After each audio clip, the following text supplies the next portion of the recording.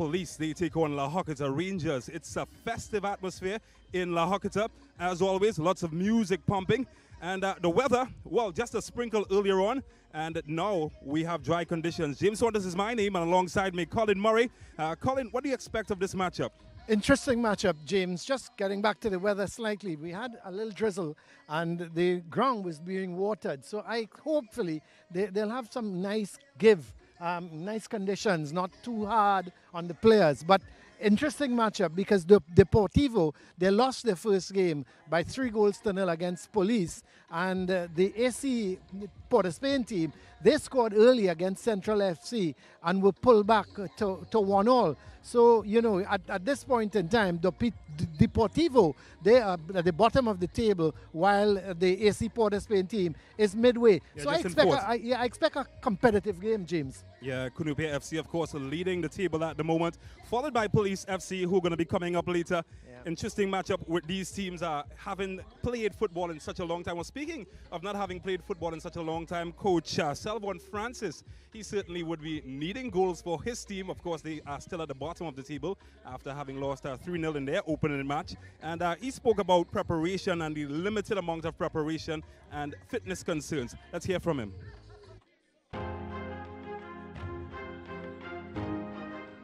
The return to competitive football, that is something coaches all over have been clamoring for the longest while. For me, it's a big relief. I feel relieved that we're back on the field, back with competitive football, no restrictions, or little restrictions really. But I think most teams suffered from limited preparation. My boys in particular, we had a few people who might not have been vaccinated at a certain time, and then they got vaccinated. So we started training about more like a month ago. And I think pre-season preparation for most teams will be limited. A challenge for the league title will mean players giving 110% every single game, right? And one of the things we know that most teams lack in preparation, as I mentioned before. So what we want to know, the teams that have more hunger is the ones that will bring it home. So my boys, I keep pushing with them. We might get fit during the season, might reach peak during the season. So it's hunger at the moment that will take us through to the title.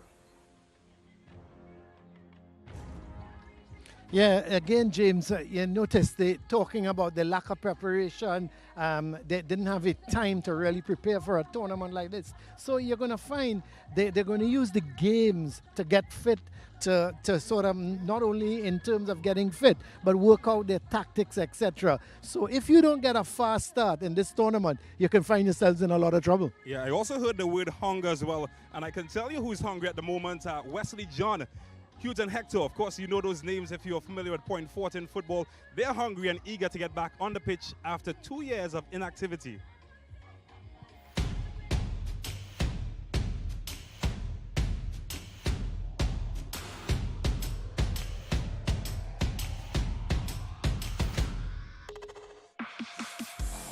Training session and the vibes, everything is pure joy, it's happiness just to be back on the playing pitch. Basically, we've been a lot of physical training session because to get yourself in shape for the matches going forward. But the team spirit, camaraderie, everything has been, you know, up full vibes, as I say. As a team, I think we best qualities going in will be fighting for each other, yeah, fighting for one another, stuff like that. That will really be the best qualities, the togetherness. Well, firstly, we're aiming to finish in the top 3. I mean, that is the goal.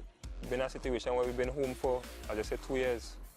So that's to be the opportunity to play again in itself. That is a prize, that is a blessing. So.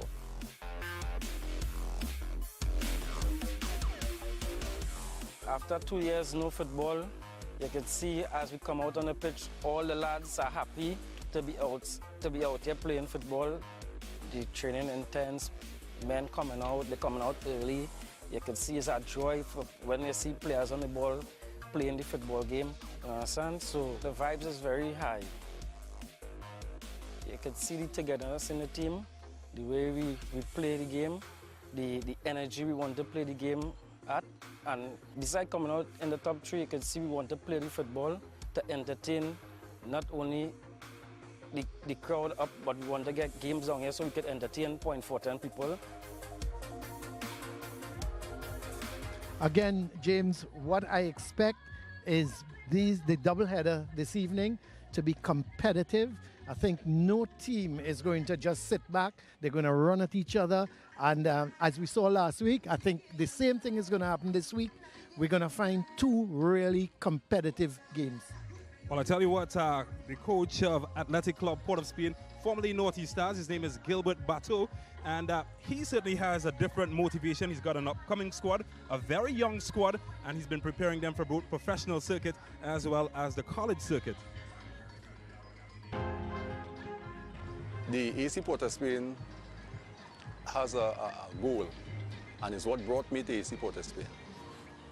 The fact that they want to recruit or improve the life and the playing skills of younger players for college and also professional football. They are not quite there because even through the pandemic, you had a lot of guys, they were playing football. They probably may not have played with the intensity that was needed, but at least they were playing football. So it's my job now to get them to that readiness to be able to play for 90-minute constant football. We will use this tournament and this Ascension League to further develop the competitive aspect of the young guys that we have here. It's a good feeling to know that we could get back out on the playing field and do what every one of us love, to play the wonderful game of football. Well, we've heard from the coaches, we've heard from the players. It's time for action, James. Yeah, certainly. And even before that, of course, captaincy. It's a major part of any squad. AC Port of Spain, they've got a real tough man in the captaincy position, Sion Thomas, and we had an opportunity to speak with him as well.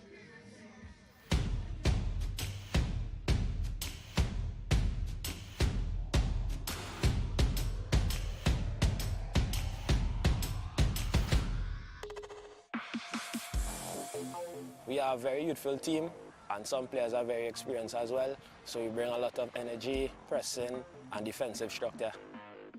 Training sessions has been really intense, working on new tactics, just preparing for the league, getting everything down packed. It's been good. The vibes of the team is really good. Our brotherly camaraderie love, and yeah, everything is going well. So to be a successful tournament and team, just being able to play again, building for the future, and hopefully we can have some namesakes on the national team in the upcoming windows. Then buzzing to be back out on the pitch. It's been too long. Just happy to be here. Just happy to do what we always love. You know, some of the players, ex-national players, current national players, they're experienced. They're young. We're talking to a break after this, right? Once again, we're eager to play, so it's, okay. You know, we're always willing to learn. So I think that in itself is an amazing quality, because in this day and age, if you continue learning, you just keep getting better. The players that play together, we play together a lot, so it's like we were a team before we came to the team, if that makes sense. So the energy, the vibes is actually very amazing. I believe that players, you know, getting contracts abroad and like doors opening for players abroad would be a very good mark for us at the end of the league or the end of the tournament, because it shows that, you know, the hard work that we put in during the tournament and the performances that we are going to show, it would lead other teams and other countries to invest in us.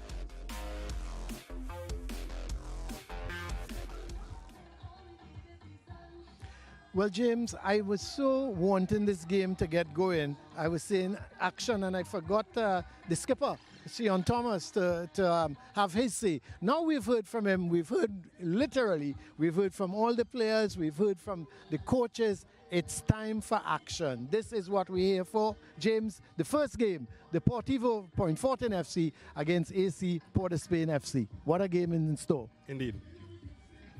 We take a break, and when we come back, it's going to be live action.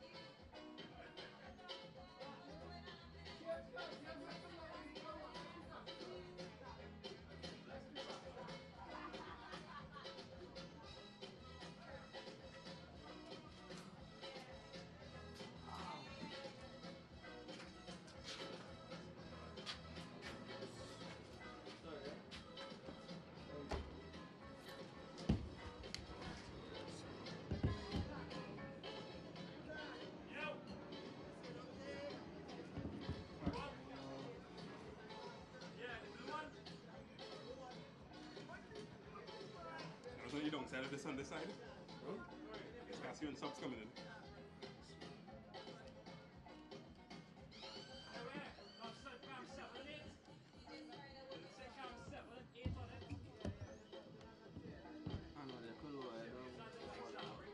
Eight, 6.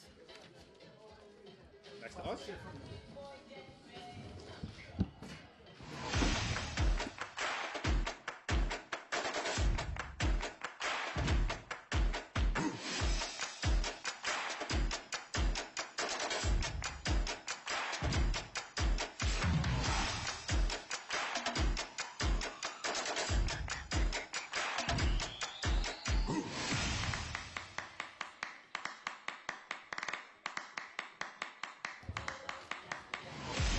As Colin Murray said, it's time for action here at the La Horquetta Recreation Ground. Deportivo Point coming up against AC Port of Spain.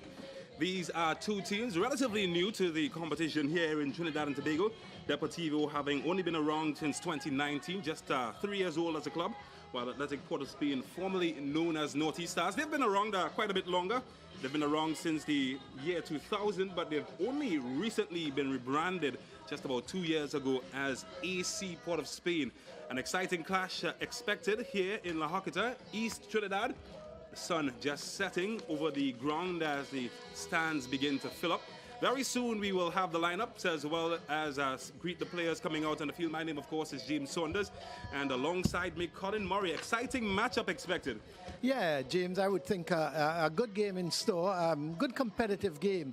We'll just have to wait and see the kind of quality these two teams produce. You know, I think both these teams want to play out from the back, knock the ball around, get it up to the strikers, and hopefully they'll take their chances. I think last week what was important, we saw a real competitive, both games were very competitive. The tackling was hard, the tackling was fierce but fair, and I expect to see the same here this evening with these two teams. So Quincy Williams will lead the contingent of referees together with his two assistants as the teams make their way onto the field. AC Port of Spain in the yellow, very young team, and Deportivo Point led by that familiar face, Trinidad and Tobago international Marvin Phillips, as they line up, and very soon they will have the national anthem and all that jazz going along. You spoke about tough tackling. These teams coming in tough positions. Of course, AC with a draw last weekend. They're in fourth position. Deportivo yet to get a point. They went down 3-0. And, they were in need of some points, you would think. Oh, yeah, they certainly will be looking, for some points here. In terms of AC Port of Spain, they took the lead against Central FC. I think we mentioned that earlier. They played very, very early. They took the lead. And after that, they really struggled in terms of trying to get another goal.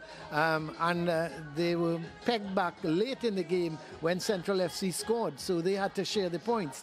But I would think that AC Port of Spain would come into this encounter slightly a little bit more confident than the Deportivo Point 14 team. However, they now would be looking to push forward, try to get a win, to get back into contention in terms of getting to the top of the league. So it should be very interesting.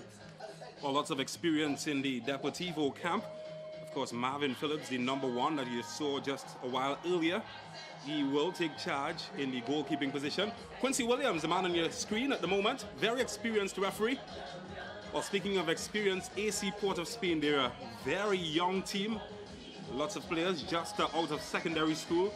And this should make for an exciting matchup, youth versus experience. So just to give you a quick idea of some of the lineup, the key player for AC Port of Spain, Alec Benny. He will lead the attack. That's the brother, of course, of a former national player, Shea Benny. So we get set for kickoff. Deportivo Port of Point versus AC Port of Spain.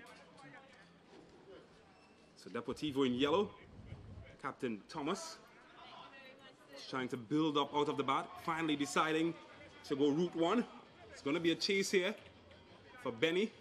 It's booted out of touch, and immediately they try to go forward. AC Port of Spain.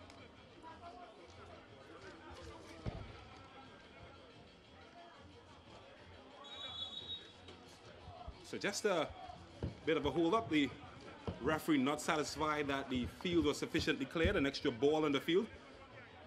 Finally, he will have some space to toss a throw in. So the crowd just building up here in La Horquetta. P.O.S forced to defend really early in this match. Looking for Benny, headed away by Wesley John. It's back with Port of Spain as they look to push forward.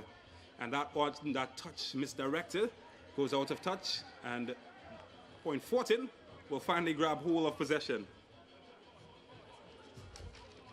This is headed not really well, but they still pick up possession. It's bouncing around as Port of Spain try to carve open some space on the right side.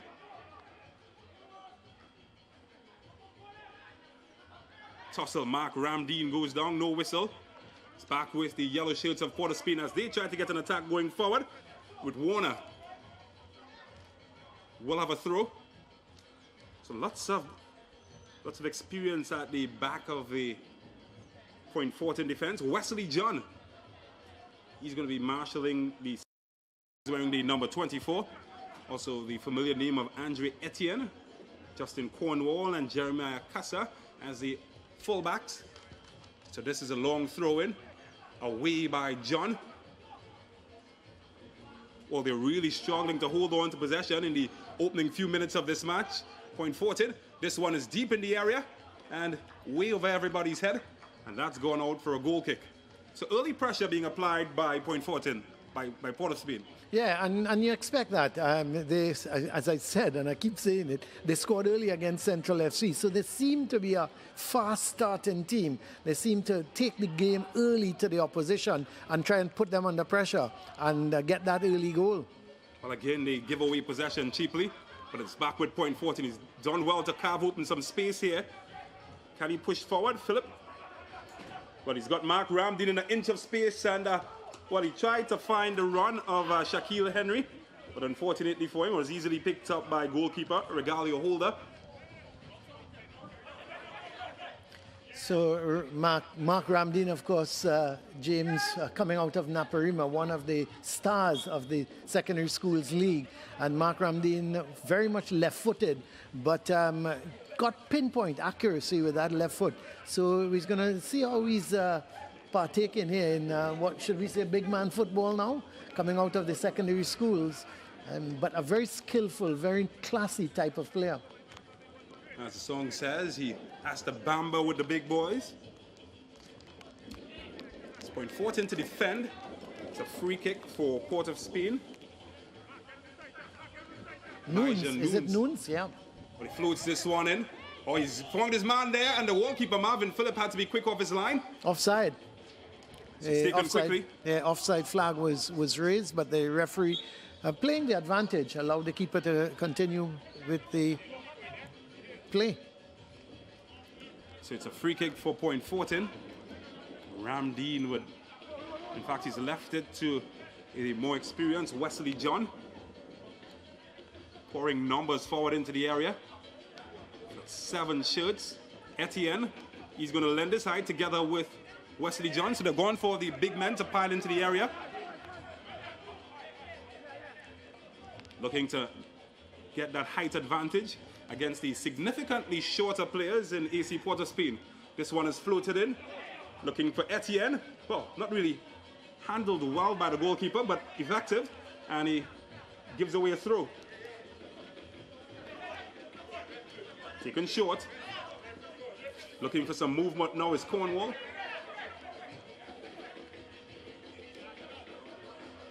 Switch that. Pushing it forward. Here's Shaquille Henry. The flag goes up in an offside position. Another offside called against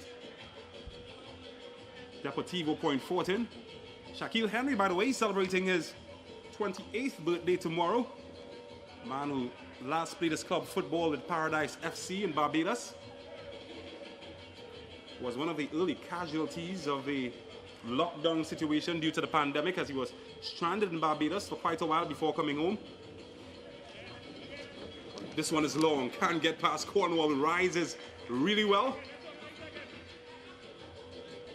Got a nice compact look about them, P.F.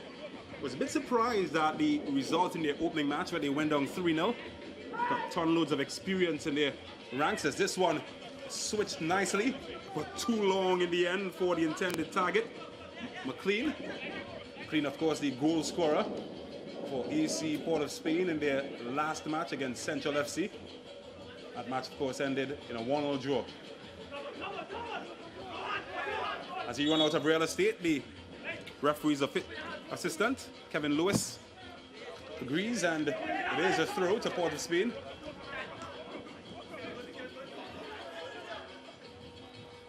Here is Merez. Punches it inside.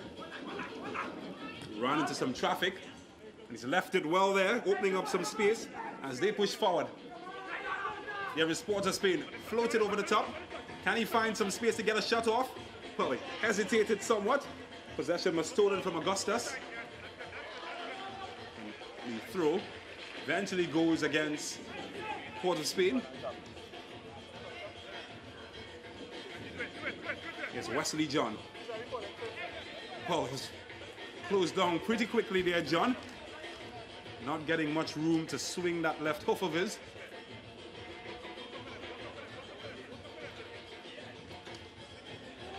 Piano away this time by Cornwall. Big toss in the middle. It's almost pin ball at the moment. And the referee finally has enough as he saw something that he was very displeased with. A big smile on his face, Quincy Williams. He's allowed them to be big men and rough boys, but he's finally seen enough and he's whistled against Point Fortin this time around.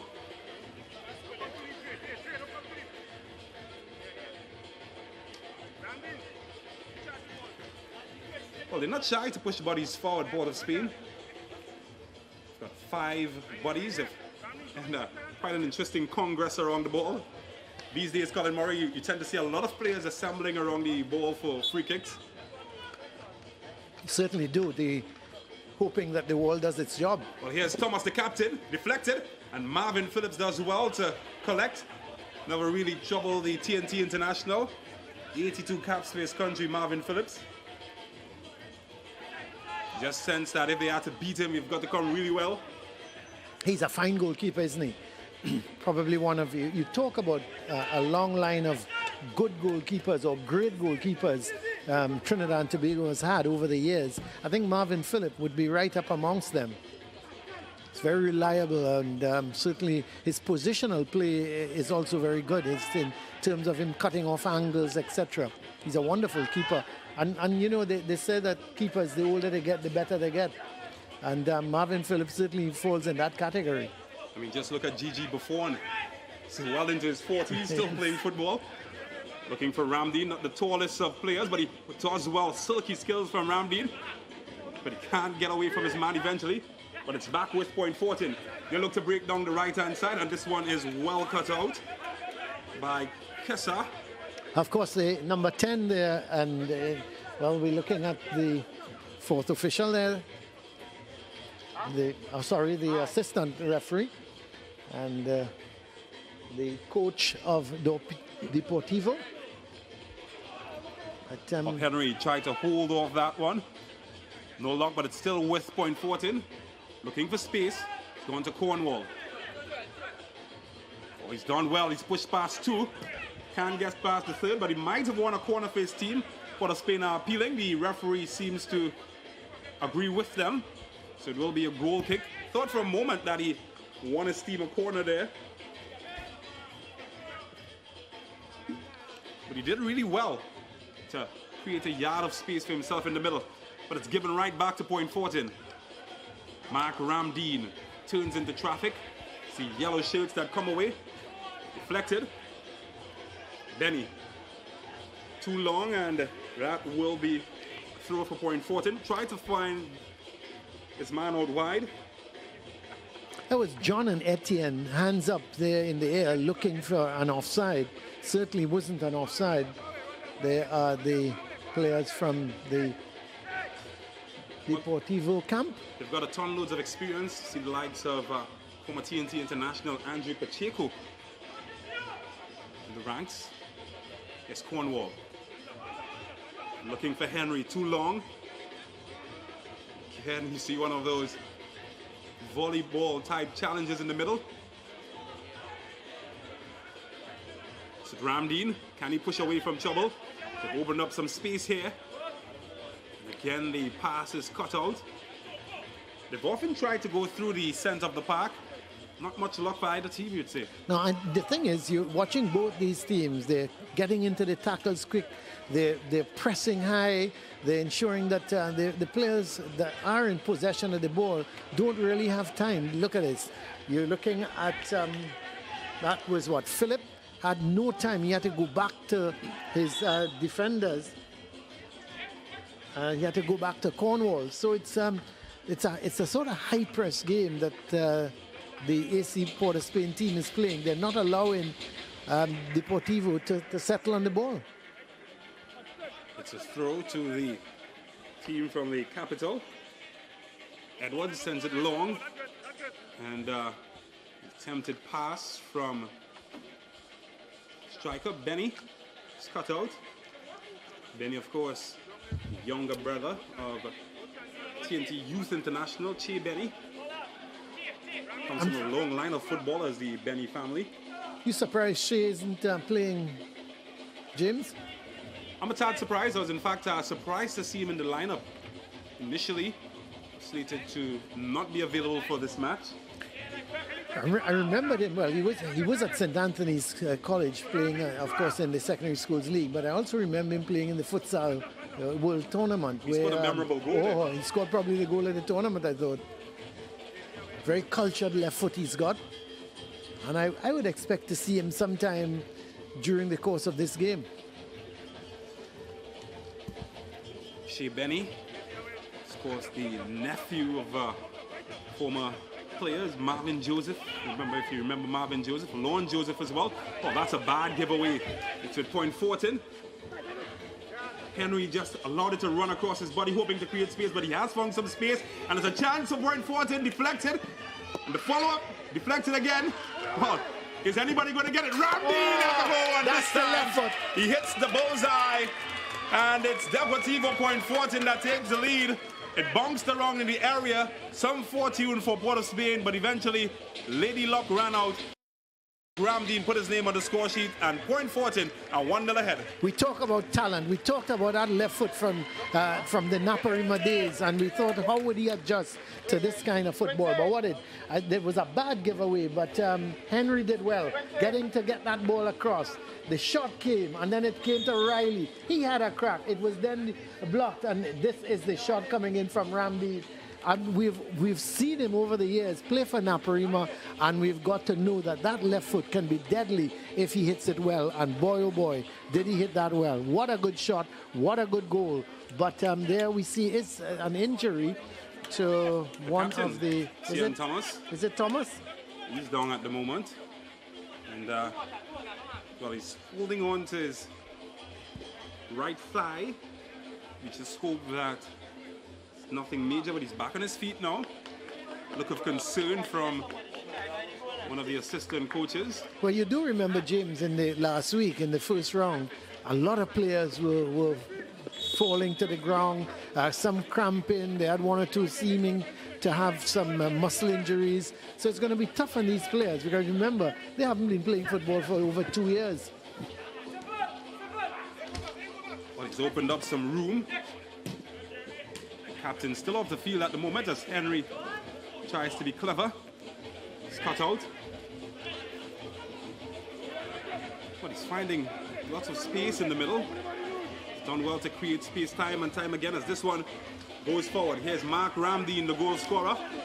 Cornwall overlapping. Well, they're keeping possession nicely.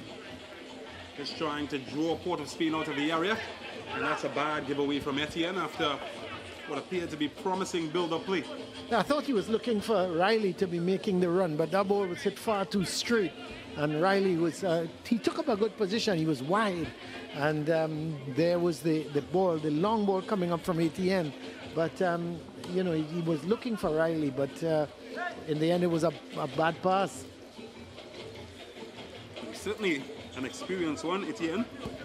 5 national caps for the man from Point Fortin.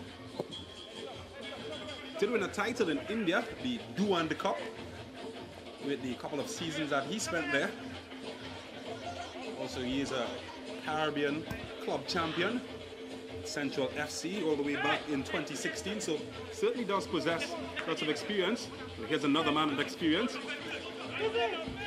And again, finding lots of space in the middle. Hudson sends that one forward. Flag stays down, but it finally goes up. Ramdeen certainly looked well and truly on his way to second.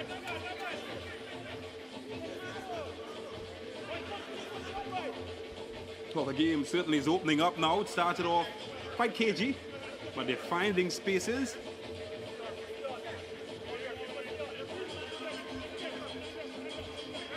Well, this man, he's been beaten once so far.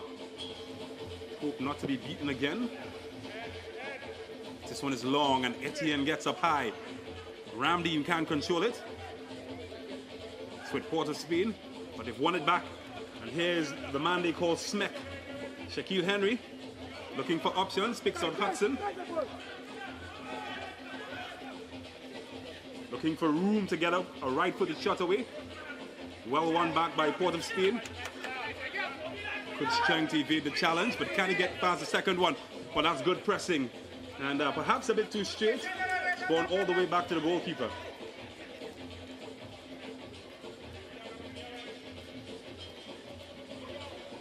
Oh, that's a good take.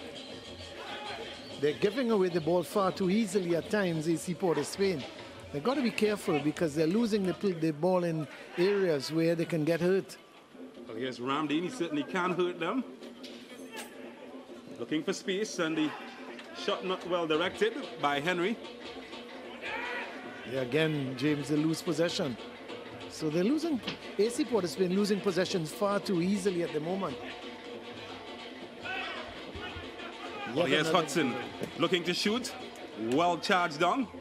It's back with AC Port of Spain, but again, they can't get away with it. No foul, says the referee. And the handball, a call there. Not spotted by the assistant referee. Thought he got away with that one, Colin Murray. Well, James, I'm not too sure. I think it was close to the hand, but maybe we can see that again if possible. Well, they're looking to break here. Benny, he's done well to get past one. In the area, can he get a shot away? And that's good defending from Cornwall, who had to retreat from quite a long way. And well, it's end to end at the moment. Certainly exciting. Chandel Augustus thought he would have gotten in there. Here's Edwards. A belated flag comes up for the infringement on the Point Fortin player.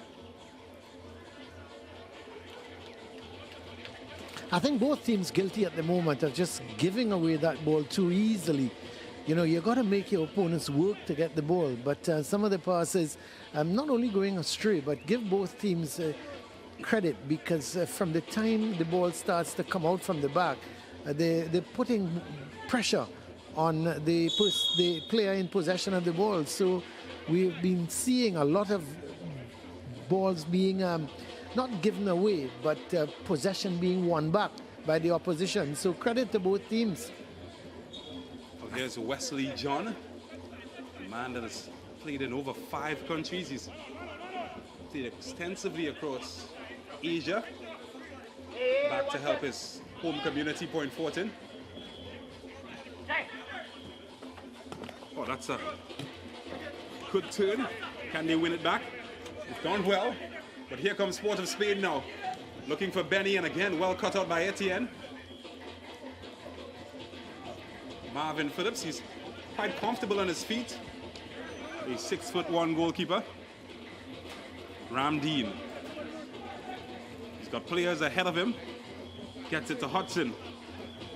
That's a killer ball, because Ramdeen was being played that ball with 3 yellow shirts around him. Henry's done well to wiggle past 3. Can't get past the third, and the break is on now for AC Port of Spain. Here's McLean. He certainly knows a thing or two about goal scoring. That's clever defending. Just quicker to the quicker to the ball. Young Jordan Riley brought down. Of course, Jordan Riley who's made a name for himself at Presentation College. Was the dead ball specialist, free kicks, penalties, but really did well going up the sides of the park for Prez. Kessa's cross is blocked. Will be a throw. But you can just hear the drums around the Horquetta facility. Always a festive atmosphere here in East Trinidad. Kessa's got Riley ahead of him. Aims for Henry. Too long, headed away. Well, certainly what they've done well, Colin Murray, they've pressed really well. Deportivo. I think that's why they've been able to win back possession easily. Here's Etienne. It's good control, but a poor ball, really. But it's Benny in possession there. Well, they can break here. Looking for a shot, maybe. Crowded out by the Point Fortin defense. Can they open them up? He's opened up and he has a goal. Deflected by Etienne. And it should bounce away for a corner. In fact, it is a corner. And Marvin Phillips is saying that you've got to close those down quicker. You could see what McLean was trying, though. He was looking to try to curl that ball into the top corner. Came off the defender, and he's got a corner. Phillips marshalling his troops. Certainly been one of the stalwarts on the current Trinidad and Tobago team. Had one spell outside of Trinidad and Tobago with Naroka FC in the Indian Premier League. Not to be confused with the cricket competition. Had 12 caps in a loan spell for them. This one is in. Should be easy for Phillips. Gobbles it up. That's great goalkeeping, isn't it? This could be problems here for AC Port of Spain. Yes, Henry. And he's pulled up there. That's not a good sign. He's holding on to his left hamstring. And again, James, look at what we're seeing. We're 25 minutes into this game, just over 25 minutes, and players are already starting to hold their legs, their hamstring, and we're going to see that. It's really unfortunate because the games are tough. You're looking at this game, and it's a tough one. And look, let's have a look. He was all of a sudden he looked to turn, and he felt that his foot. Just cramping up on him, maybe it's the hamstring. But, we're going to see a lot of that. We saw it last week. We're going to see it again this week. Until these players, have a little bit more time in terms of training and their fitness, getting their fitness right, we're going to see a lot of players pulling up. Here's McLean. And no fault of their own. I mean, it's just the time span in terms of when this league started as to the amount of training the teams could have put in. Well, we did hear the coach in the pre-match talk about the limited preparation time. Certainly would be a big loss for Point Fortin if Henry is unable to continue. Henry, of course, is part of the Trinidad and Tobago under-23 team that took part in the Pan American Games. SSFL winner with Presentation College. Also spent some time in Vietnam. Ton load of experience. Will be a big miss if he is changed. Well, that was aimed for Riley. Not finding its target. Here's McLean. Couldn't dribble past Kessa.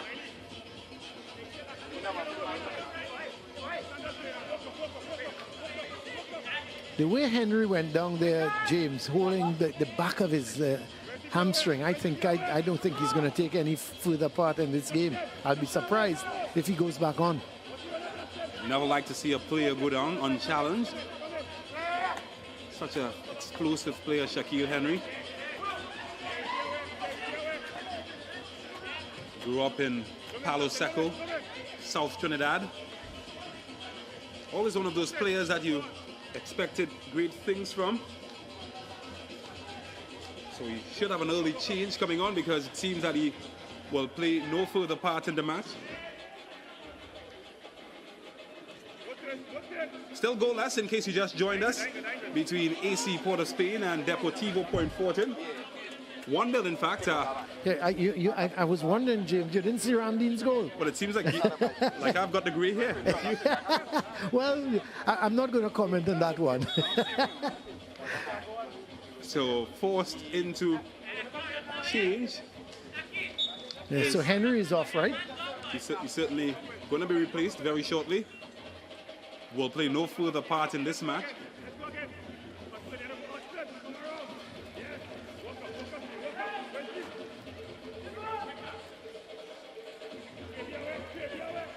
Port of Spain looking to find an equalizer.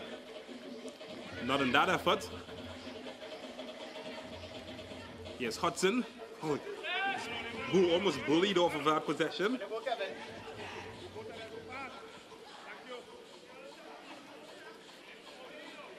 Ramdeen just couldn't find space, and Wesley John eventually gets it away.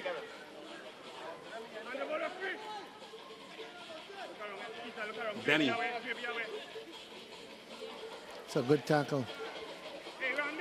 I think Ramdeen would have done well enough to hold on to possession, and finally we are going to see that change. Yeah, because the Deportivo, they've been playing with 10 men in the last, I would say, 5 to 7 minutes. So Henry's off.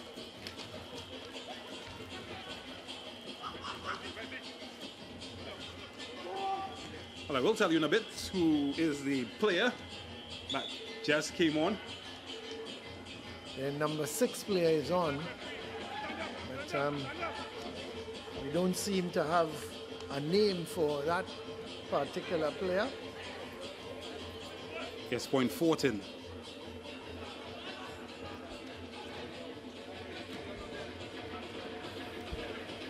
Giving away possession cheaply. You know, since the goal, though, AC Port of Spain, they've come more into the game. They haven't created anything really to trouble Marvin Phillip. But I think they've started to get a little bit more possession. And they're trying to string their passes together and trying to get Benny more into the game. Well, that one again easily cut out, but they've had some fortune, and that's a good turn. He's opened up past 1, 2 is gone down. No whistle. Good tackle, though. I thought they started to crowd him out. And here they push forward. Looking for options. Too long, James. Trouble. He should have been playing that ball. Riley was wide. He could have looked right-sided and looked to get Riley in the play, but he just kept running with it. And eventually was just crowded out. That's better. Well, he's opened up some space along the right. Jordan Riley chases after it. Can't outmuscle his man. Perez. Yeah. Good tackle in the end. Did well. Jordan Riley certainly has been forced to transition really quickly into senior football. Was a South Zone champion with Presentation College in 2017. Certainly one of the stars of that Presentation College team, very highly rated. He's also part of the T&T Under-20 team in 2018 that managed to get out of the Caribbean zone of qualifying. Well, almost good link-up play, denied by Hudson.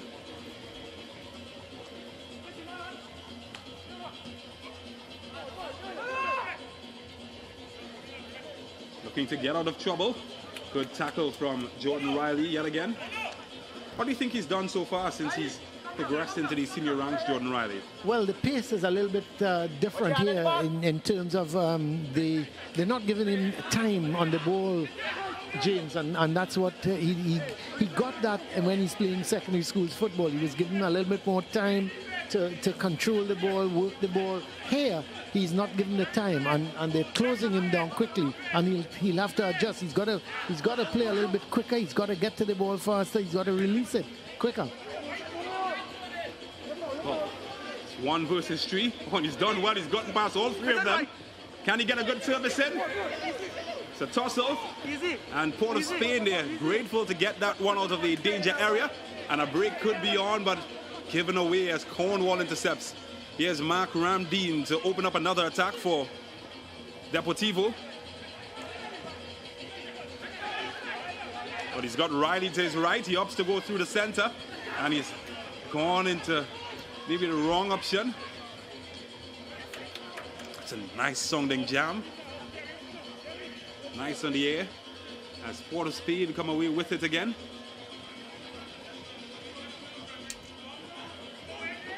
Rondell Phillip perhaps had a bit more options going forward in that last attack. Eventually giving it away cheaply. Ramdeen with a Kung Fu style interception.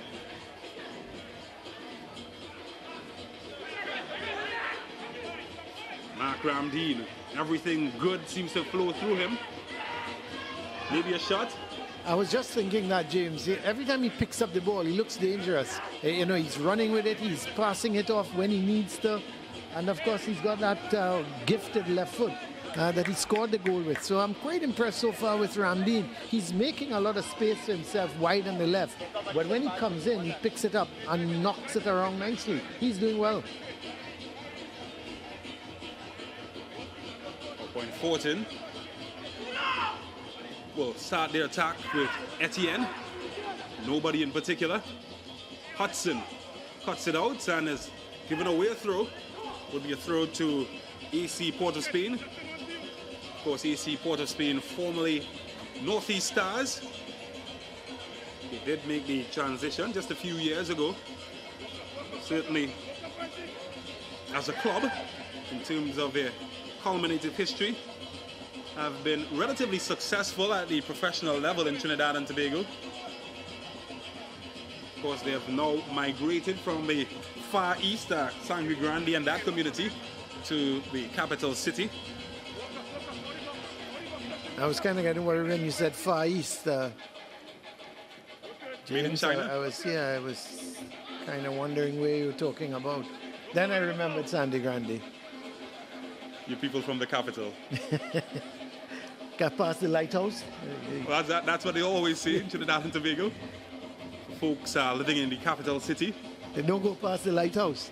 Yeah. Well, here's a chance opening up now. Maybe a chance for another left-footed strike. What a tackle that was from the captain, Sion Thomas.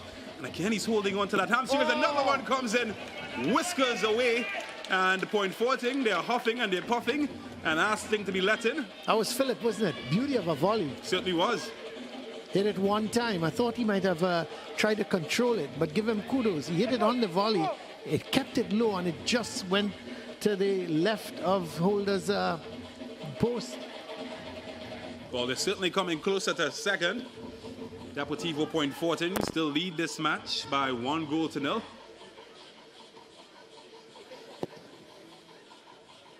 Aimed in. Well, he's found his man. He struggled to control it. As Cornwall just seemed to back off of him.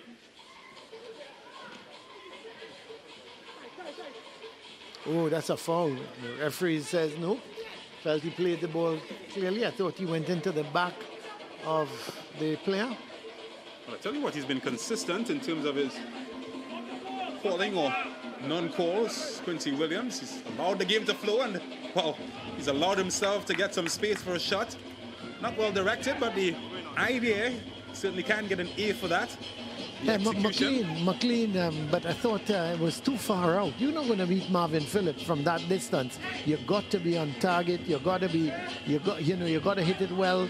You know, that's it's going to take a really great effort to beat Marvin Phillips from that distance. Phillip tried to tread the needle. Fortunately, too narrow. Port of Spain again, as we've seen all evening, trying to break down the right-hand side. Here's Augustus. Cut out by Cornwall. He's won that battle 9 out of 10 times. Do you see the work Ramdeen is doing? Came back in defense, and look at him now, going forward. Well, there's a man down, but they don't care. But the flag goes up. Well, they were hoping to continue with play and perhaps get a goal, but the assistant referee signaled for offside. I didn't see what happened there. Is that Phillip? Yeah, he seems to have gone down off the ball. Again, he's holding the back of his hamstring. Not a good sign for Deportivo. They've already lost Shaquille Henry. It's an injury. Won't like to lose the engine room of Phillip. Second player to go down for Point Fortin. Well, the good news is he's on his feet, so that might account for something. Yeah, but he is, I think he's going to be all right. He seems to be walking far better now, not hobbling. So I think he's going to continue, Philip. Well, certainly good news for the fans back in Tishe Village, Mora, and all those villages that make up the borough of Point Fortin.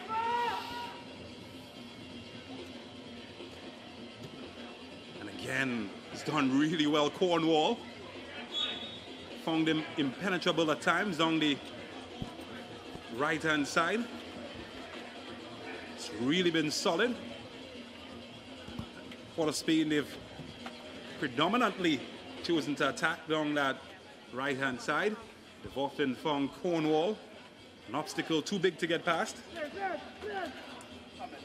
He's a little man, though. The irony of that statement. And, well, tell you what, it's in the first half, but again, Deportivo, they've looked to their bench and might be making another change. Yeah, it seems that Philip can't make it. Oh, that's a bad back pass. He's giving away a corner. So the change will be made soon, and so Philip is off as well now. Andre Pacheco comes in. Andre Pacheco, of course, one of my former teammates back at Star World Strikers and the Ream of Fire. He's a veteran now, 37 years old, Andre Pacheco. It's going to be interesting how he takes to this game, because it's a fast-paced game, James. You know, both teams are going hell. You know, when you look at both of these teams, they're running at each other. They're not giving away anything. Pacheco will want to slow it down a little bit. He would want to be more measured in his play. It's going to be interesting what happens. Well, this one can fall to a yellow shirt. Bounces awkwardly. And Jordan Riley to come away. Not the best of touch from a young man. Gives it right back to Port of Spain. Not too sure what he tried there. Well, he's pushing past. Still has Cornwall to contend with. Trying to go through the middle, and a chance could open up. And there's a chance that they're taken with a plump. Brilliant goal, actually. Absolutely brilliant. The angle.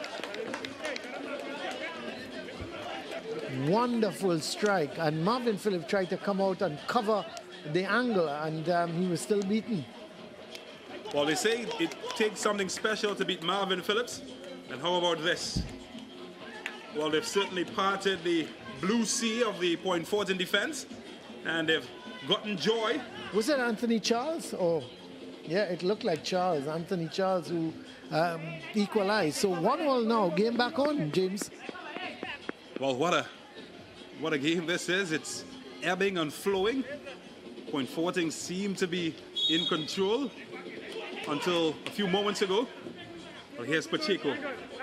And that one overhit from him. Not going to see many overhit from him with that left boot, Andre Pacheco. Yeah, well, he's just come into the game, so I think he's going to take a little time to get adjusted. Well, here he's opened up nice bit of space, and again, Ramdeen, a heavy touch, but he uses his body well. And, well... Yeah, he's won the free kick, no doubt. Okay, I thought he was getting the better of the defender, and he was going around him, and he was pulled down. Yeah. There's he being... big boy play from Edwards. Pulled down by Edwards. But Edwards has had a tough evening so far with Ramdeen, because Edwards is out at that right back position. And he's found Ramdeen to be a real handful. Here's Pacheco to float one into Etienne, and whoa! Well, he just missed his coordinates, but that is perhaps the best chance that they've carved out all evening. And Andre Etienne just couldn't put a handle on it. But I told you about that left boot from Pacheco. It's a wonderful free kick, and he's put it to the back post. I thought Etienne jumped a little too early, and he was airborne, sort of waiting for the ball, and then couldn't control the header. But an excellent ball from Pacheco, and that's the beauty of Andre Pacheco. He's could measure those set pieces. And AC Port of Spain will have to be careful. They don't want to give away too many free kicks with Pacheco and also Ramdeen around.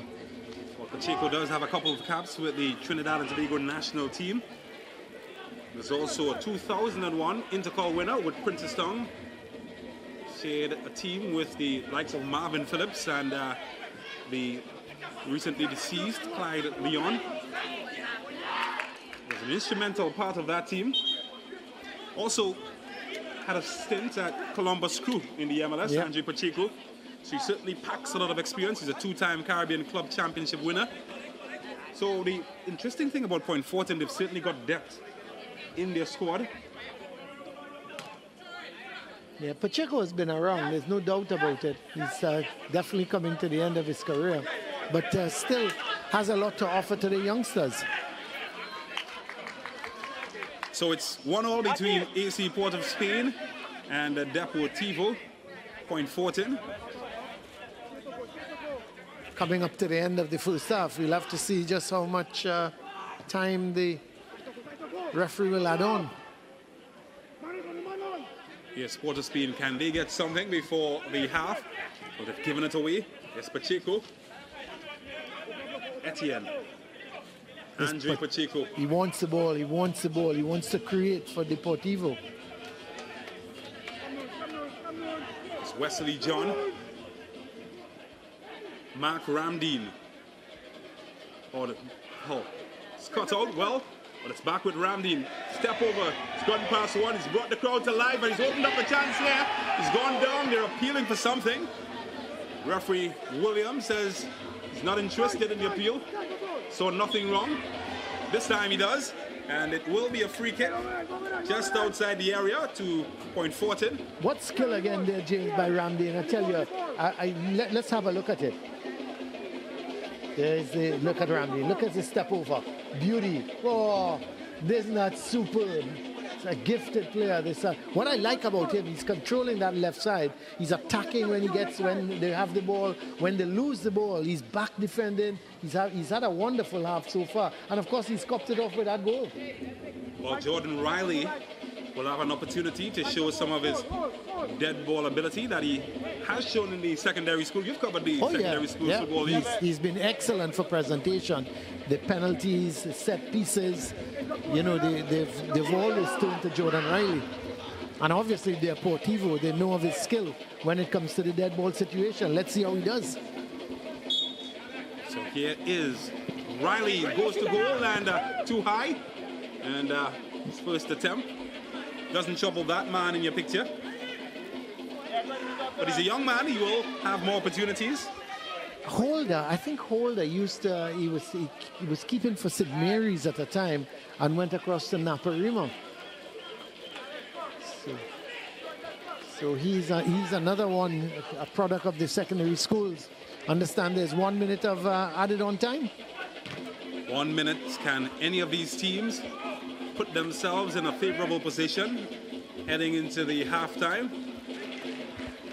Port of Spain will attempt to get something from the final few minutes. Well cut out. And again, Cornwall, man at the center of that defensive move. It's Port of Spain probing, cut out yet again. And here they come away, Point Fortin. Minutes remaining, Jordan Riley to open something up for Deportivo. And a chance here, hit on the first post, and well, at least it was close.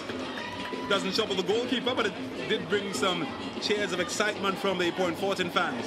I think it would have been better trying to get across. He was at a very, very difficult angle. And that looks to be the substitute making that run.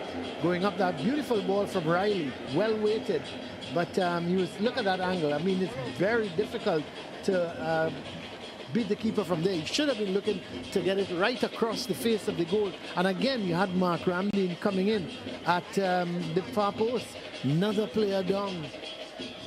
Well, again, James, something that we've seen far too often in the opening 45 minutes of this Ascension tournament match, as another player is on the carpet at the moment, and it appears to be Shaquille Edwards, the right back for Port of Spain. The good news is that he is back on his feet. Well, he's had a torrid evening so far, because I think Mark Ramdeen has been a live wire for Deportivo on their left side, which is the right side of AC Port of Spain. So we should be out of minutes in the first half. A first half that has ebbed and has flowed. And hasn't been a bad game, has it? I think both teams are playing this high press, not giving the either opposition to settle on the ball, and so we've seen a lot of passes just going astray, but I think it's because of good tactical play by both teams. well, that one has gone out of the ground perhaps, as the clock continues to run down. Talk about run down, we see Edwards is running back onto the field, that's just a out good of the look. picture, which is good news. Here's Andre Pacheco looking for movement ahead of him. Plays it into Ramdeen. Oh, that's nice link-up play from point 14. Can they open the door? Isaiah Hudson thinks about it. Here's Ramdeen. He's got 3 inside the area. Can he pick out one of them? Well cut out. Maybe a chance on the other end. Oh, he's done well. And the defender's done better. Cornwall, as the whistle sounds, signaling the end of the first half. An even first half between AC Port of Spain and Deportivo Point Fortin. And it certainly was a decent match. Oh yeah, I think 1-1 probably a fair result at the half so far. Both teams having their moments. AC Port of Spain started quickly, and Deportivo, they were a little bit slow in getting out of the blocks, but they struck first with a beauty of a goal from Mark Ramdeen. He scored the first goal, and then of course the equalizer coming from Charles from AC Port of Spain. But a good encounter. Both teams having their fair share of chances. So it's been, I think, a 1-1 at halftime is probably a fair indication of the play thus far. But we're going to take a break, and then we're going to come back.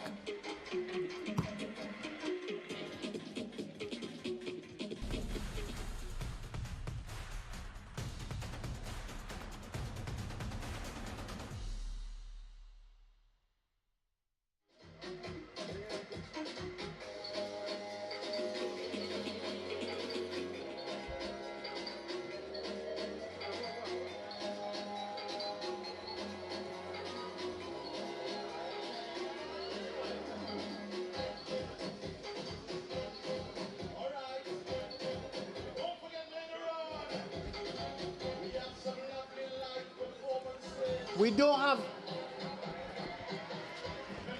don't have Kevin.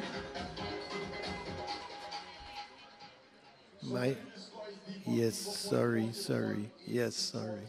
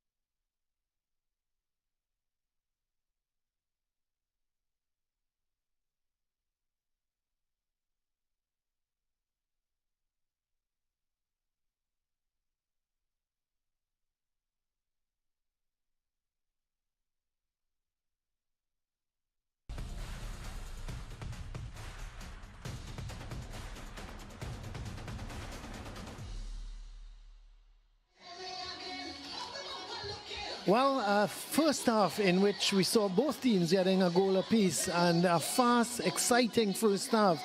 A half that really started with AC Port of Spain putting the pressure on Deportivo, and let's have a look at some of the highlights. But this is the goal in which, what a shot here from Mark Ramdeen, a beauty of a left foot. He banged it after the AC Port of Spain team just couldn't clear the lines, and the loose ball came out to Ramdeen, and we all know from his Naparima days playing secondary schools football just how good a left foot he has, and he put it away. Here is another chance for Deportivo, and a good tackle in the end coming in. There is the shot now coming in, a good shot on the volley by Philip. He has since come off with some hamstring problems, but excellent turn. He hit it on the volley, and a beauty of a goal. But here comes the AC Port of Spain team, and a wonderful equalizer, a very difficult angle. Marvin Phillip had come out to make it even more difficult, and the ball was put away by Anthony Charles, finding the angle, and a lovely bit of play again by the Port of Spain team. And here comes Deportivo looking to score. Should have got that ball across rather than trying the shot, and that is the situation here at the halftime. 1-1 between Deportivo Point Fortin and AC Port of Spain. Remember, Deportivo lost their first game by 3-0 against Police, where AC Port of Spain, they had a 1-1 result against Central, so they are again being held here 1-1, and it's going to be interesting what happens in this second half. We're going to see some tired legs, of course, because we keep mentioning these teams have only been in training for 3 weeks to a month maximum, so we're going to get some tired legs in the second half. We're going to get some mistakes, and it's a question of which team can capitalize on the defensive mistakes made by the opposition and can put the ball away. But so far we've seen, again, this is the second time we've been up here. We were here last Friday, and in the games last Friday we saw very competitive games. You know, both teams, all the teams giving all. Again, we're seeing that here tonight. Both these teams have come out, they're tackling hard, they're not giving space to the opponents, and it's been a really good first half. We're going to take a break now, and when we come back we should be getting ready for second half action.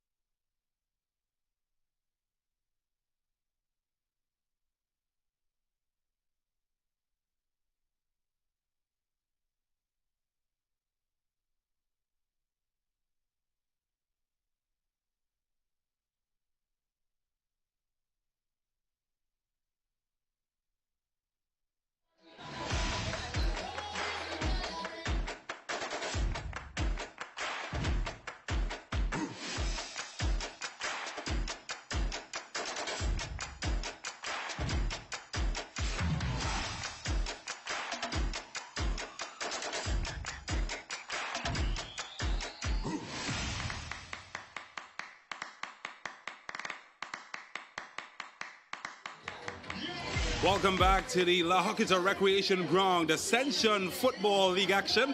AC Port of Spain against Deportivo PF. Scores tied at 1 apiece after first half. As we get set for the second half, James Saunders alongside Colin Murray. And how do you summarize the first half action and what needs to be done to get this game really started into life? Well, I think what we saw was a very even first half. I think no team really dominated. You looked at AC Port of Spain started quickly, but then they conceded a goal. And Deportivo started to come into the game a little bit more, but they were unfortunate to get an injury to their striker, Henry. He went down, and then Philip, who was controlling the midfield, he also went down. Both of them seemed to have muscle injuries, and so they had to be replaced. I thought that interrupted a little bit the flow of Deportivo, and AC Port of Spain kept getting stronger and getting better into the game.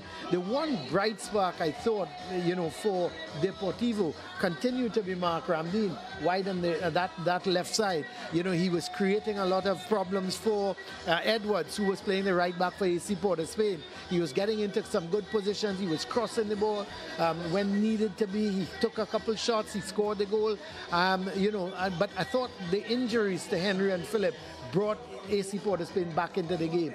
And it was no surprise when they got the equalizer through Anthony Charles. Very interesting, nice ball being played down the right side. He had a very acute angle in which to beat Marvin Phillip at that back post. He went for the back post. Phillip came out trying to cut the angle, and give Charles credit. He aimed for that far corner and he hit it, and just like that, it was now 1-1. What both these teams are going to do, I expect to see more of the same in the second half. I think what Deportivo is doing, they're trying to use Riley wide on the right, Ramdeen wide on the left, trying to spread the AC Port of Spain defense and then get that ball across. The thing is, when they do get it across, they've got up front, they've got Gregory, who's replaced Henry, and then the midfielders in Kaiser and Phillip was coming forward, and Hudson trying to attack that cross ball that is coming in.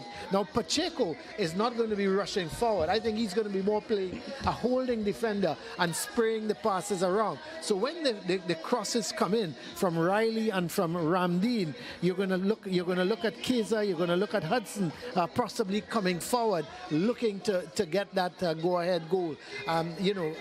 AC Port of Spain, on the other hand, they tend to knock it at the back, trying to be a little bit more calculated in their passes, getting it up to Benny. Benny seems to hold on to it, looking for the support coming from Warner, McLean, and Augustus. They seem to be coming from the midfield to support Benny. Once he's there, it's Benny coming onto the field actually for the second half. I think a lot is going to be dependent on him to hold up the ball for his midfielders to come forward and look to get that go-ahead goal. But all in all, it's going to be a very interesting second half. And I'll tell you what, James, I've got $1 in my pocket and it's going to stay there, because I couldn't tell you who's going to win this game. It's that close. Really? Yeah. What really, that is that close, or the $1 in my pocket? $1. I was surprised that you had $1. Yeah, but it's going to be a close one, and any of these two teams could get the winner here. Well, we fans certainly hoping for an exciting second half. Marvin Phillips, he's certainly been really solid at the back for Deportivo PF. Hasn't really been tested, has he? But yet he finds himself picking up the ball out of the back of the net. That's how cookie crumbles sometimes. Just a word of prayer happening at the moment from AC Port of Spain. They're going to be hoping to pull a trump card out of the pack. Well, speaking of trump cards, Che Benny seems to be coming in for the second half, and he will replace the goal scorer, Anthony Charles. So Che Benny, ton load of experience. Many eyebrows that have been raised at the venue when he was not included in the starting 11, but he's certainly a player with enormous potential. He was part of 2 Caribbean players to have a trial at Manchester United a couple of years ago, Che Benny, together with a player from Antigua. There was a competition and he got the opportunity. Unfortunately, couldn't land a contract at Manchester United, but he certainly is an enormous talent, comes from enormous footballing pedigree. And AC Port of Spain will be hoping that together with his brother at the top of the attack, that they can ring in some changes for AC Port of Spain. I tell you what, I've seen Benny on numerous occasions for St. Anthony's. I remember one game, St. Anthony's against QRC, and QRC were leading 3-1, and all of a sudden, 2 free kicks from Benny, and the game ended 3-all. It was absolutely brilliant. I think the third goal, the equalizer, was almost scored in stoppage time. You know, it was, and of course, QRC ground it was at QRC ground, and the St. Anthony's supporters went absolutely berserk. Tell you what, he perhaps effectively retired me from football when he was 12 years old. Played in a charity match with ex-professionals, and let's just say that he had the better of me. I was the goalkeeper. Oh no! Well, yes, Mark Ramdi. I wouldn't ask you what was the score, James. I'll refrain from that. It's well documented in the local press. Is there a way that you can erase those memories? Port of Spain can't get past the big frame of Andre Pacheco in the middle. Che Benny is always a player that always admired. I would expect, as you talk about Pacheco, the big frame, he's going to be in that midfield. I think he's going to play that hole in midfield. He's getting all over, who's that? He's getting all over the AC Port of Spain player. Looks like Keza. But Pacheco, he's going to hold that midfield together. I don't expect him going forward all that much. You know, he's going to look to hold that midfield, spray the ball around, and get his attackers going. Well, he did start his career as a left winger, Andre Pacheco. Later in his career, he did move to the center of the field. Here's Mark Ramdine's silky smooth touch. Looking to open up space. Can he find a shot? Does get a shot, and it's well off the target. But it certainly does get a round of applause from the supporters, appreciative of some of the action taking place. Yeah, certainly the shot was not a good one. It's looked like, yeah, and never got over it, so it was always going to be a problem. Well, that's Benny's first involvement in the match. And already you see him looking to spray these long balls, James. It's being used as a central midfielder by EC Port of Spain. Team, very young team. It's a average age of just around 23, 24 years old. Coached by the veteran, and you Gilbert Battle. You look at that, James, as you mentioned, 23 years old. It's good for Trinidad and Tobago's football. Here's Ramdine.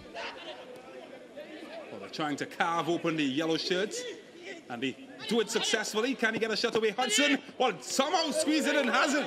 Well, somehow it missed the mark, and I'm not quite sure, Colin, is my eyes deceiving me, but I'm not quite sure how that missed the mark. Yeah, I thought it was in the back of the net. I was expecting to see the net shake, but it never happened. So give Holder credit, because a good bit of play again from Deportivo, getting the ball across. There's a section of the crowd. I expect that with the second game with La Horquetta Rangers, Termnix La Horquetta Rangers involved, the stand is going to be full. As we saw last week against Defence Force. Different challenge for them today, coming up against Police. Tough challenge as well. Kissa floats this one in, headed away. Challenge for it here. Port of Spain to come away with it. Here's Che Benny. Well, he tries to nutmeg his man, but he's having none of it. Thought he waited too long. That should have been a ball played straight up the line, because you looked at Gregory. He was making the run. This one is headed back into the yellow zone. And Cornwall, how steady has he been all evening? And Riley, well, a bit of inconsistency there from him. Actually, I said Gregory. It was Warner who was actually making the run for Che Benny, but he tried to hold on to the ball rather than playing it one time. Yes, Che Benny tries to squeeze one through, but offside position was Giovanni Warner. Never attempted to go after it. Here's Marvin Phillips. Well, here's a fun fact about Marvin Phillips. He did start his career as a striker for Presentation College in his youth days. He actually top scored for the college in the Southern Division before switching to the goalkeeping position, and forthwith being selected as part of the Trinidad and Tobago under-20 team that took part in the World Cup that was held in Trinidad and Tobago. Long ball, looking for Warner. Picked up by Phillip. It's been around so long, Marvin Phillip. Still seems top of his game. Can he find options? Well, he's going to ground. That's not the option he was hoping for. It's point 14 come away with it. They often say that a lot of goalkeepers do start their career in front of goal, playing as some sort of striker. And why would they then want to go in the goal, James? Tell me. Well, I never answered the question personally. You were a goalkeeper. I think goalkeeping reminds me of it in cricket as a wicket keeper. You just, I mean, unless you just want to be in the game in terms of, in terms of the football, you're not in the game. But and then if you make a mistake, the team can lose 1-0. If you're a striker, you can throw it 10 goals and then suddenly score, and you're still a hero. But Marvin Phillips has been absolutely a brilliant servant for Trinidad and Tobago's football. Oh, here we go, Benny. Trying to get past Cornwall, but Cornwall has been really solid in the left back position for point 14. That one was again well cut out. Here's Etienne charging forward, spots the run of Akinola Gregory. Can he get space to deliver a good crossing? Or at the far post? And a bit high, but he's done well. And it's back with Port of Spain. They're grateful to have that ball back in possession.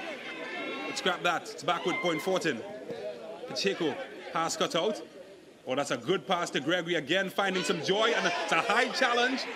And I'm quite surprised that there's no whistle, but here comes AC Port of Spain. Thought that the left boot left the ground. Well, very interesting that the referee is not to call that. I thought there was some contact, but the referee obviously felt that there was no contact. Let's have a look. Well, his boot did leave the playing surface. 8 out of 10 times that might have been called, not this time. Yes, Shea Benny. Nice bit of link-up play here, can get them in behind. And they get in behind, and Marvin Phillip is called into action. And like the Rock of Gibraltar, he's still standing. And the scoreline remains 1-1. Tell you, Stevens, he was the one who went down on that challenge a little earlier. But here, let's have a look at this from Marvin Phillip. Excellent bit of goalkeeping. He covered that first post, which was so very important. Well, they will have another opportunity to come at the Trinidad and Tobago #1 goalkeeper, Marvin Phillip. This one floated on top of the area. Goes for a volley, and well, he connected well, but the reception was anything from clear. And will be point 14's turn to reset their attack. He's trying to play it out of the back. It's Hudson. Jordan Riley. That's good football, and this could be problems. Riley in a good area, and he's walked that into the back of the net. The substitute, Akinola Gregory, sends a kiss to his supporters back in point 14, and he says, "This is for you. This is for you," courtesy Deportivo, as they take a 2-1 advantage. There goes Riley's. Play the ball. This is getting the return ball and getting the better of the defender, and what a good ball inside. All Gregory had to do was basically walk it into the goal, which he did. Excellent and brilliant bit of football. In the meantime, we see a substitution is going to be made. With that goal, AC Port of Spain quickly making the substitution. So it's a change for AC Port of Spain. They need to change things up as Edwards, the man coming out. And another young player coming in for Athletic Club. Keithan Carter. He gets his first appearance in this evening, and Carter says goodnight. Here's the goal scorer, Akinola Gregory. Came in as a replacement for Shaquille Henry, and what an impact he's made so far. But what an impact this man is having. Here's Ramdeen to Gregory. Oh, he tried to be clever with that pass, almost succeeded. Well defended though by the substitute. So the incoming substitute, Keaton Carter, already called into service, and he's denied them so far. Here's Cornwall. Here's Benny. And he's just run out of real estate, and that will be a throw to point 14.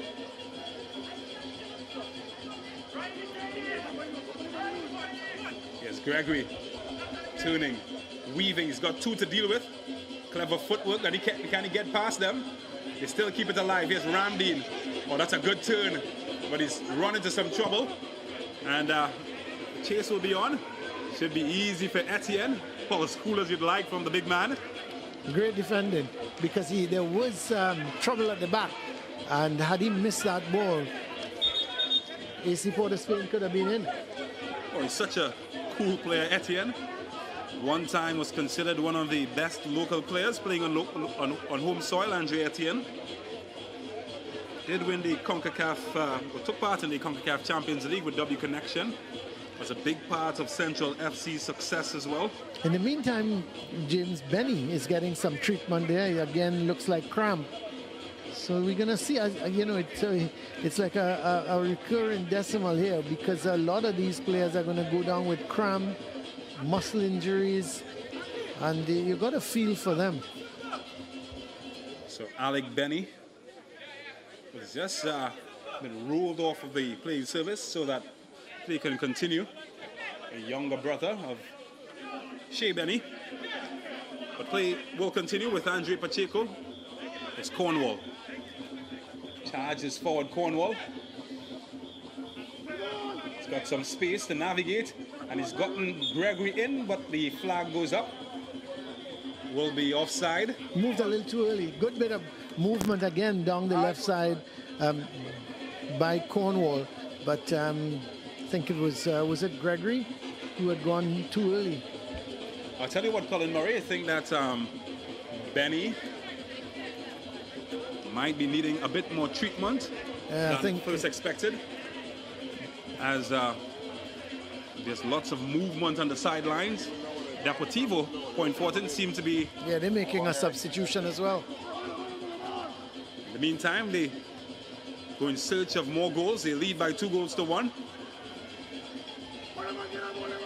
Easily bumped off from Athletic Club. Oh, he's lost that in a bad area. Here's Isaiah Hudson. And they come away with Shea Benny. Oh, that's a good turn, but he's given away possession. It's Kessa. It's a free kick, though. Oh, they're taking their time to get this one going, but they do find some joy down the left-hand side. It's back inside the area. Chance for a shot. Well cut out by Wesley John. It's Carter's first touch, isn't it?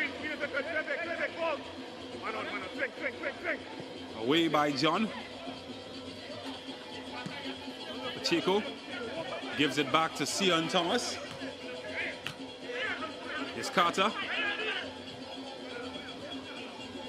He's looked lively since coming on, Carter, on the right-hand side of the attack. And finally, that change that I was talking about will be made. And John Wesley. John Wesley, the man coming on. And out comes the hard-working Ezekiel Kessa. So Kessa has had a solid night. He has been replaced by John Wesley. Yes, Shea Benny looking to get some space going forward. Turned himself into trouble, but they managed to keep it. I'll tell you what, they're still playing with 10 men at the moment, AC Port of Spain. Alec Benny is actually been substituted, James. Yeah, I think he's going to come off. Yeah, and the man who's replaced him looks to be his Is it Kyle Bartholomew? Kyle Bartholomew. So still with 10 players on the field. And seems to be the end of the evening for Alec Benny. He will play no further part in the match. But here's Port of Spain. So that change has just been made out your picture. Taken really quickly. So Kyle Bartholomew is in for Alec Benny. Looked really lively all evening, Benny, at the top of the attack for Port of Spain. Yes, Etienne.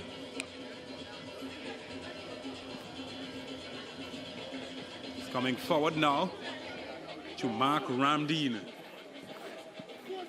Another good ball, isn't it? Riley has a burst of pace. Wasn't successful this time.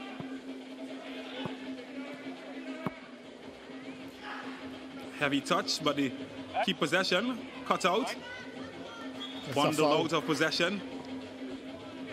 And will be a foul against Athletic Club.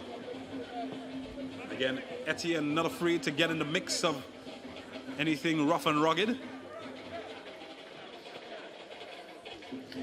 The thing is, though, Deportivo Point Fortin, they've got no more substitutions. So they've got to be careful because we've still got, what, about 20 minutes left in this game. Here's Athletic Club. They're building momentum. Point Fortin, they lead by 2-1. Quite content to allow the yellow shirts to come at them. Can't beat Wesley John in the air. Cornwall comes away with it. Ramdeen. Well, 50-50, but he's done well to hold on to possession, but then he gives it away straight forward. Oh, that's a good turn as well. Can he get some joy here? Andre Pacheco, Wesley John.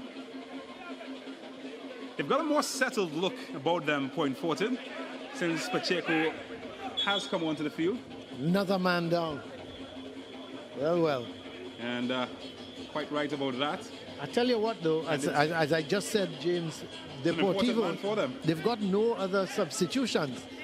So if he's got to come off, they're going to have to play with 10. I think it would be a big blow for them if Cornwall were to be replaced. He has been one of the best players together with this man, Mark Ramdeen, scorer of the first goal for Deportivo Point Fortin. And seem to be at the heart of everything fun for them. Almost seem to walk around the park, playing passes, and they're making challenges as well. That's what you want to see from your midfielders. That's right. But he's in the game all the time and gets up to and gets the ball across. That's important. When you're playing that wide like himself and Jordan Riley, they've got to look to get that ball across to their strikers. But he's had an excellent game so far, Ramdeen.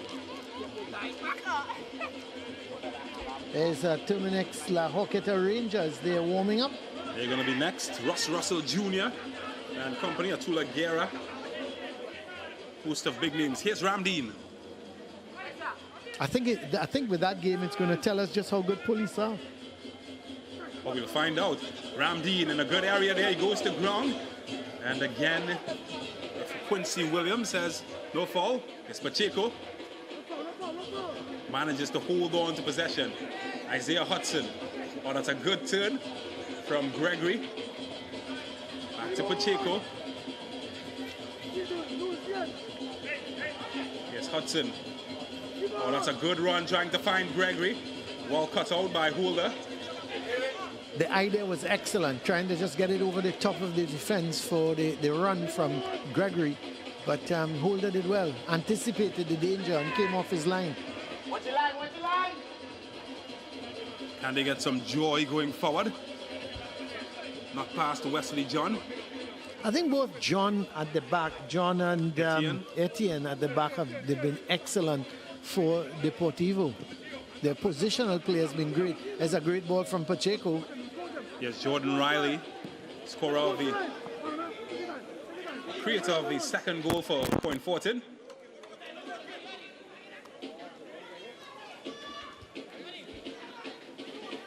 done well there to get it to Carter. Can he get out of trouble? Well, got his wires crisscrossed and gave away possession.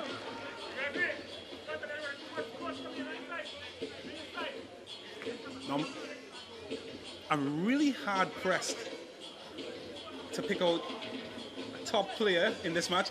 Now, it's easy to pinpoint Mark Ramdeen as perhaps the best player on the field, but I think that Cornwall, defensively as well, has been... I'm hard pressed to leave him out of the conversation as to one of the better players on the field for Deportivo. Yeah, he's been good. I think John has been good. Etienne has been good. I thought defensively they've played well. But, you know, when I look at the sort of play from Ramdeen, you know, his carrying of the ball, his crossing of the ball, his shot to score the goal, I think he got Deportivo off and running. That's a foul. Bit of rough play from Wesley John. And gives a free kick opportunity for Athletic Club. No surprise, Shea Benny is the man standing over it. His mission to beat that man in goal, Marvin Phillips. I doubt he's gonna go from goal from this angle. But he certainly got lots of yellow shirts in the area. 6 yellow shirts. Hoping to get at the end of Benny's cross. He's got to get it inside the box. So for someone maybe at the far post to run onto it. Got to contend with the big frame of Wesley John and Andre Etienne. Can Shea Benny conjure up something for AC Port? It's been a free header at the back door, and it's in. What a ball! What a header! No, James, I was talking about Shea Benny getting this ball down to the far post. It was a pinpoint across onto the head of that man. Let's see. Who won the ball? He won he fouled initially, and well. He got at the end of it as well. Look at that ball. Look at it. Down to the far post, coming in at the back, and the header was just as good as that cross ball. What a ball from Benny. What a header. What a goal. 2-2. Very, very good goal from AC Port of Spain. A goal scored by Kyle Bartholomew, a substitute. Won the foul, and then he fitted from it. So, all to play for. 2-2 now between Point Fortin. He looked in control of the match for long spells, but Shea Benny has certainly conjured up some magic and put them right back in contention. You know, you got to give AC Port of Spain a lot of credit. You know, when you think they're down and out and they're not going to get back in the game, they suddenly come back into this game. They did it in the first half. They started well. They went 1 goal down, and you thought, well, Deportivo is going to hold on. They came back. They equalized. Second half, same thing. I thought at the moment they equalized here, Deportivo was starting to create gaps in their defense. You thought Riley one side, Ramdeen on the other, and then going through the middle was Gregory, and you felt that Deportivo was starting to control the game. But credit to AC Port of Spain. And we talked about the left foot of Shea Benny as well. You know, a beauty of a cross, pinpoint onto the head of Bartholomew. Well, here comes AC Port of Spain. Pumped up after that equalizer from Bartholomew. This time we run into trouble. McLean. And that's a good tackle. Tough-looking tackle from Sion Thomas, the skipper. And puts a man down. He's signaling at the bench for some treatment. And, well, they've got no options on the bench, meaning they've used up all of their 5 substitutes. But that was a tough tackle. A fair tackle. But and that's what we've been seeing. We saw it last week with Defence Force, with Canopia. We saw it with all the teams last week. Tough tackling. You know, the players not giving each other a chance to breathe. And here we're seeing the same thing with these 2 teams. Good, hard tackling. It's, again, a very good competitive game, James. So good to see that they can still play it in good spirits despite the competitive nature of the game. Ramdeen having some... He's smiling with Carter, probably what's saying him, well, I'm going to go past you just now for the third goal. Players, of course, would have known each other playing in the Youth Pro League competition. Many of these players would have participated in that competition. Well, he still looks in some discomfort at the moment, Jeremiah Kessa. And Point Fortin will be forced to play with 10 players in the interim. Etienne asking for movement. Picks out Cornwall. Well, he does manage to keep it. It's Ramdeen. And that is illegal, says the referee. Nicole Stevens a bit over exuberant with the challenge. Well, that's a good turn from Gregory. Can't get past the yellow shirts, booted away. Giovanni Warner sent into dangerous areas to Dale McLean. Of course, James, the airport is pretty close to the ground, so suppose a plane either taking off or coming or landing. Yeah, you would, as a former pilot, you would think it's going off. Well, I did complete one of my bucket list items. I flew a small aircraft for my birthday in February. I hope nobody went with you. Well, we came back. Nobody was that brave with it. We landed, most importantly. I was concerned myself for a few.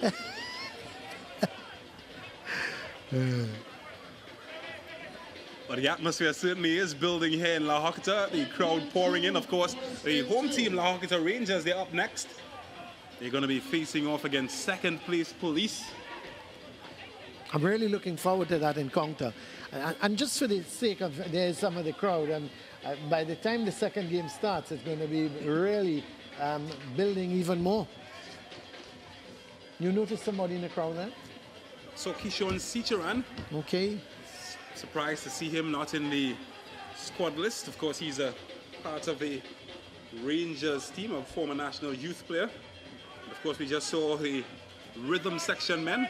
Yeah, we haven't heard from them for the night. Bet your life when the second game starts, we're going to hear a lot more of them and from them. Yes, Pacheco looking for Ramdeen. And, well, another tough tackle from the captain, Cian Thomas. Sends him flying. He's a big boy, Cian Thomas. He's not afraid to get into rough situations. And when you look at him and you look at the size of Ramdeen, it's a little bit of a mismatch. I think that's an understatement to say that. David versus Goliath. Of course, we know the end of that story. Very true. And could happen here tonight as well. Long throw in. Booted away by AC Port of Spain. Yes, Wesley John. He's tempted to go back to his goalkeeper. Just losing his footing there, and John has to get in, and boy, does he get in. Sends his man flying there, taking no prisoners. Oh, that's a good ball. Excellent ball, but Riley just couldn't control it for himself. Oh, Riley's almost disposed like a paper towel there by the defender. Here's Shea Benny looking to open up the park. He does open it up. Ooh, I thought that was a foul. Wesley John comes away with it. Carter giving chase. And John eventually goes to ground. And wins a foul for Point Fortin. It's been big and solid all evening, Wesley John. And just losing out to the younger, fresher legs of Carter. But Wesley John certainly has he's been around. He's played in Turkey, Belarus, Uzbekistan, Latvia, El Salvador. Certainly has been. Started his career at W Connection. Wealth of experience, and he's back at home representing his home community.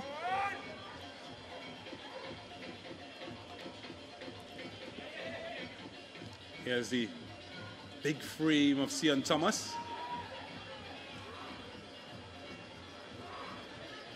Well, they're coming away now, looking to mount an attack of their own. Couldn't pick back out Benny. Yes, Pacheco. Bit too straight maybe, but he's found his man well. As he Akinola Gregory tries the shot deflected, and what a save that was. Although the referee's whistle did go belatedly, I'm not quite sure what he signaled. It's a corner. He's giving a corner. Well, it seems to have gone out, but what a save was. Oh, excellent. I don't think the deflection came. And hold on, let's have a look. Brilliant ball. And there is the cross and the deflection.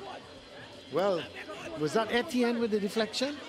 But the keeper was absolutely, not Etienne, sorry, it was Thomas with the deflection, and Holder was brilliant. Long ball at the back door, couldn't find a yellow shirt. And a bit of pushing and shoving.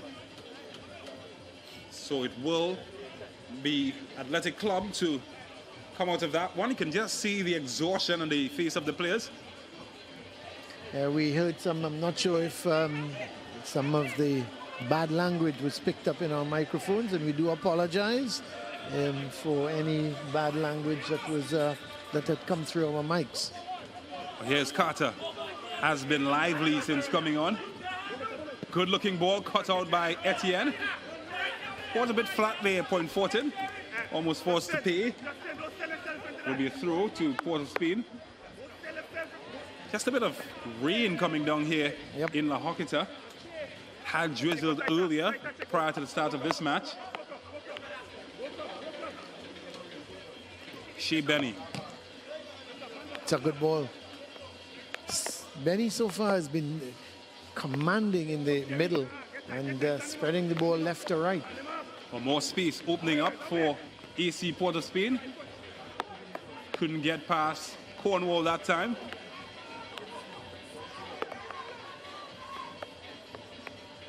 Well, they keep possession.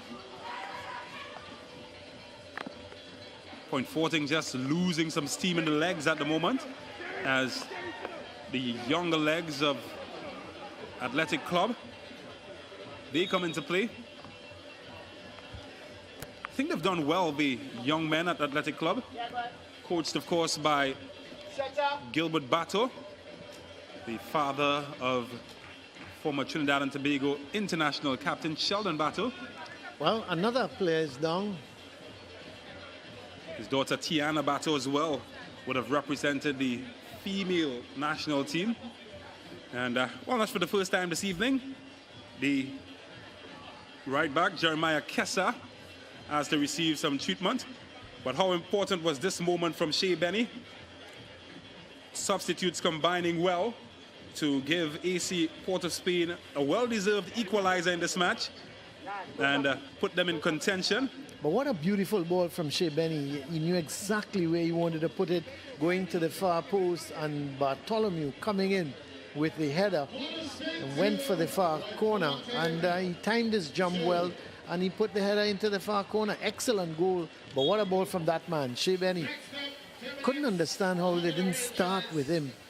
He was on the bench, and that really surprised me. So play restarts. AC Port of Spain trying to find some space. They've broken one line. Try to go forward and overhit. And just couldn't get at the end of that one. So they gift possession back to Point Fortin. Mark Ramdeen has gone a bit quiet in the last few minutes. Haven't been able to get the ball to him. They've not been able to spread the play and get Mark Ramdeen into the action. They need to do that. So here's Carter. Perhaps one of the reasons that Ramdeen has been so quiet in the second half. It's been solid since coming on for Athletic Club. It's Carter. Good tackle. And again, Ramdeen can't get it away, but they have won a throw.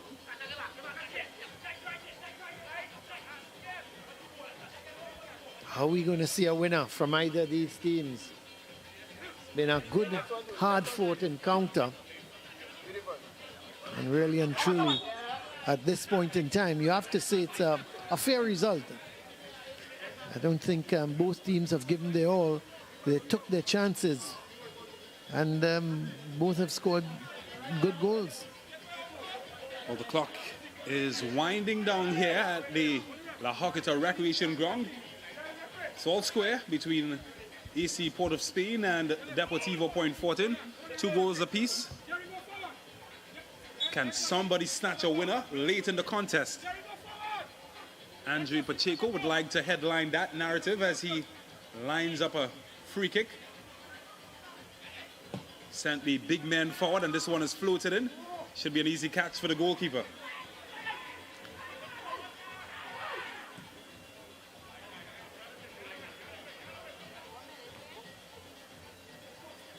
Back in the air, and what a good away take. Jordan Riley. But he's trying to use the burst of pace, and he's really quick. Gets it back and puts it in a dangerous area. And Gregory couldn't wrap his foot around it. But has he won a corner? It seems he has. He has won a corner. But what a good take from Riley, wasn't it? He took it down nicely, went down the line with it, trying to get it the cross in, which is what he's been doing most of the evening. Excellent ball coming across. So it's another opportunity to get the big men into action.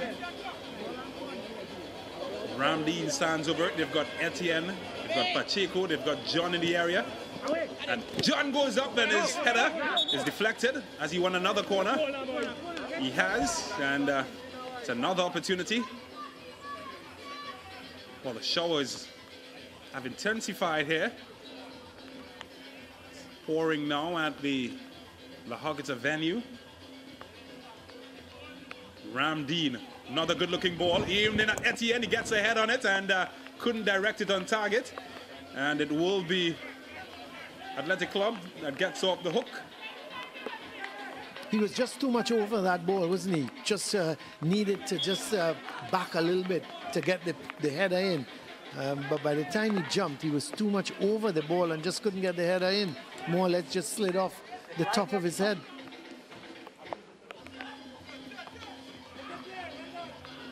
Well, he's run into some traffic there. Kept it. Given away. Some tired legs on show. Passes not connecting as frequently as they did early in the match. It's Etienne. Wesley John. Such a leader in this team, Wesley John. Didn't lead by example on that occasion.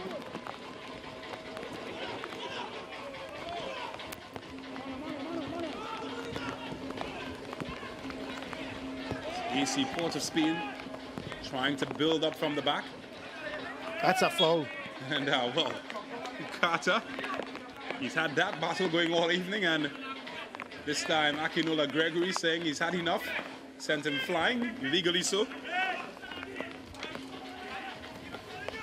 Really late there in that challenge. There's Shea Benny. He's conjured up one magical moment so far. Can he get another? Maybe too long, and is too long. It's .14 goal kick. The rain is coming down much harder here now.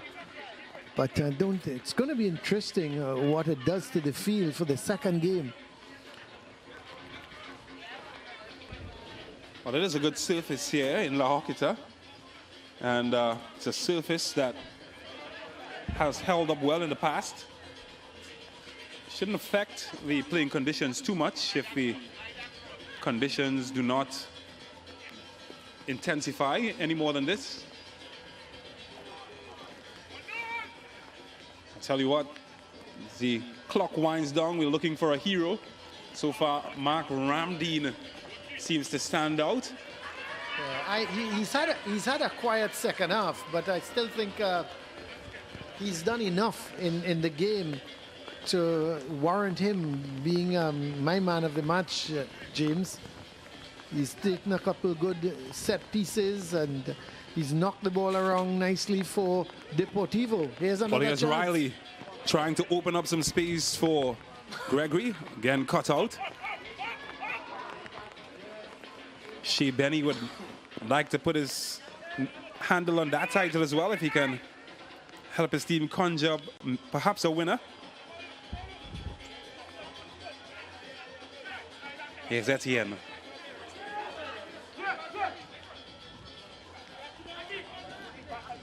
Gregory. It's come a bit deeper, and that's a careless giveaway from the defender. Struggled with injury all evening. As he got himself in a good position, has gotten the better of Etienne. And, well, he went to ground rather easily. Too easily for the liking of referee Quincy Williams. Andre Pacheco.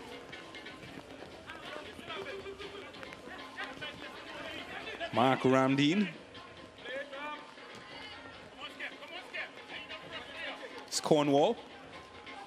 It's gone across to the right back position. And, well, he's gone to ground. I'm not sure any of the players would mind having a quick break.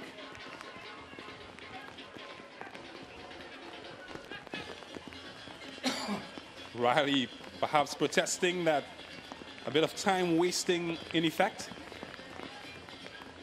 Not sure anybody else would mind too much.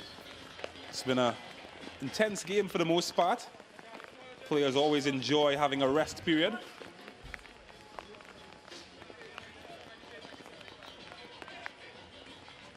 Well, they're certainly taking their time to get play restarted. Yes, I think, as you quite rightly said, I think they're just very happy to just take a little bit of a breather. It's been that type of game. It's been very intense. It's been a real battle between two evenly matched teams. Shea Benny couldn't turn his way out of that traffic.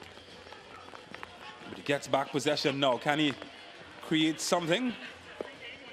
Not this time.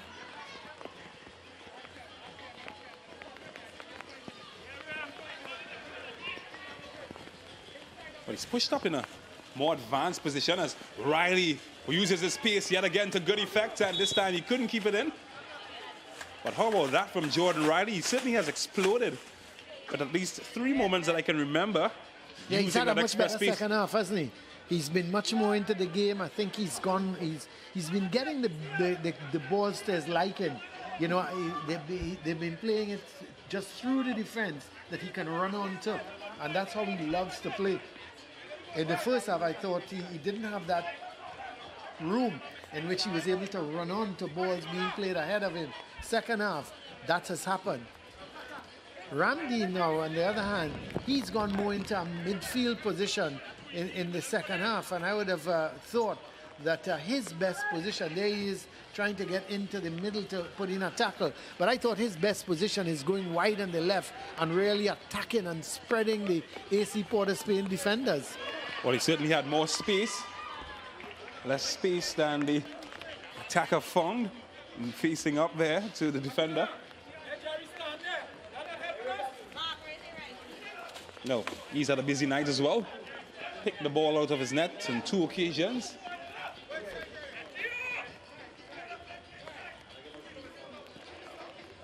And this one runs harmlessly out of play. Well, there can't be much minutes remaining. Very soon we should get a signal from the fourth official as to just how many minutes in this match remains. Still 2 goals apiece between AC Port of Spain and Deportivo. Can something happen here? Wow. Communication, quite similar to the Tower of Babel, speaking different languages.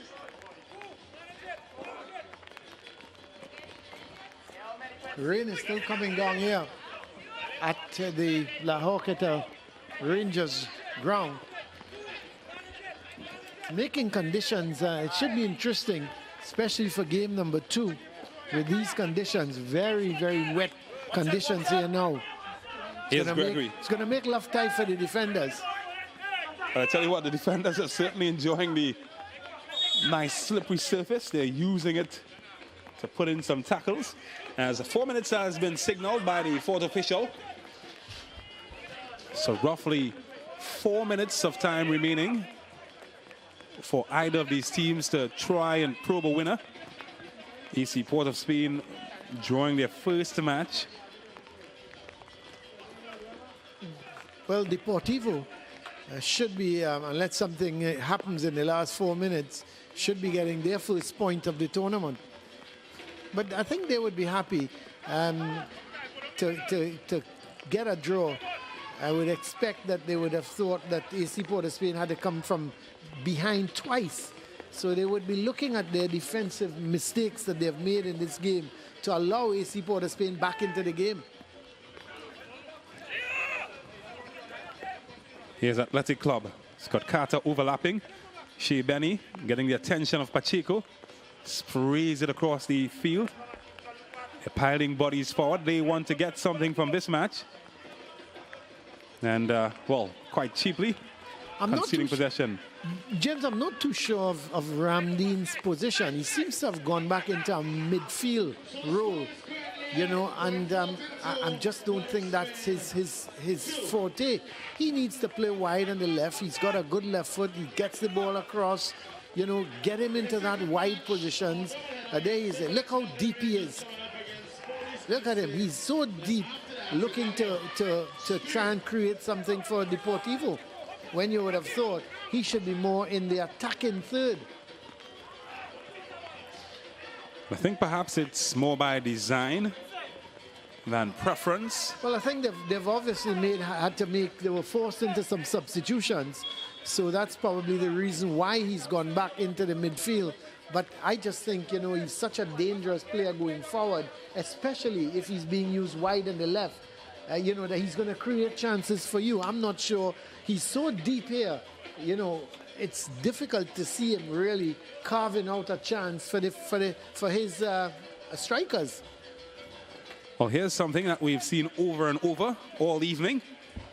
Another player having to receive treatment. And, well, it's quite been the road match of this event, as his evening has come to an end, as he will be substituted. So, is that Warner? Warner, the man. So Giovanni Warner substituted. His evening comes to an end, and he will be replaced for the closing few minutes of the match by Isaiah McLean.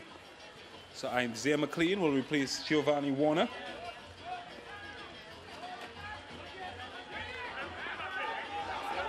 Can either of these teams salvage a winner? Still level, 2 goals apiece. But here's Carter. He's done well to open up some space. Runs into Pacheco. Held on to it too long. Held on to the man as well. Free kick, tried to take it quickly, but denied. Probably the last chance for Deportivo Point Fortin to get the winner. They certainly got ambition. Point Fortin, they sent their central defenders forward in search of one last wave of the wand. Is this the moment from Andre Pacheco? Flicked on, and should be an easy catch, and Holder's quite grateful to hold on to that one.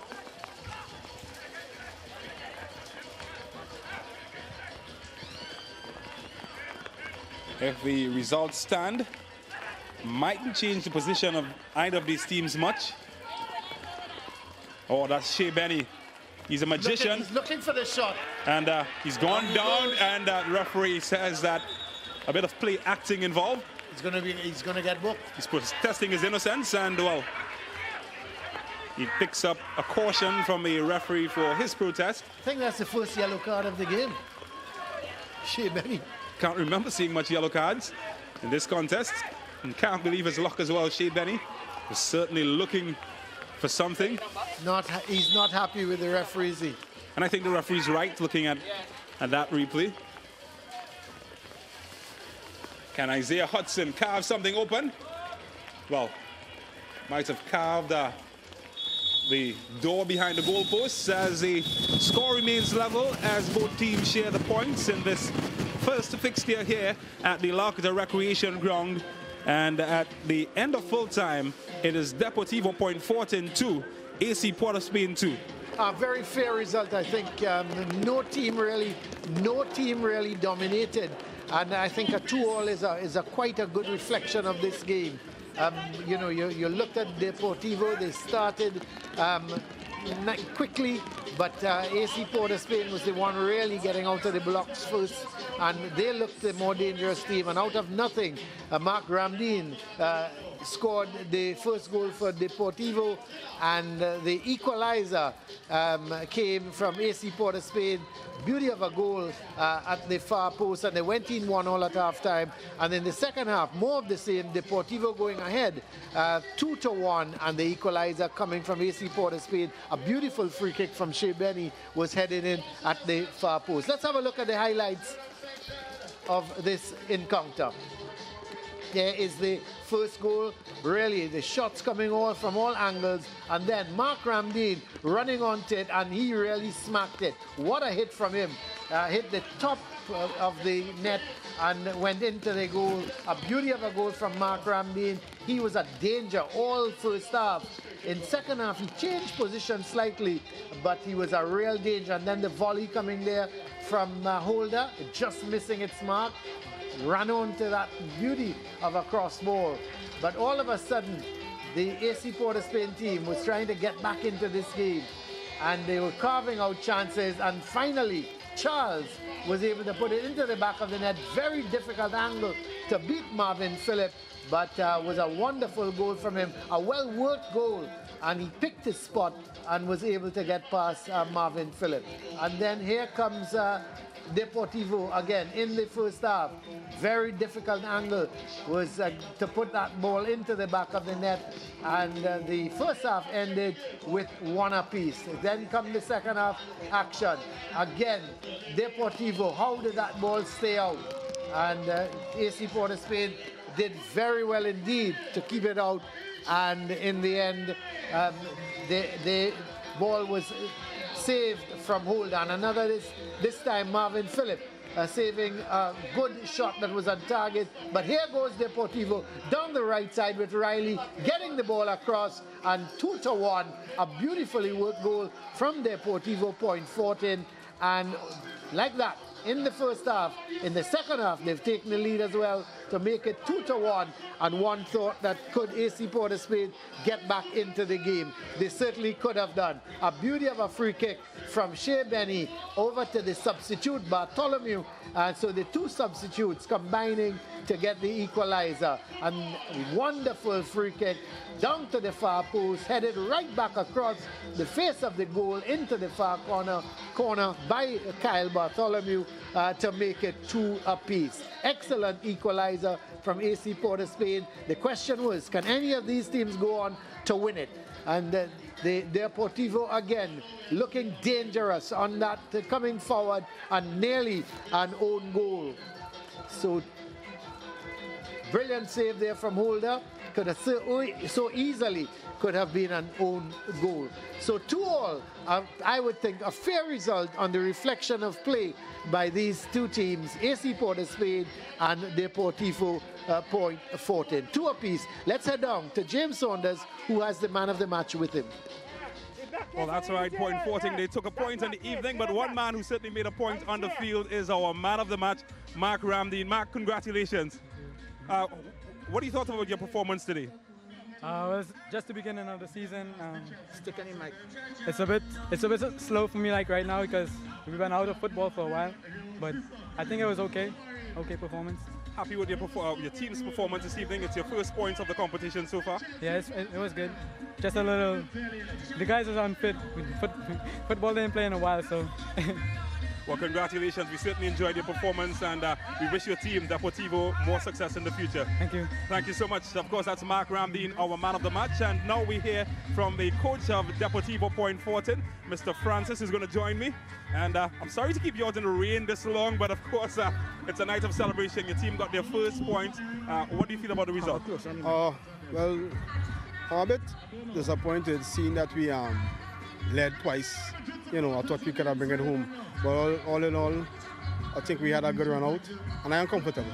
think I'm comfortable with this one. Now, I listened to your pre-match comments and you spoke about the lack of preparation. Do you think that still hampers your team? We saw some injuries. Yeah. We're still hampered by that. Probably what we're doing playing these matches is actually practice games. You know, I mean, based on the preparation we had, you know, limited preparation. But we're going to get it right. This was a far better game than the last one. So we see some good signs. Well, I'm sure the folks back home are going to be happy with the points. Thank you so we much, have a point to carry down point. We're good with that. A point to carry point. Thanks so much. All right, so now we hear from the winning coach or the assistant coach of the evening, Mr. Walt Noriga, and he's going to join me anytime soon. And congratulations to your team. 2 points in 2 matches. Is it a result that you're happy with? For the preparation, yes, I'm satisfied that the boys, although we was down twice in the game, that they showed their character to stay in the game and get back the goals. And then. What's next for your team? You're fourth right now. We'll just keep working on it, working on the guys' fitness, because the boys and them short of fitness, so all we're asking for them is to stick to the game plan and we take it game by game.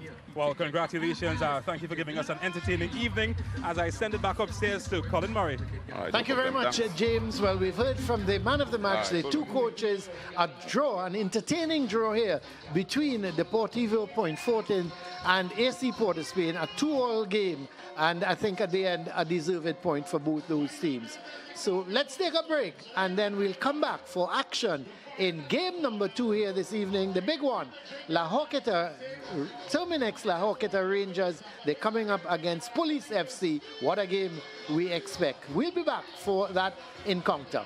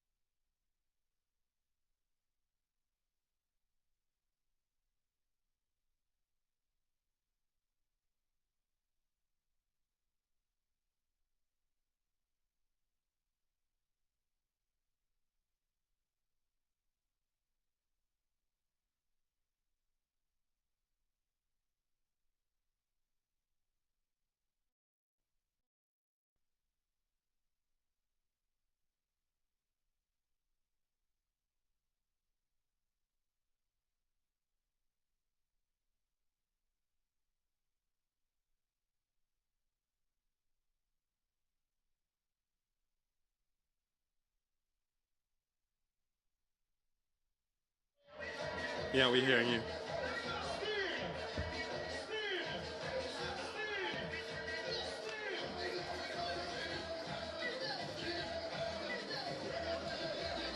Okay. Yeah, Jabari, will you?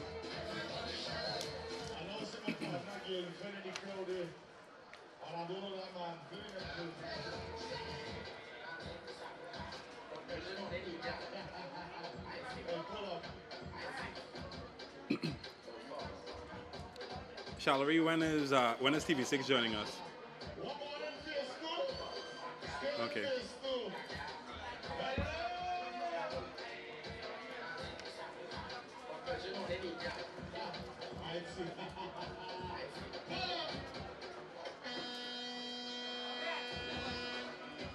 Okay, so what we're doing here, we're starting with what?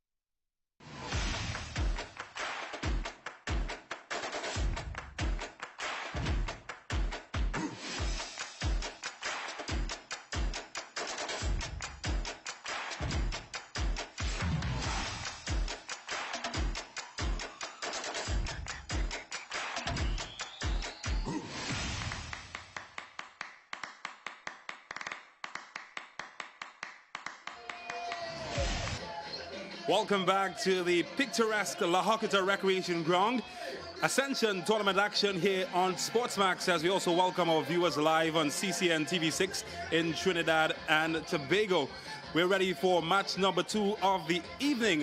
Termnix La Horquetta Rangers, the home team, they're going to be coming up against Police FC, who currently sit in second position in the competition. My name is James Saunders, and joining me in commentary is Colin Murray, as we bring you all of the action, and this match is expected to be a cracker. But before that, we did speak to some of the coaches. Police FC's coach Richard Hood, he's excited to be back on the pitch after 2 years of downtime. He's also hoping his team's fitness improves over the next few weeks.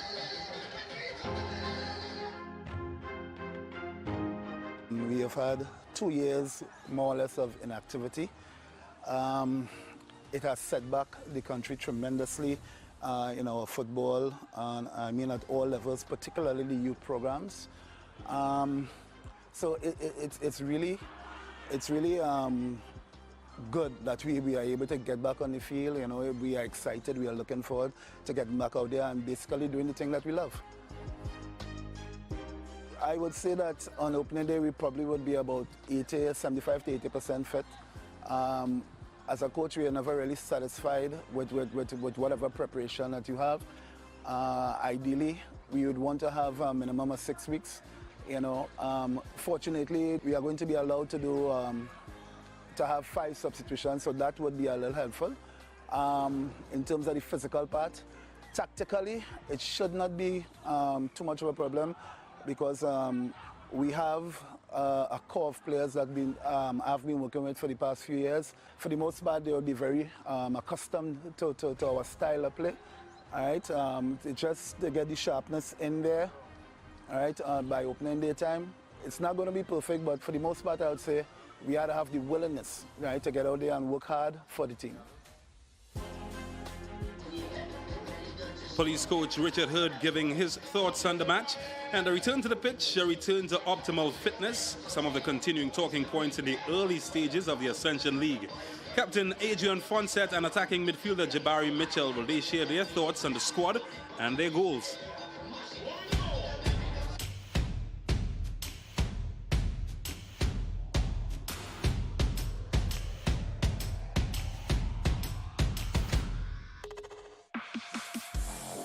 First and foremost, we needed to get back being physically fit, you know, so that was taking a bit out of us, getting the body back to where it needs to be to perform at the best level.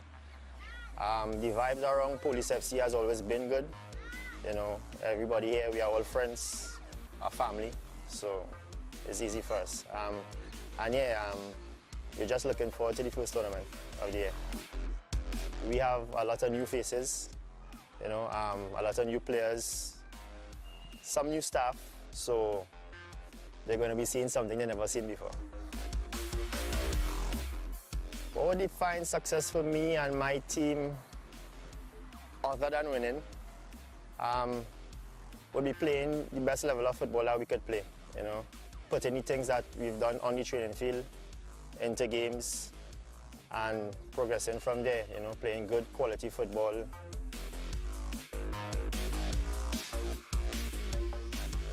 Around the team, the vibe has been very good thus far. Everyone is eager, everyone is determined to prepare in the right way to come out victorious when the tournament starts. So everything is good thus far. Well, we have a lot of skillful players heading into this tournament. We also are a very aggressive team, so that works in our favor a lot. So I think that's the 2 top attributes of this team. Like any other team, we would like to come out on top, but playing the way we want to play will be defining success for us, because we have a plan going into the tournament, so we would like to execute that plan to the best of our ability. Well, we've heard the thoughts of Police FC. They will have a challenge in their hand coming up against the home team, La Horquetta Rangers, and it is time for action here at the La Horquetta Recreation Ground, as the referees lead the troops out, of course, La Horquetta Rangers in white coming up against Police, who will be playing in grey this evening. La Horquetta Rangers, of course, formerly superstar Rangers and the St. Anne's Rangers. The 45 years of history for this team, while Police FC sharing an equally long amount of years, 47 years. Jabari Bryce will be in goal for Termnix Horquetta Rangers. He's got Ross Russell Jr., Javon Morris, Leslie Russell, and Caleb Sturge in defense. Captain Jamal Creighton will anchor the middle together with former national youth player Ikem Andrews and Riel Gill getting his first start in the competition. Atula Guerra, the Trini Ronaldinho, he will lead the attack together with Isaiah Lee and the goal scorer Tyrone Charles from the last match. And for Police FC, they will be led in goal by national goalkeeper Adrian Fonset. Kishawn Hutchinson and Elijah Belgrave, the veteran, they would steady the defense. Simeon Bailey, Salim Henry, Gabriel Nanton, they would add some steel in the middle, while Marcus Chandu, Kareem Freitas, the veteran, and Kadeem Hutchinson will be part of it. Jabari Mitchell, the former national player, together with Katie and Gabriel, they are on the bench as they boast of some depth. Colin Murray's alongside me, and what a cracker we have in store this evening. Oh, no doubt about it. Police, of course, having won their first game 3-0, they will be brimming with confidence there, and they've got another top goalkeeper in Adrian Fonset in goal. So, you know, you look at there is the officials. And what an experienced bunch. Nikolai Nyron would be the head referee, and he's assisted by the experience of Caleb Wales and Ainsley Rochard. Combined years of experience officiating at the highest level, World Cup qualifiers in CONCACAF competitions. So it's a refereeing cast that certainly have been there and done that, and they can expect a feisty contest this evening. La Horquetta, as usual, bringing out the fans. Oh yeah, there's no doubt about it. I think La Horquetta, Termnix La Horquetta Rangers, they're going to have home advantage. The crowd is going to be behind them. I would think they would have some confidence, having played against Defence Force, having a good game against Defence Force, a game that could have gone either way. And they should be brimming their confidence level should be very high, and as I was about to say, they would be brimming with confidence as well. Police, on the other hand, they would, because of their first victory and a victory by 3-0 against a team that we just saw in action, Deportivo PF, not a bad team. And for them to trounce them by 3-0, I think they would really be on top of the world, and they will think that anything is possible, even coming here and winning this game. They would think it's very real and very possible. But here we go with the kickoff. So Termnix in the white and Police FC in grey this evening. They've made 2 changes. Rial Gill coming into the team together with Tyrone Charles, who I think would have cemented his spot after his goal that gave them the equalizer against Defence Force in their opening match. So here comes Gill, and he loses possession as Police FC, they look to attack early. They, of course, led on the sidelines by Richard Hood, coach of international pedigree, has coached with the Trinidad and Tobago women's team, as well as the youth level for Trinidad and Tobago. He's got a big assignment this evening.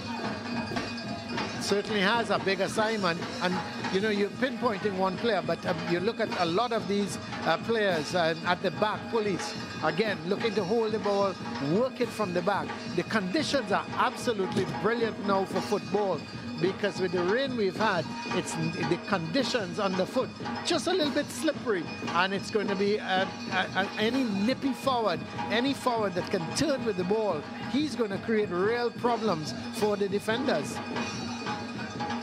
So here's Kishawn Hutchinson, certainly taking his time about the build-up, and you can just sense a shift in the atmosphere here in La Horquetta.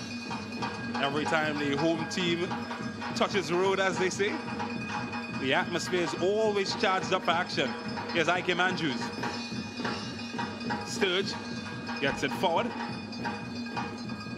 Back to Sturge. That's a good turn.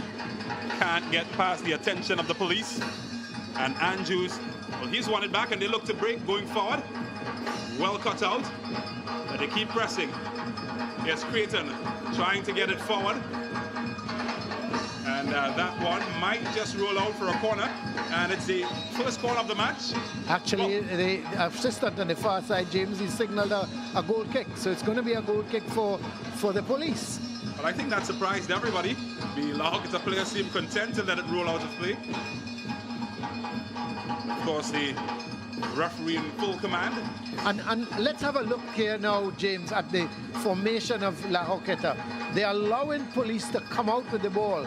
All 11 are in their own half of the field. So they're giving the Police, they're saying to Police, okay, you play the ball out from the back. You knock it left to right, right to left. And they're just waiting in for them to enter the La Horquetta Rangers half of the field before they start to put pressure on them. And there we look at it. They're just knocking the ball from side to side. They want to show what Police can do? Well, it's quite obvious. All the Horquetta Rangers is allowed. They found some space here. A cut back. Can he get a shot away? Does get a shot. It's deflected, or has it?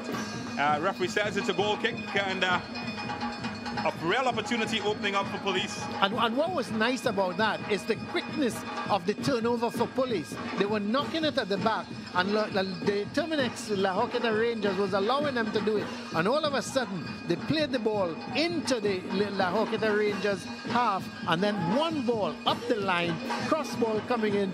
Lovely bit of play from Police. It just the control. I think it was it looked to be Nanton didn't have the control to get the shot off properly, but a good start from Police. Well, it's bundled over there, Tulaguera, and just went through his back there. The number 28, man dubbed the Trini Ronaldinho. He's always been an exciting player in terms of his skill and technique. Of course, the rhythm section they have started as effervescent as they did last week, and we expect for the entire game we're going to hear that rhythm section. There they are, the Termnix La Horquetta Rangers rhythm section. James, maybe at halftime you can go and have a dance or something. Maybe we can do the halftime show. Never know. Well, it's difficult to compete with what the competition is. Somewhere sitting in that stance. But look at the crowd, how it's built up nicely. Termnix girls are somewhere around. But here the boys, as Ike Manjus powers this one in at goal, and it's headed wide. And, well, they've come really close there. Javon Morris notes, in fact, the Rangers getting the first real chance. Leslie Russell, the defender. First real chance, couldn't pin the donkey still. Well, Fonset is wondering, where did the ball go? Seems to have... A souvenir for one of the spectators.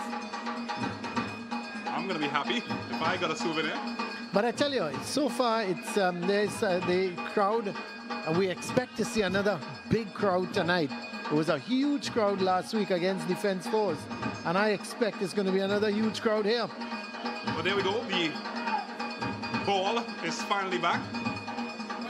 Lost ball doesn't count in this type of competition.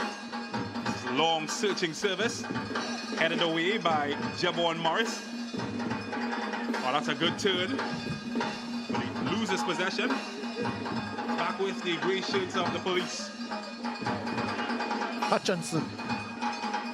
Again, we're going to see a lot of balls being played. Hutchinson to Cable, and then of course to Belgrave. They're going to just hold on to that ball, and then all of a sudden a quick ball up into the Termnix Rangers defense, putting them under some pressure. Well, that's a bad giveaway there. Marcus Standul manages to keep it for Police. Yes, Salim Henry lost that battle with Atula Guerra.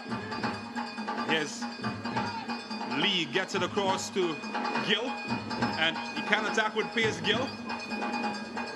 Oh, that's a good ball in, and that flashed really close to the far post. Adrian Fonset seems to know little about it, but he does know much about what went wrong, and he's pointing that out to his defenders. Well, I don't think he had a chance with that. If it could have nestled into the far corner, but a good bit of football from Guerra. Guerra picking it up, going wide, and then getting the ball over was Gill. And certainly that could have easily nestled into the back of the net. But here goes the police, just knocking it at the back. You're going to see a lot of that tonight. Well, they're employing a medium block. The La Horquetta Rangers quite content to allow police to build up to the halfway line. And I think it's a strategy that they might have learned after the Defense Force game that was played, with them pressing high and full of intensity. And, well, they certainly suffered on the pitch in the latter stages of the match because of it. It's interesting, James, because I've noticed in the last couple of attacks, police have just started to play these long balls. You know, they started to try to knock it to draw the Termnix Rangers players out of position. And they've kept their shape well in the Termnix La Horquetta Rangers. They've kept their shape well. And so what the police have decided to do, play a couple of long balls trying to get it over the top of the defense. Well, Ike Andrews tried to unlock the grey shirts, the prison the policemen set up for him, and he just has one a foul. This one is switched across to Tyrone Charles. There's the foul committed there on Akim Andrews.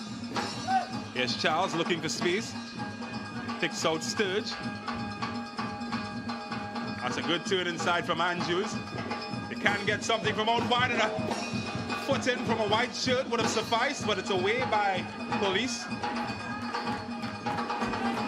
And finally that one goes out into touch. I tell you what's going to happen.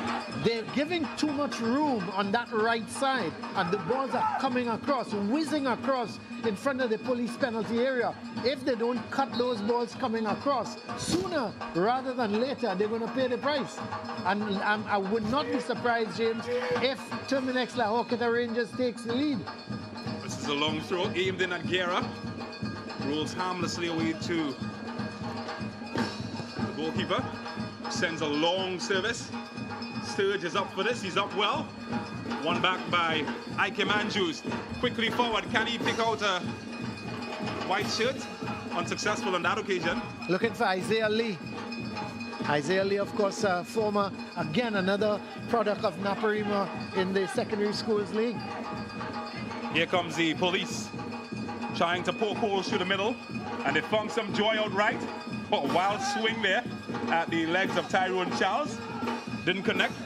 Referee allows play to continue as police come away with it in a dangerous area. Maybe looking for a shot. They get a shot away. Ill-directed, and should be an easy pickup for the goalkeeper. Lack of control, unfortunately, there by Isaiah Lee, giving away the ball. His control let him down. Here's Charles to keep it in. Likes running at players, Tyrone Charles, the ex-T&T international. And he has won a foul.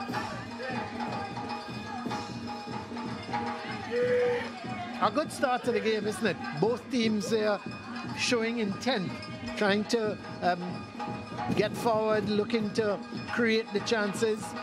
And so far, I like what I've seen of both teams. Police.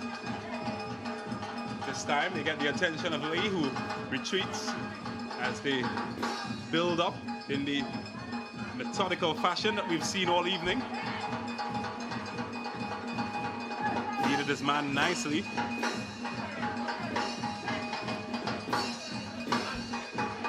Well, you're seeing a wide wall ahead of them, and they're having trouble picking the lock of the Termnix defense. Well, he's going to have some trouble getting up after that knock from Leslie. Yeah, Leslie Russell just barging into the back of, let's see, the man down, Freitas. Kareem Freitas, of course, a big part of his police team. Has been with the squad for quite a number of years.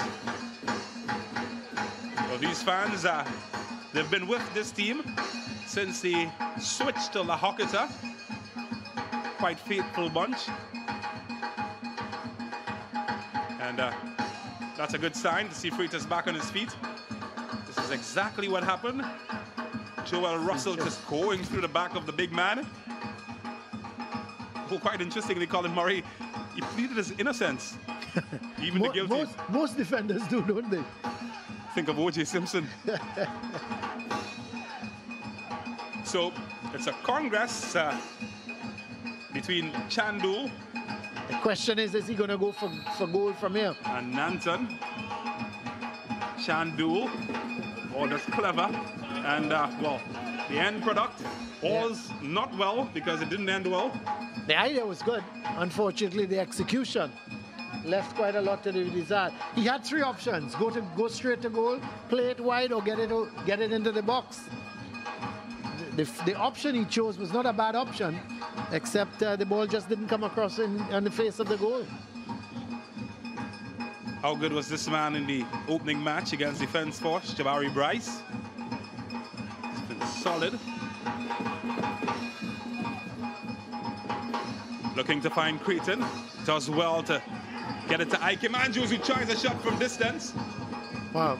You might question his intent, but he has scored some scorchers from distance in the past. Well, that, James, had to be a scorcher because he was all about, what, 35, 40 meters out. That had to be, I mean, pinpoint.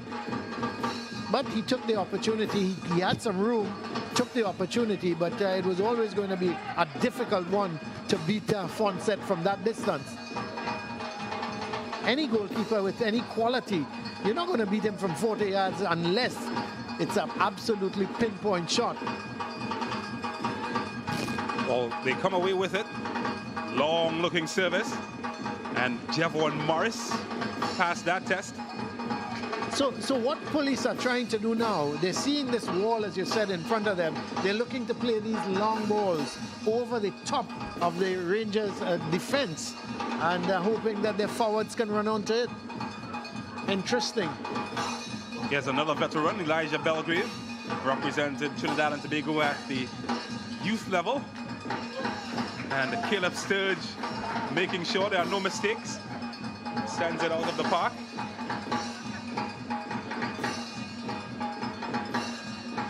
But I can tell you that just out of the picture, police coach Richard Hood isn't a happy man. No, he's going berserk he's shouting at a couple of his players, obviously not carrying out his instructions. Well, that could have gone anywhere. Thankfully into the hands of Bryce, the goalkeeper, as they splice. Lands safely. Here's Russell. Bryce comes a long way out of his area. Sends Russell Jr. on his way. Long service. It's not going to catch the goalkeeper out. Fonset, a man of his experience, has been the long-standing backup to Marvin Phillips. Adrian Fonset in the Trinidad and Tobago national team.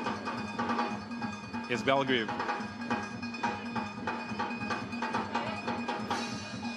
Hutchinson. This is what I would like to see from police. Keep knocking your ball. Create the space. Let your forward players run into spaces. All right, that's unfortunate. Slipped at the wrong time. Ike Andrews tries to get it out. Creighton turns into traffic. Roadblock from the police as they push forward to Simeon Bailey. Can they get a good service in the area? Well, it does find its target. That's a good block. Excellent block. Tyrone Charles could be away here. He's 1v1. Just the situations he likes. He's going past the man. Bit of a sheer tugging, but they managed to keep it. That was aimed at Real Gill. Never found its target as Morris tries to get Charles going, but slippery service. Not even Usain Bolt would have gotten anywhere close to that.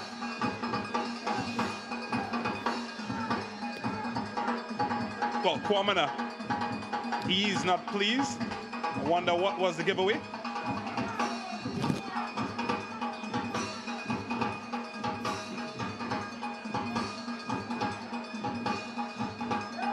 Well, how often have we seen them try those diagonal balls across to the left side in search of Kadeem Hutchinson? And they really haven't worked, have they? They're playing these long balls because they're seeing a wall in front of them, so they're trying to go over the top of the defense for the wide men to run onto it. So if you're going to do that, you've got to pinpoint your crosses. You've got to pinpoint those long balls.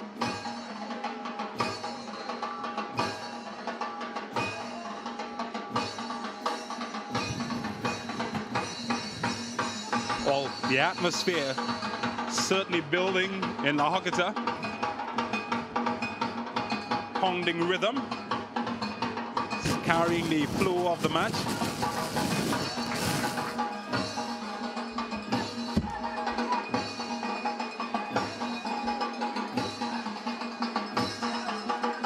Very methodical, nice movement from police as they probe, trying to find holes in the defensive shape of the team in white. Movement of the ball is important. Here's another long searching ball. Well, Russell has to be careful. It's his second man he's sent to the ground, and the referee on spot waves it off. But he went in search of a teammate. No success, as it's all the way back.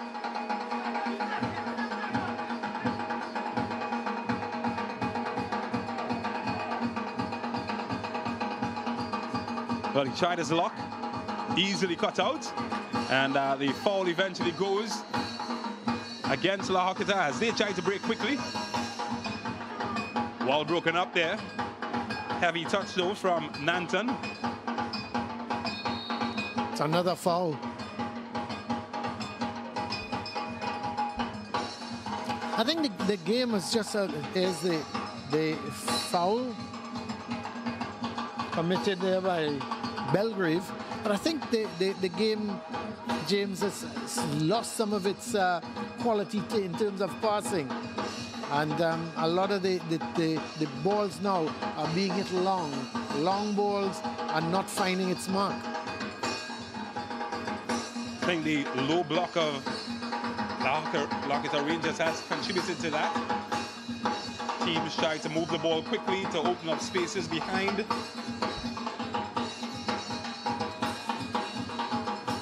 This one is pinned around and eventually gotten away by police as Russ Russell Jr. sends it all the way back to his goalkeeper, Bryce. Long ball forward, headed away by Elijah Belgrave. Good piece of skill. Here's Gabriel Nanton. He's looking for movement, Freitas. And Sturge does well to clear the danger.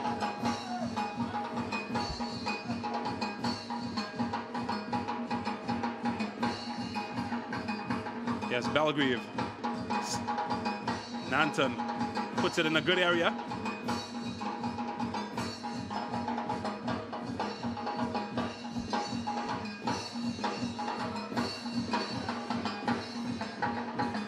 While police have struggled to break down the defense of La Horquetta Rangers, one wonders a team stacked with the attacking talent of Rangers. They've struggled to get the attacking players into really dangerous positions to hurt police so far this evening. Well, they've had one or two good chances going down the right side, and the ball's coming across in the box, and one went pretty close into the far corner, but so they have had a couple of good chances, but I think most of the time the ball has been dominated by the police. Well, that's Javon Morris winning that duel with Gabriel Nanton. And this is clever.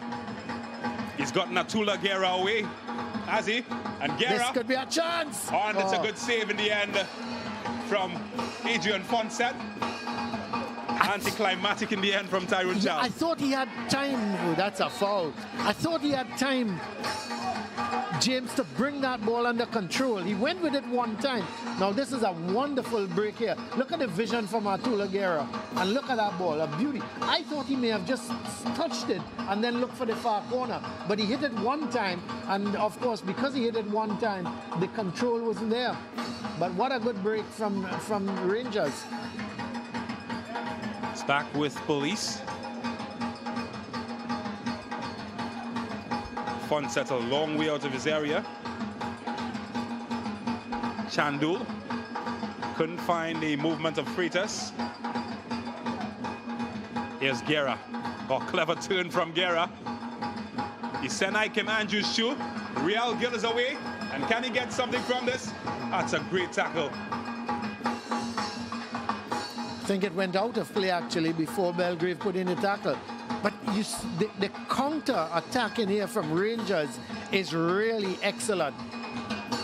They're counter attacking well, and they're using the width in terms of Gill going down that right side and then getting the ball over. We saw Guerra did it just now. So if once the play breaks down, the Rangers are turning quickly into attack and putting Police under pressure. This one is long, flicked on by Freitas. Not well directed, and will be another goal kick for Rangers. Again, I'm not sure. I don't like Police playing these balls in the air. Keep it on the ground. Knock it around. The surface is good enough for you to knock that ball around. Get it to feet. Play the open spaces. Make the Rangers defenders work. Yes, Tyrone Charles. Found a bit of space and he's put his captain That's through. a penalty. That's a penalty, no doubt. And the referee points to the spot. And, well, you just felt it coming from the time that Jamal Creighton turned into that space, that Police were in danger, and now they have to defend the penalty. Well, there is the turn from, he was pulling the shirt there by Hutchinson. He just pulled Creighton back, and that was a penalty. No doubt about it. The referee had absolutely no hesitation. And again, we see the quick break from Rangers. The through ball played to Creighton, and he was pulled down. Now, let's see Fonset. Against his national teammate, Atula Guerra. These two would know each other very well from their time with the national team. As Guerra steadies himself. Very confident is Guerra. And he puts it away past the reach of Fonset to put the Rangers 1-0 ahead. Yep, a good penalty. He put it to the left. Fonset went the right way. Got his hand, I believe he got his hand to it, but just couldn't keep it from going into the net. A well-taken penalty by Guerra. There he goes, a little chip, sends it into that. Oh, he didn't even get his hand to it. It was right in the corner. That's how you take a penalty. Excellent penalty from Atula Guerra. Of course, a very experienced player and a very cool head. So, Tula Guerra in the 24th minute puts Termnix to the Horquetta Rangers 1-0 ahead against Police. Will there be a response from the lawmen? Police, of course, in second position in the table after one round of matches. And they've conceded their first goal. And also, it's the first time Rangers are ahead in a game. Well, they're looking forward. The flag does go up in the end, and Chandul thought he was in the promised land for a second until he saw the assistant's flag.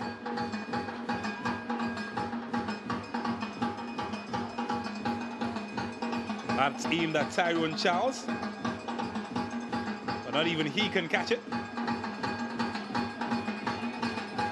So Tyrone Charles has caused all sorts of panic. Was the lone goal scorer in their opening match against the Defence Force, and contributed significantly to the opening goal in this match. Well won by Serge. Yes, Ikem Andrews couldn't turn away from his marker this time as Police get an opportunity to go forward.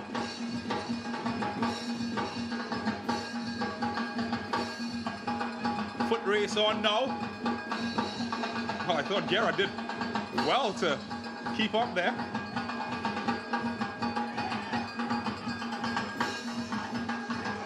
It's got some space, Chandul. but they've given it away. Bailey. Here's Guerra. He's turned well. Finds Russell Jr. with some space, and he sends it into orbit. And, well, another good chance comes to North.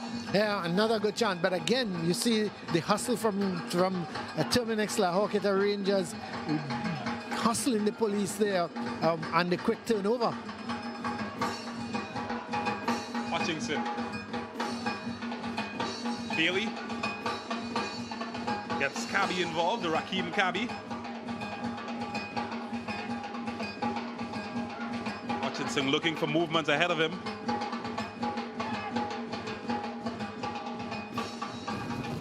Well, we're just playing keep ball at the moment.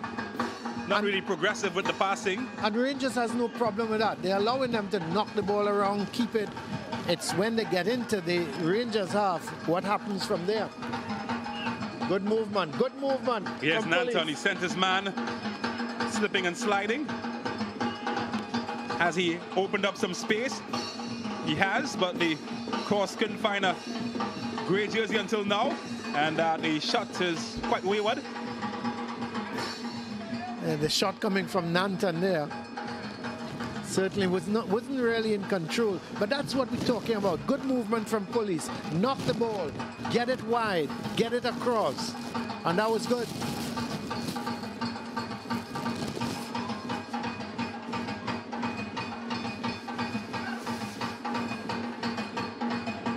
Well, they're quite content to build out of the back, La Horquetta Rangers, despite the high press from the policemen. Sturge found himself in some trouble. Sturge. Have they cleared the danger? Not just yet. Here's Chandul. Oh, that's a good passing from Chandul, and it could open up doors here. But what a save that was from the goalkeeper Jabari Bryce together with Jevon Morris. Might have given up a corner, or have they? It's a goal kick. But a good move there, but excellent defending. Because you felt at one point Freitas was in, and between the goalkeeper Bryce and of course Morris, he was just taken out of it. No foul as far as the referee was concerned. Oh, some good defending by Jevon Morris. Oh, it was. Big guy, but he can get around the pitch. The nephew of former T&T Strike Squad captain Clayton Morris. Foul. And, well, if anyone knows what's illegal, it's the low men. And that one certainly legal from Termnix Rangers. Morris in the last game, in the opening game, James had a lot of problems. He was seemed to have a lot of muscular problems, cramps, all sort of things. So he had another week to train. Let's look at him today and see if he can last this 90 minutes. Here's Russell Jr. Forced to head back in his direction, but then he sends it to Guerra. That's an excellent run from Guerra, but the whistle ends his joy. But a nice bit of movement from Termnix Rangers. What a pass from Russell, and movement from Atula Guerra. Excellent football on the part of Russell, because at one point I thought he would have to go back to his keeper. Did well, turned and played a lovely ball to Guerra. Unfortunately, he went too early. Elijah Belgrave just gives it away. Ike Andrews, 4 versus 2 in attack. Tyrone Charles tries to join in as well. They give it away again. So police guilty sometimes of giving the ball away. And once they give it away, Rangers, boy, their counter-attacking is absolutely superb. They pick up the ball and 3-4 men are in just running at the police defense. It's not the first time we've seen that. Here's Tyrone Charles. He likes running 1v1. Boy. Heavy tackle though on Nanton. That's going to be a yellow card. I'll be surprised if Charles doesn't get a yellow card. Well, he is going to go in the naughty corner of the referee. Yep, those are going to get you booked in football matches. And it's Tyrone Charles, the man there getting booked. So he's been a good boy and a bad boy, all in the first half of action here at the La Horquetta Recreation Ground. Of course, Termnix La Horquetta Rangers lead by a goal in the 24th minute from Atula Guerra.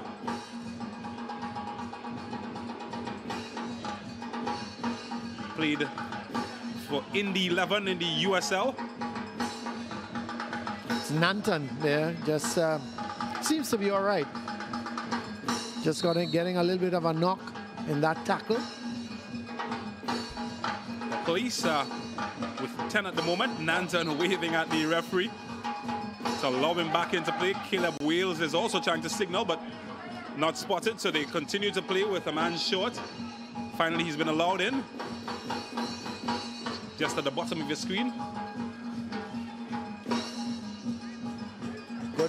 Good movement from Police. Belgrade, he should have got the ball over. Forward, but he had the chance, James, to get the ball over.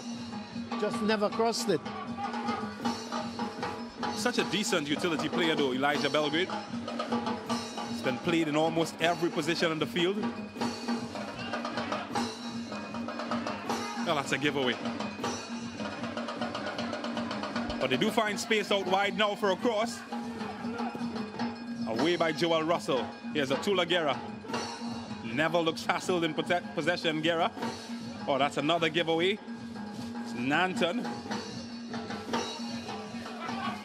Does well to keep it. He's certainly working hard, Nanton.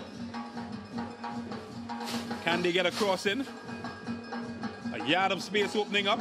Can he pick out another grey shirt? Just short of the intended mark, but it's still with Police. Aaron Kennedy. Should be easy catch in the end for the goalkeeper. Much too straight, the cross from Kennedy.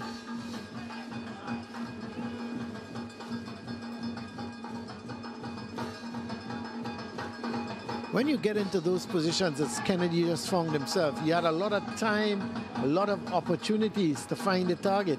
So it was a poor cross in the end from him. But he's taking his man to task, Tyrone Charles. The defender does well to contain him eventually. Caleb Sturge. Morris gives back possession cheaply and then returns at the end of it to win it back for La Horquetta. Ike Manju's in some trouble. And it's given away to Police, who can look to break here. No foul, says the referee.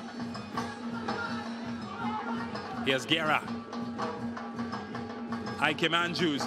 Good ball in for Real Gill. Doesn't get ahead of the defender. Wow. How about that for confidence from your goalkeeper?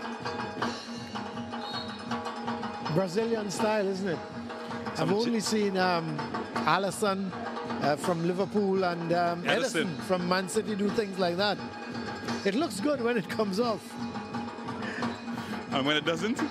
Well, normally the ball is in the back of the net.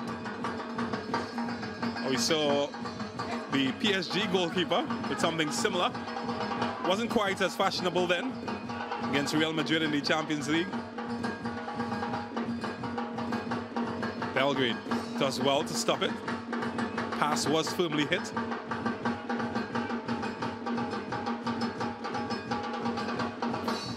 Here's Hutchinson.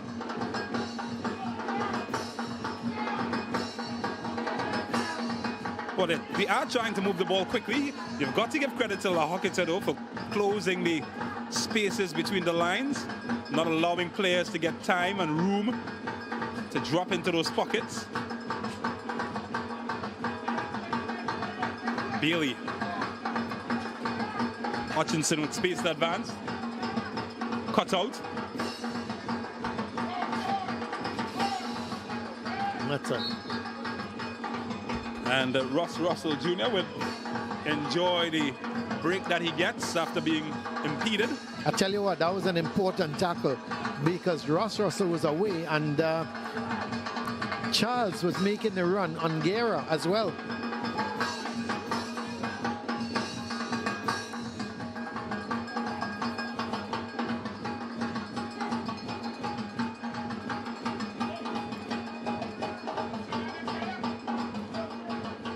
So this one goes in search of a Locker jersey and, well, tried to pin the donkey's tail but was unsuccessful.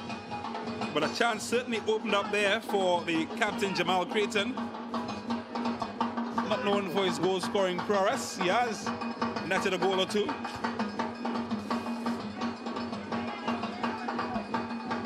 So the clock winding down in the first half. Probably less than 6 minutes remaining in regulation. Stoppages to be added. Oh, that's a heavy touch, and it just gives it away to Guerra. Here's Ikem Andrews.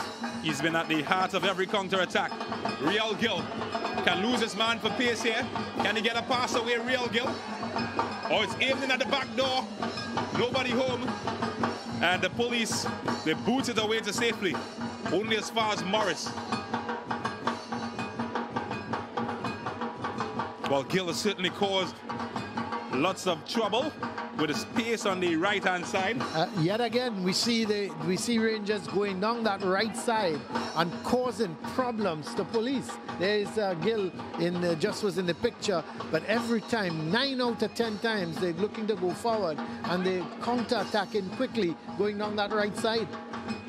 And Gill has caused real problems for the police defenders. Oh, he's really quick, that man in your picture.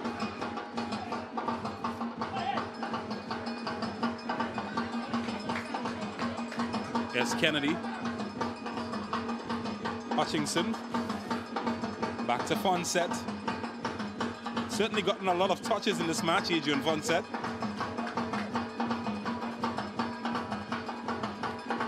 Just trying to tempt the attackers of Rangers to come forward, pull them out of position. Here's Nanton. Well, he's done well.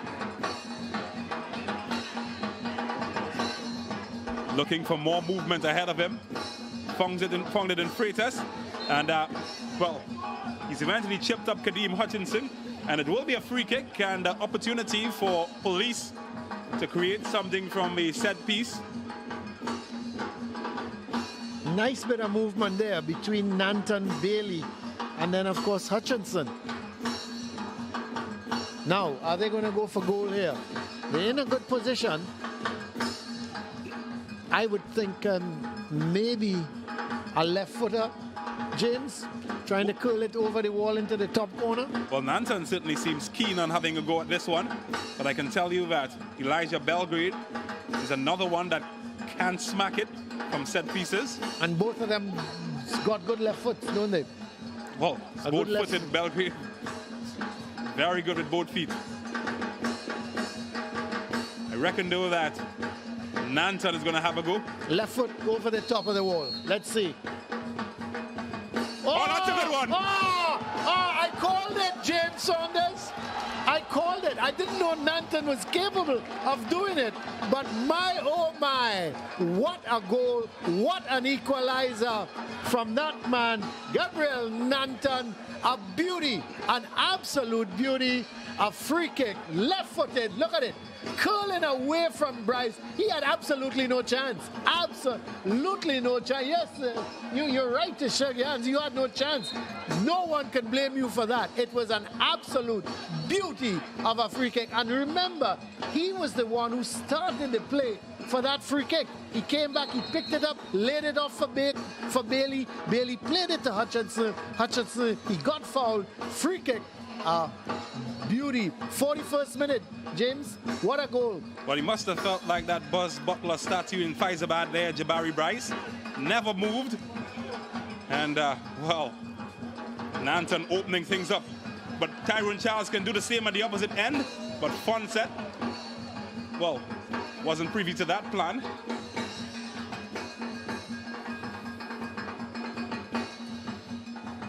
I can look at that goal, James, all week long. What a free kick. Certainly one of the goals of the tournament that we've seen so far. Here's Freitas back heel, deflected, and he will win a throw. Let's have a look at it again. And what it was curling away all the time from Bryce.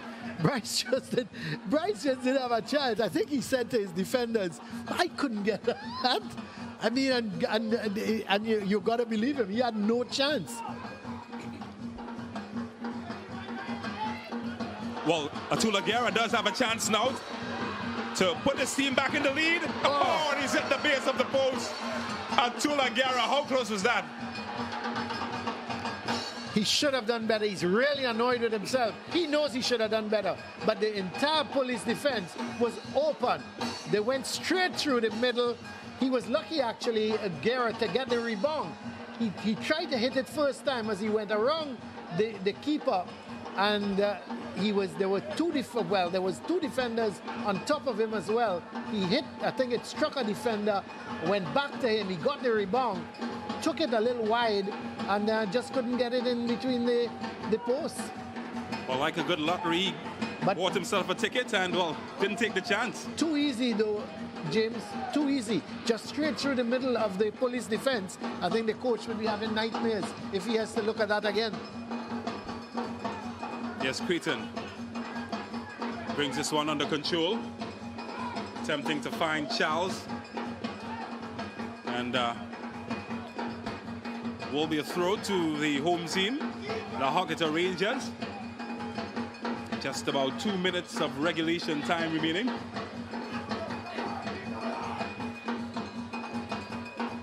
And very soon we should see the fourth official, as Tyrone Charles is flagged as being offside. So I'm told that there would be 1 minute, as is currently being confirmed by the fourth official. 1 minute of added on time in the first half. Scores level between Police and the Horquetta Rangers. Horquetta Rangers certainly had the opportunity to take a 2-1 lead into the halftime break. Atula Guerra's effort striking the base of the upright. Yes, Ike Andrews. If anybody can unlock defenses, it's him. Real Gill off to the races. And this time, he runs out of options. And he's won a corner. Police run out of ideas in clearing it and give away corner. And Gill is causing real problems going on that right side. His pace, his skill with the ball, his ability to run at defenders, he is creating real problems for the Police on down their left side. Well, here's Ike Andrews, part of the under-20 team that won the Caribbean Championship. Can he find a man inside there? He does find one, and well, he's found two in fact, and both of them missed the target. And well, they come close yet again. The captain Jamal Creighton getting the last go at that one, not hitting the mark. Thing is, Fonset was crowded out with that corner. He just had nowhere to go. There was loads of bodies in front of him.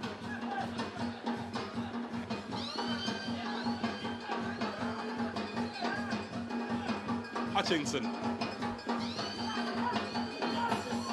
Bailey switches it across to Cabby. Looking for movement. Picks out Hutchinson yet again. And the referee picks the opportune moment to signal that it is halftime at the Horquetta Recreation Ground.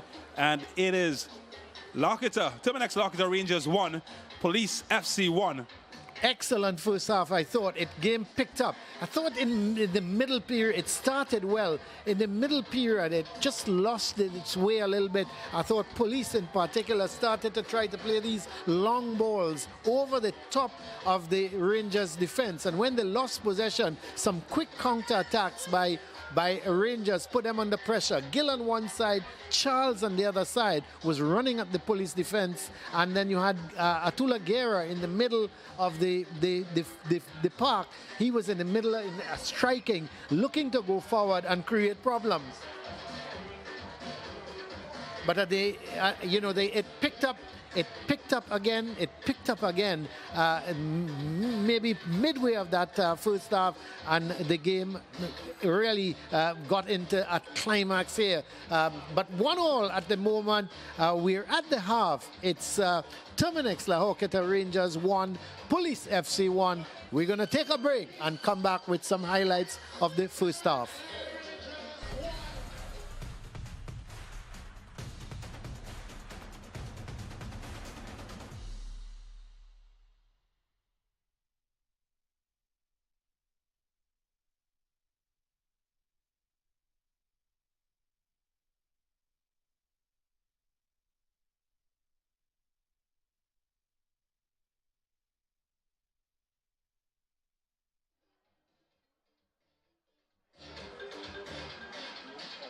Right, coming up we have the Ascension dancers and cheerleaders.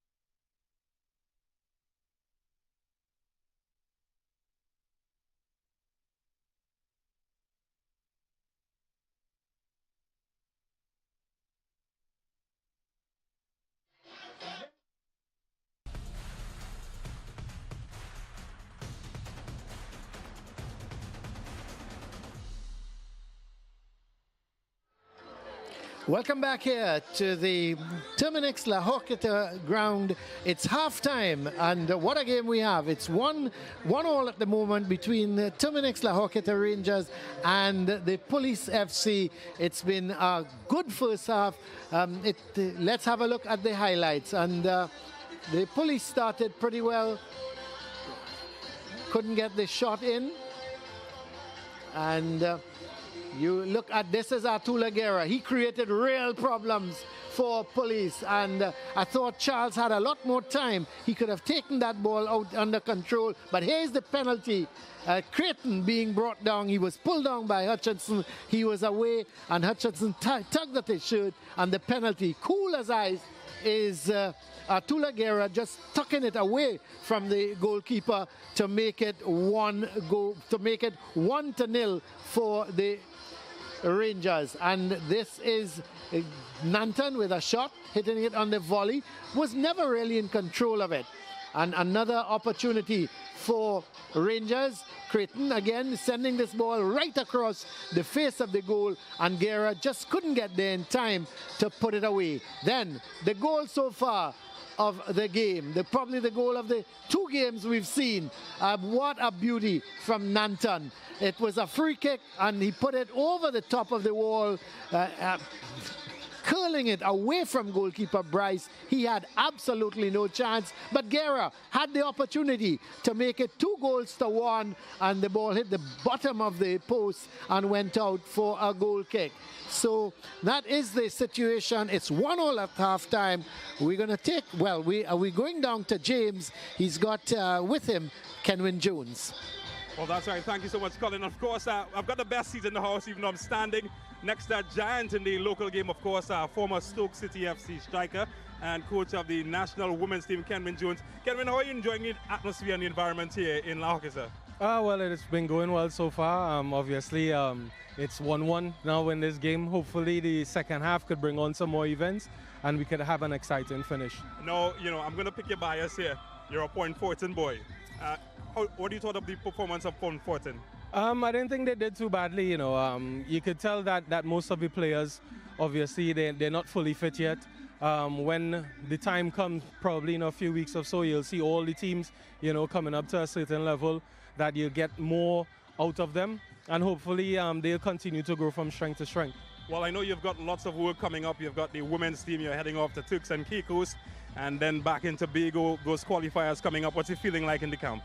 Well, I'm excited. The coaching staff were excited. The players are excited to go into this leg of qualifiers.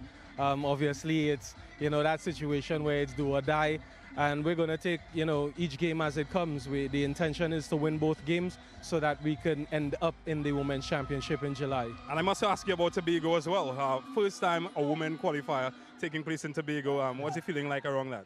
Oh, I'm happy. I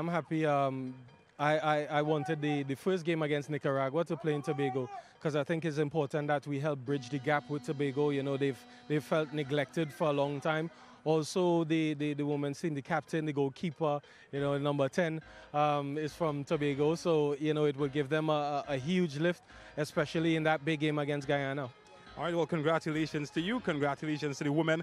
And, of course, we wish you best of luck, and we wish you luck with Point Fortin as well. Thank you very much. No, the environment, it's so good here.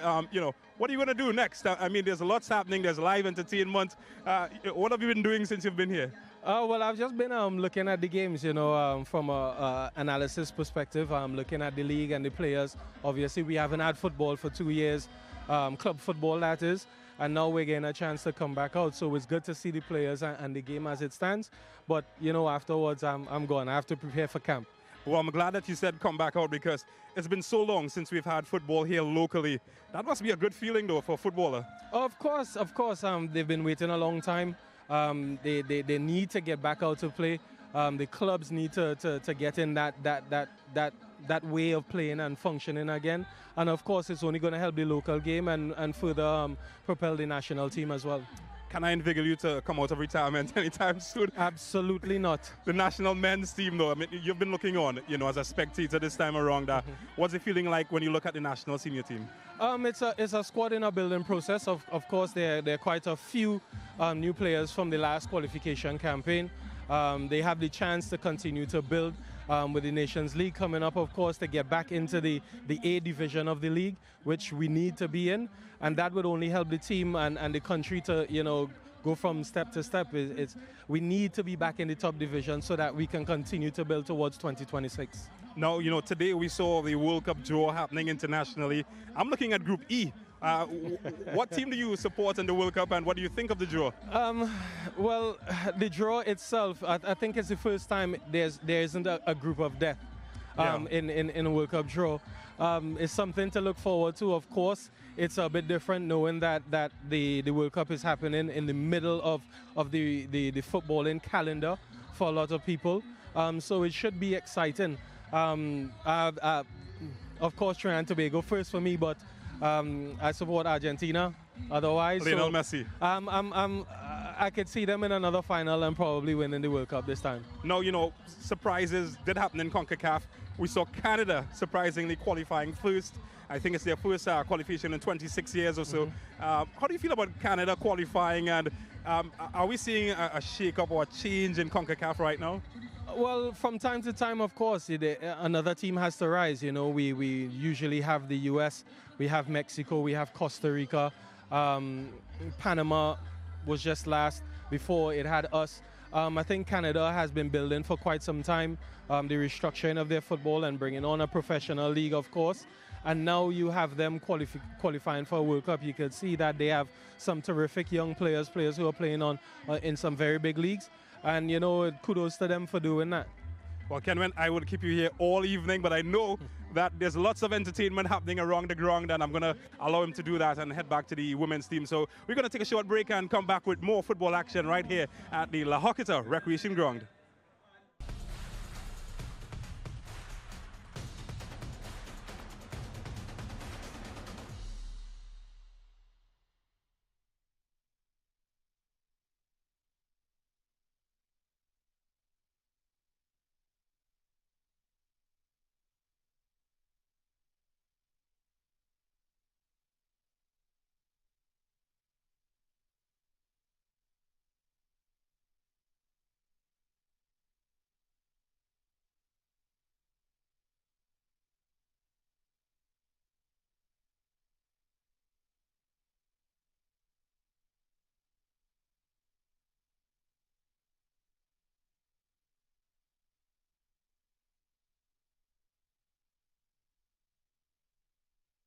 looking to start.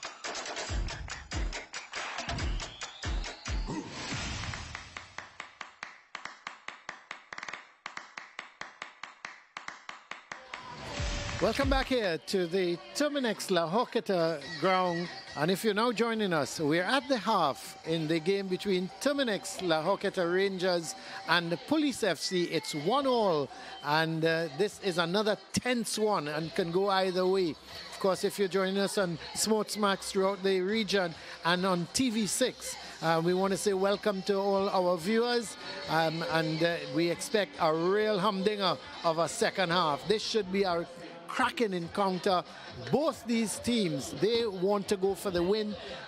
They are not the type of teams that will be satisfied with draws. They want to win. And both Police and Rangers, I expect they're going to be going at each other from the start of the whistle in this second half.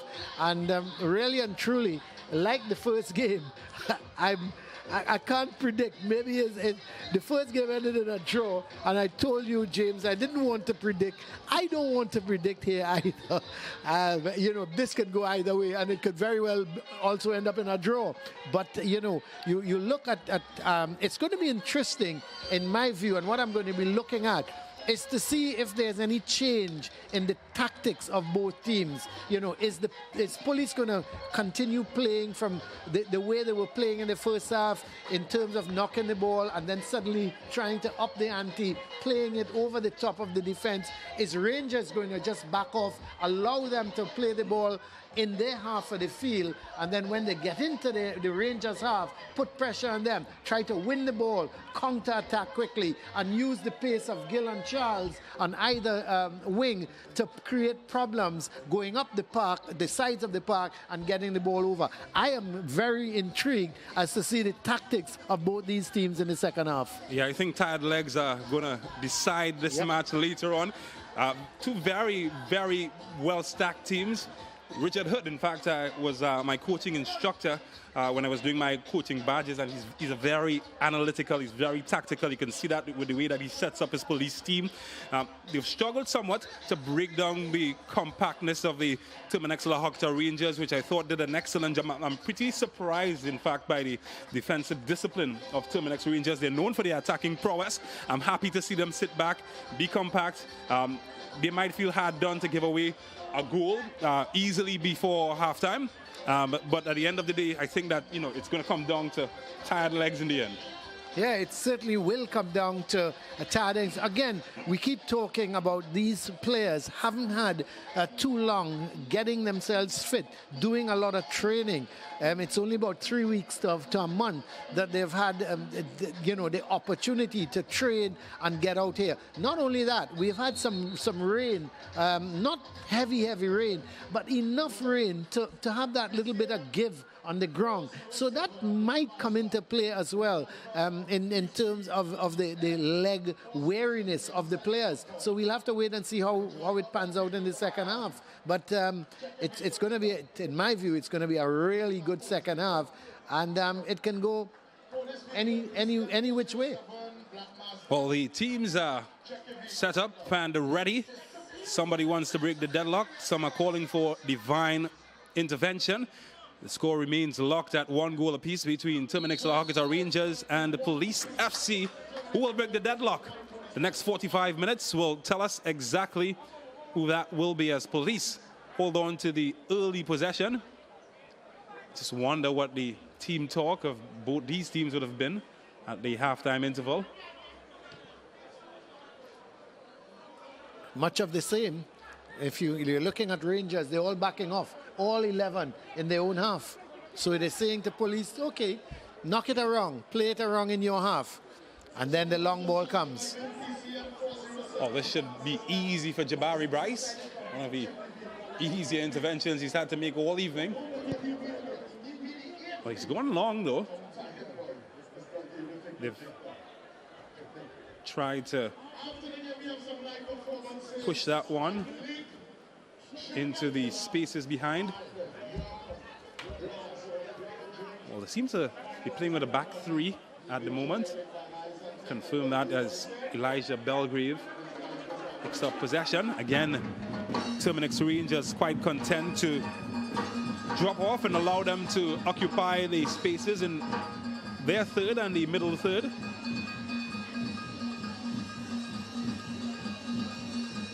Well, seems to have been some changes that took place at halftime. In fact, quite a few changes on the side of La Horquetta Rangers. I would confirm who some of those changes were.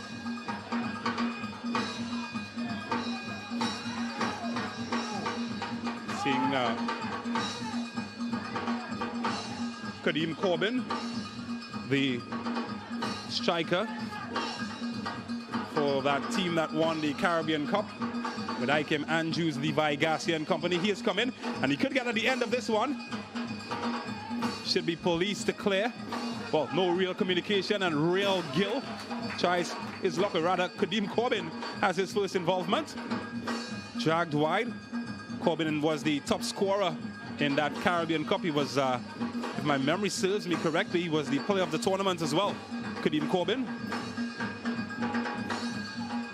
Surprised that he hasn't transitioned as smoothly into the senior national team. Was a real star at youth level. So he's come in. Well, Kaim Thomas, James, he's come in for Isaiah Lee. I'm also not sure that I'm seeing Atula Guerra. Atula Guerra is also out. They've made 4 changes. Junior Asun has come in for Atula Guerra. Quite surprised by some of the changes. Not sure if injury might play a part in any of that, as a foul is committed against Police. Now the strategy might be to go for the extra pace. Kadeem Corbin does pack some turbo. Well, he's coming for Charles, because for Tyrone Charles. They have been looking to counter-attack quickly, so he's gone for 2 quick players. That might be the rationale that I think might be in his head. It's all a guessing game at the moment. I guess we'll find out later on. Well, here's the free kick that's aimed in at the back post, and wow, everything but what was required went into the net. 2 Police players, but not the ball. But again, they threatened from set pieces. They did get their equalizer from a set piece, Gabriel Nanton, and this time Chandu trying his luck. Unfortunately, he couldn't pick out one of the lurking grey jerseys at the far post, and might just have shifted the post as well. James, I'm really surprised at 4 substitutions. When you look at it, Kaim Thomas has come in for Isaiah Lee, Junior Asun has come in for Atula Guerra, Kadeem Corbin has come in for Tyrone Charles, and Maurice Dick has come in for Akim Andrews. And those are not the changes that you would have expected to see. Well, not 4 at one time. I'm really... and they're 4 key players. Yeah. It'll be interesting, James, when you chat to the coach to get an insight into how come you've made these 4 changes. Well, all at once. Seen stranger things happen in football matches. Nanton, well, that's a good tackle. And would be a throw to Police. But I'm sure many of the fans here in La Horquetta might be asking the same questions that you've been asking, Colin Murray. I'm just wondering if it has to do with a little bit of fitness on the part of those players. But all these been tripped, has he? Doesn't seem so, according to the referee. He's gonna bring it back. He's got to. There was no advantage, yeah. Again, with his pace causing all sorts of trouble.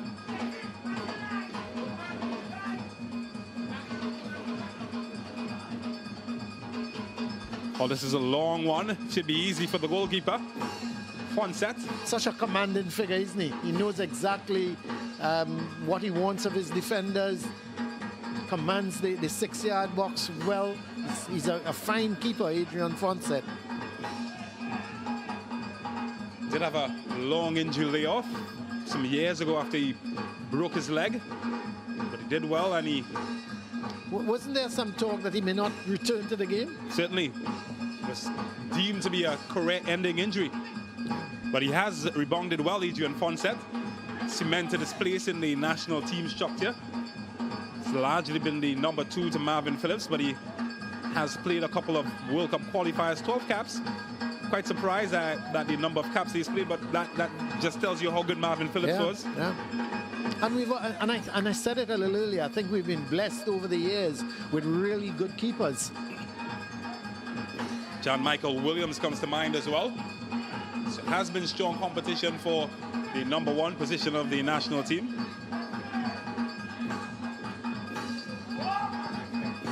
Well, Leslie Russell taking no chances there. And using some unorthodox means to try to clear that one. Fortunately for him, his goalkeeper cleans up. Talking about Ross Russell Jr., what about Russell Sr.? Yeah. Between the sticks as well. He was a fine keeper. Let's not forget Glenroy Samuel. Yeah. Who would have been part of the national youth setup together with Fonset. And Andre Marchand as well. Another. Trinidad and Tobago has been a very fertile soil for goalkeepers. And if you want to go even further back, people like Earl Spider-Man Carter. Michael Maurice. Hayden Thomas. That's right. Mike McComey, the deceased Michael McComey.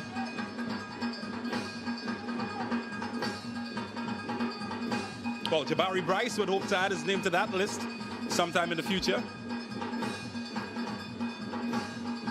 Well, here they come, La Horquetta Rangers. They're packing a punch going forward now. Well, he did well to keep it. And the referee offers him some protection as well. And Salim Henry managed to keep possession for Police.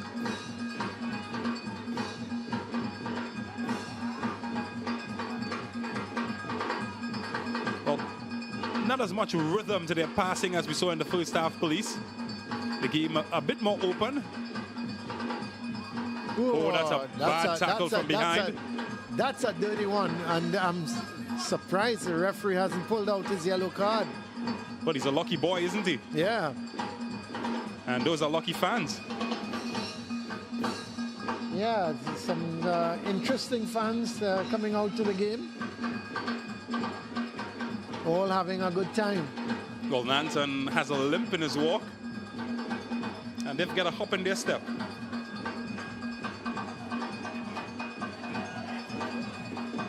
Oh, it's a chance. And what a shot. What a save. Was it tipped over? Oh, it was. What a save. What a brilliant save. And, well, the referee is saying goal kick, and the Rangers players are protesting. I thought he got a hand to that. Whoa. Well, I told you about Kadeem Corbin. He is a nippy goal scorer. Was one of the players that was being touted to replace Kenwin Jones, who we interviewed at halftime. He's quick, he's two-footed, and He has an eye for goal.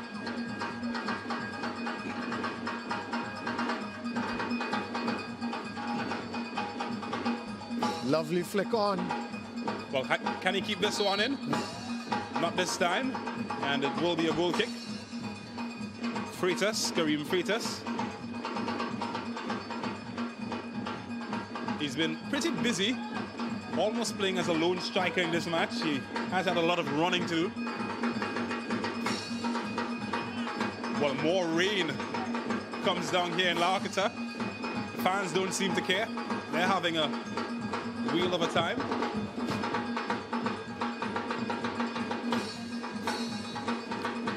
Of course, all our cameramen, James, have walked with their garbage bags. And women, yes, that's very true. Our cameramen and women have all walked with their garbage bags. Oh. There they are. Nobody gave us the memo. Nobody gave us a garbage bag, and we were getting wet. But that's life. Oh, here's Sturge. Switches the point of the attack. Ross Russell Jr. sends it back to Leslie Russell. Here's Javon Morris. He's gone long looking for Gill, who is the shortest man in the field, but he got ahead of Elijah Belgrave there. And a chance opening up. Kadeem Corbett, but it's touched too heavy. But the flag does come to his rescue, as it is in an offside position. He's going to be grateful to see that flag. But what a position that they were able to open up. That play started by Gill.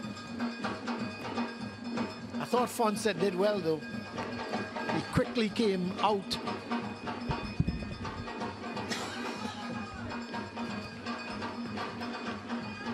Well, it's beginning to pour here in La Horquetta. The surface has held up pretty well, though. Yeah, it's going to make conditions even a little more tricky for the players, because it's a, I wouldn't say it's a shower, but it's a steady drizzle, which is going to be making the field all have a little bit more give. And you could see immediately that ball just running away, bouncing in front of the police striker and just running away. Actually, it looked like Bailey was the man making the forward run, and the ball just going past him. Well, there might be some movement on the sidelines, and it's the former national youth player, Jabari Mitchell, who is going to make his way in, and Salim Gill would say goodbye to the game. So 49 minutes gone, 59, and Jabari Mitchell, another top youth player, was a part of every youth team, under 17, under 20, and even at the under 23 level, has been called up to the senior team a couple of times. Hasn't gotten much caps though, but he certainly is a talent coming in for Police. So they've got lots of trump cards in their possession. They're going to look for his energy in the middle of the field.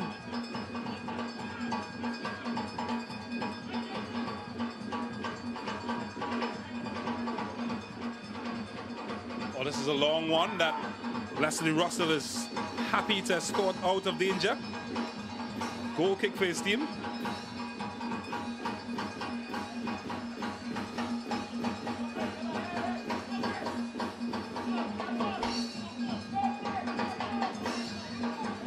Well, he's a cool, calm customer, isn't he?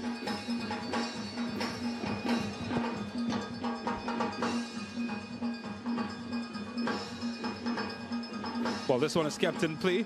Oh, that's a nice movement. He's gotten past one, he's gotten past two. He's done well to hold on to possession, but he gives it away as the footwork show comes out. Well, everybody's just giving away and winning it back at the moment.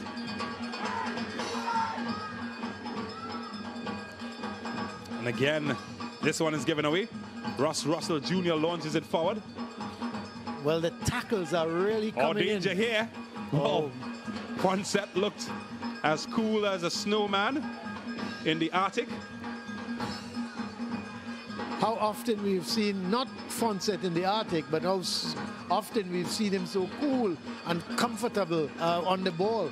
You know, and we kept saying, James, that's the thing with goalkeepers nowadays. They've got to learn to, in the old days, you would find the keeper just coming out and blasting that ball. Sending it to heaven. Yeah, now look at him. How cool, calm, and knows exactly what he wants to do with the ball. That's the modern goalkeeper.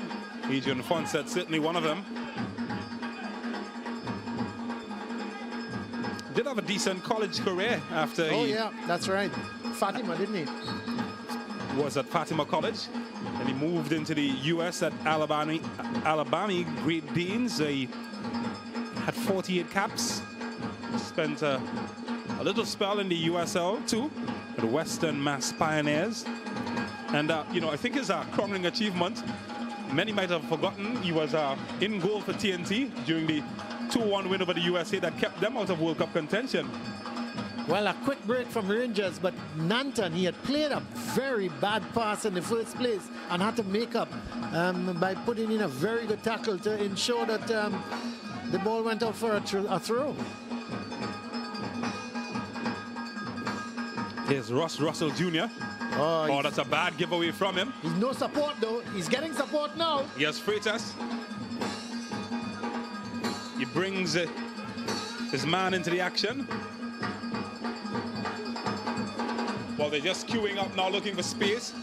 Crowded out like an ants around a piece of candy. Yes, Belgrade. Couldn't be bumped off the ball and, well, overplayed a bit and gave away possession. There's the coach of Rangers.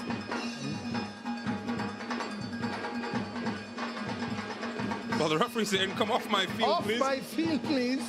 I love it. Oh, you're good at the breathing, aren't you? Off my field. I thought it was La Horquetta Rangers field.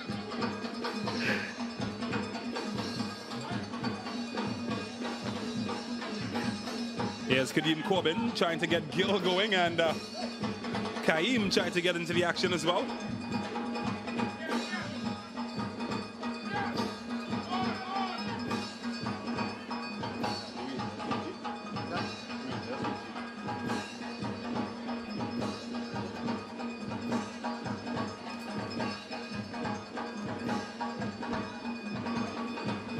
So here's Gil and Mandong,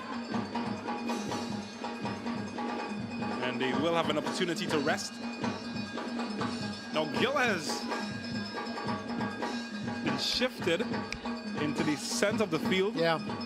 Well, they've used Thomas. He's come out wide on the right, and I think, is it Corbin wide on the left?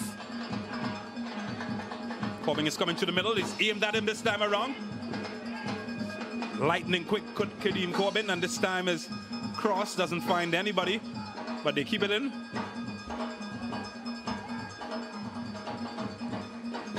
Well, Asun has done well there. Couldn't pick out a white shirt. And here come Police. Wow, tried to be clever and almost gave away possession. Well, that is very good from Gil. And again, they get going down the left side. He's got options. Can he find one of them? He opts to try to get off a shot unsuccessfully. It's end-to-end stuff. Seesaw action. Can Freitas get at the end of it? No, he can't. Jabari Bryce comes to the rescue. And here is Gil. Found himself out wide. His pass cut out. Elijah Belgrade. Whoa, just seemed to steamroll his man there. Belgrade. I'm just looking to see, James, they've been creating some chances wide on the left. I think it's Asun is out there. He's the man wide on the left. He's finding himself in a lot of space. I thought when he came inside just now, he was going to have a crack at goal. He held on that little bit too long and enabled the Police defenders to get that ball back. Well, a free kick again for Police. Remember last time they had a free kick, what they did with it.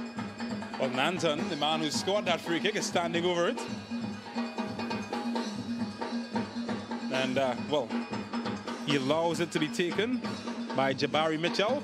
And, well, the end result comes to naught. Maybe a bit of seniority at play there.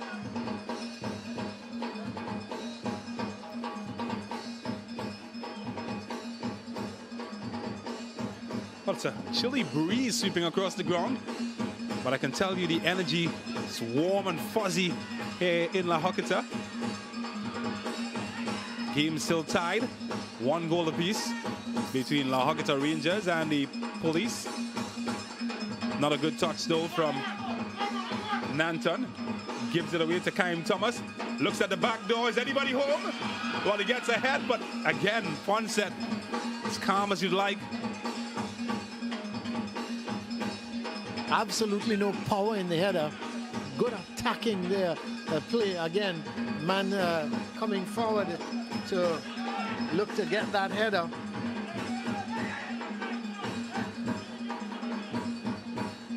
Well, he's being used as an integral part in the build-up play, Fonset.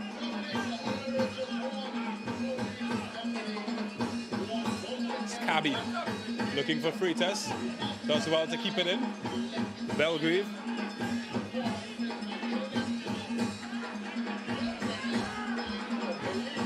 Might be more changes this time on the Police end as they've got action off the field happening. But on the field, it's La Horquetta Rangers who look to attack. Possession given away cheaply again. Well, I tell you what, not happy by that decision that has gone against Rangers. Ross Russell Jr. So it's going to be a free kick for Police, but not before a change might be made as Christian Thomas is lining up to come on. And I'll tell you who he will replace. Looks like Hutchinson. Kadeem Hutchinson. So it is, you're right, absolutely right. Hutchinson will be replaced by Christian Thomas. So he makes his first appearance in the match.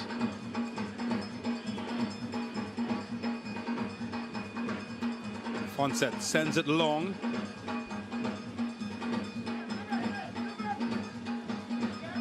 And Kaim Thomas has a foot race here. Does well to keep it in again. Elijah Belgrave. Is he going to take him for a spin? Oh, he does. Difficult to get past Belgrave. He's so experienced, but the ball remains in play. I think they were both surprised by that. Well, careless, and Fonset had to be alert. Actually went out. It went out of play, so it's going to be a goal kick. Well, they're going to be relieved to know that.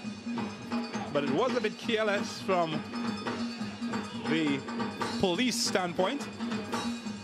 Just about 20 minutes to go in this game, James, and still it can go either way. I think both teams are not sitting back and holding on for this 1-1 draw. I think both teams want to win it.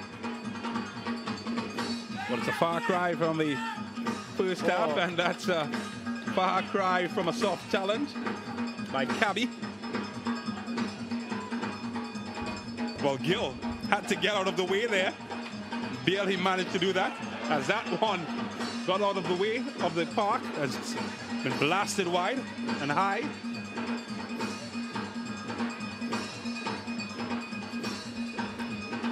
Well, the game has certainly opened up, Colin Murray. Oh yeah, still a very open game now, and you look, it can go either way.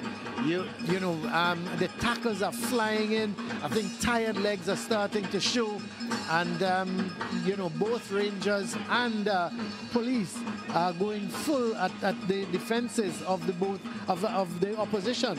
Yes, Freitas looking to find a jersey in there. His touch just took away the angle. Was in a great position.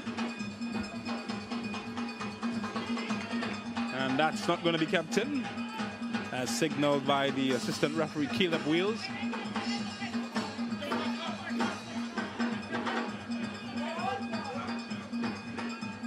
Fun set.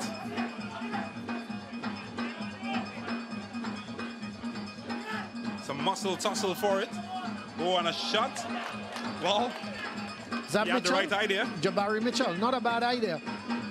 I think he surprised Bryce a little bit. He hit it one time, and unfortunately, because it was the left foot, it kept curling away from the keeper. So Bryce was just diving to ensure that it wasn't sneaking in at that far post. But a good idea from Mitchell. On this kind of surface, when you hit it and it goes maybe dropping just in front of the keeper, it's difficult. It skids on, and keepers got to be very wary of shots of that nature.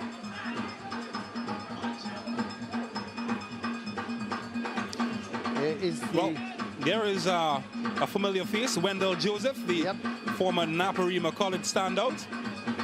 Also played with the Police senior team. It's now evolved into management.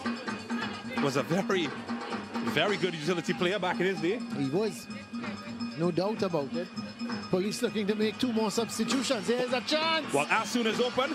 Can he get a shot on target? He can! Junior Asun sends the home crowd into a euphoric state as the lock has been picked. And Termnix Horquetta Rangers take a 2-1 lead. Well.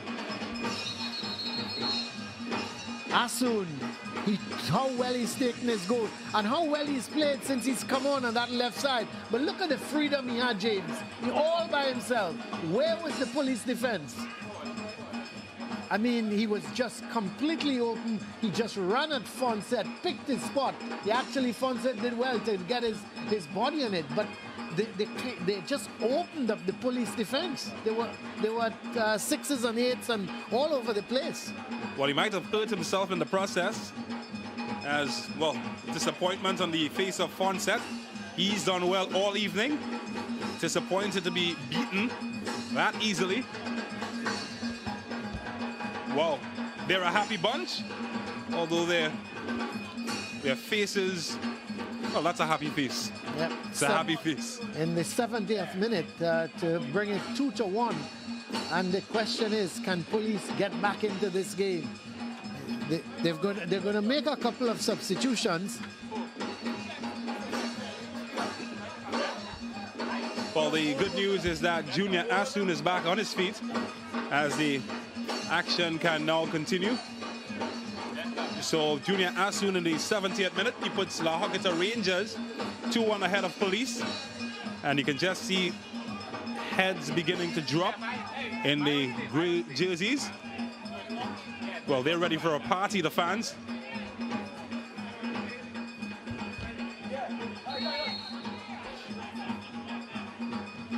Well, that is a prayer that will not be answered as that one sails over the top. Not a bad idea, though.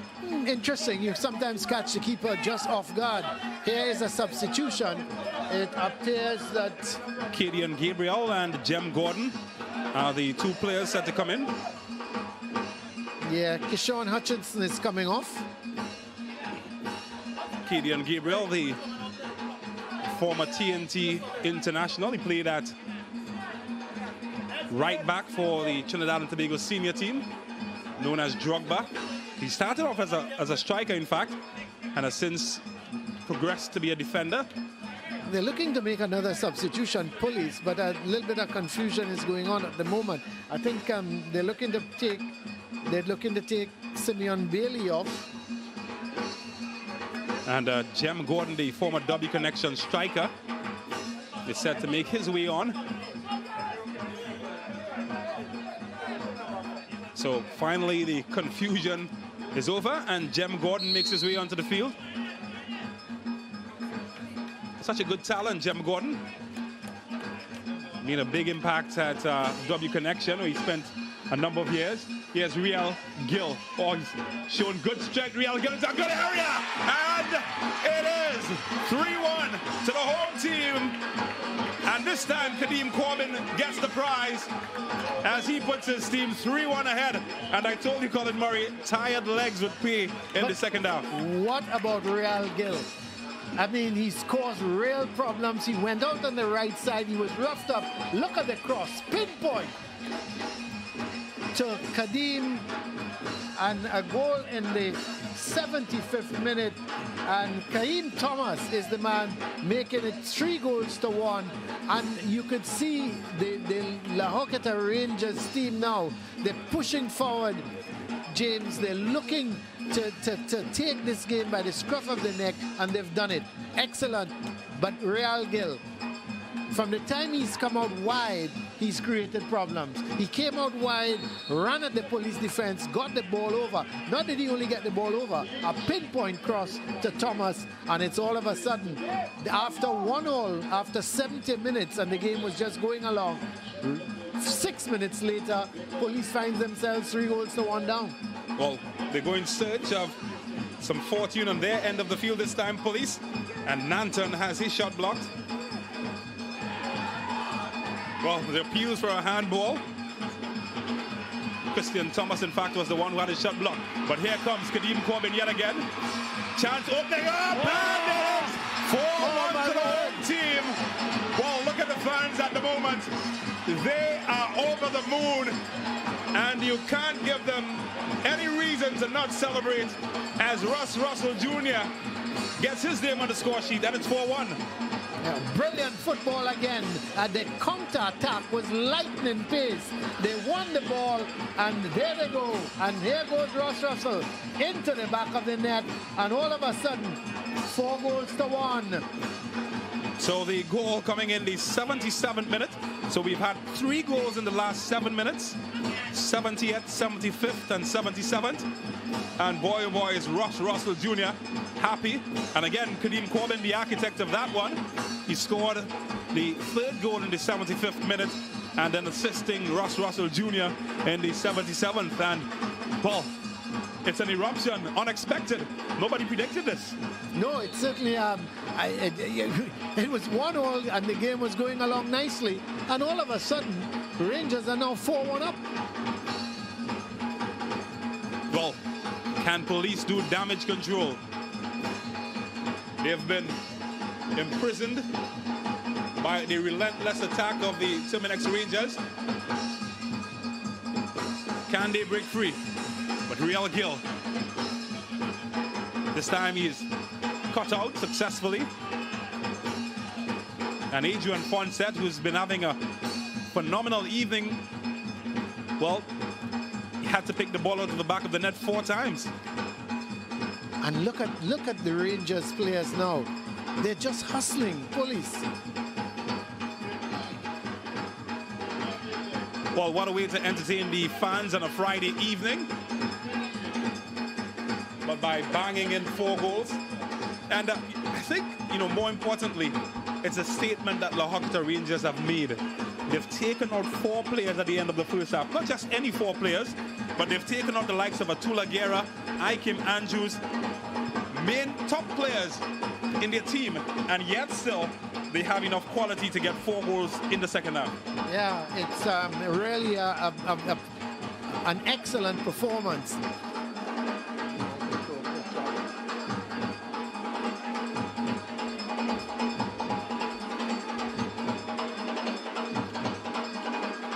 So it's another chance for police to find themselves a consolation, perhaps. Can't pass the first defender. Oh, that's a good turn from Gill. Certainly my man of the match at the moment. Here we go, Kadeem Corbin. What an impact he's made since coming on. Another contender for top player in the match. Here's Corbin.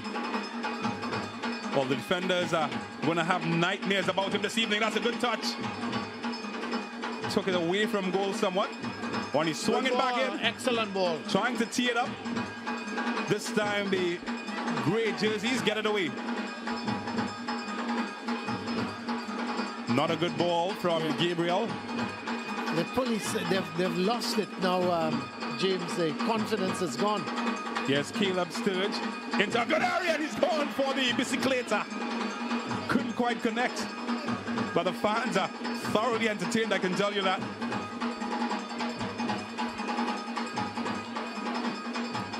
Freitas tries to find Thomas. Sturge clears his lines. Wow, the game has certainly gone on another level of excitement.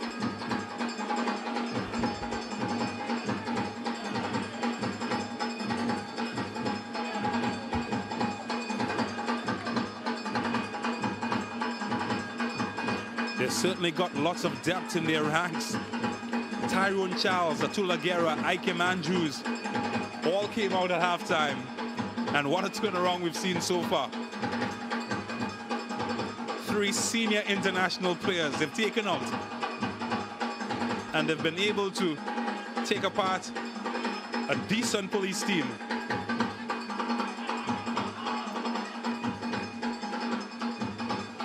Yes, there Real. Goes Gill. There goes Gill. There goes Gill. Well, he likes running at them. This time he goes. What a cracker! That's not a telephone, that's his upright ringing. Oh my word. And he came close again to pinning the tail yet again. I tell you what, James, if there's one person on this field deserves a goal, it's Real Gill. He had opportunities to play the ball to his left. Look at the crowd. They're just lapping it up here. He had opportunities to play that ball to his left. He decided to go it alone, went round the defender and had an absolute cracker. But here comes police. Ball just going behind for a goal kick. But what a shot from Real Gill. Well, he's certainly been a star performer. Never even moved. He never even moved. He just watched it and prayed. What a shot. Well, what a match we've witnessed and are witnessing here at the Horquetta Recreation Ground. Well, the Friday night party has started and, well, the performers haven't even come out yet. Tell you what, the real performers are in white jerseys on the field at the moment. Fonset has to be careful here. They've really upped their game. We talked about tired legs and we talked about the game petering out, but certainly the Horquetta Rangers, they have lifted their level to an incredible type of performance now that we're witnessing. Now Colin Murray, I think that man in your picture, he's the star performer of the evening. I have no objection to that, James. Absolutely none. Real Gill, certain that all around the Horquetta would agree that certainly has been the most outstanding player on the field. They're gonna dream him this evening, the police players. And that's a foul against the captain, Jamal Creighton.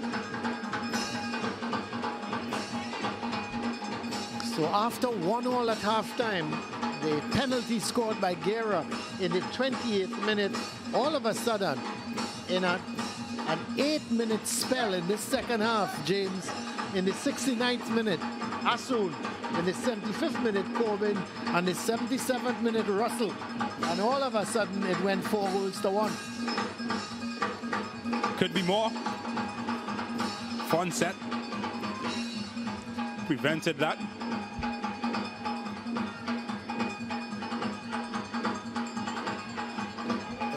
So lots of action. Atula Guerra would have started the scoring as early as the 24th minute. Yep. 1-1 at halftime.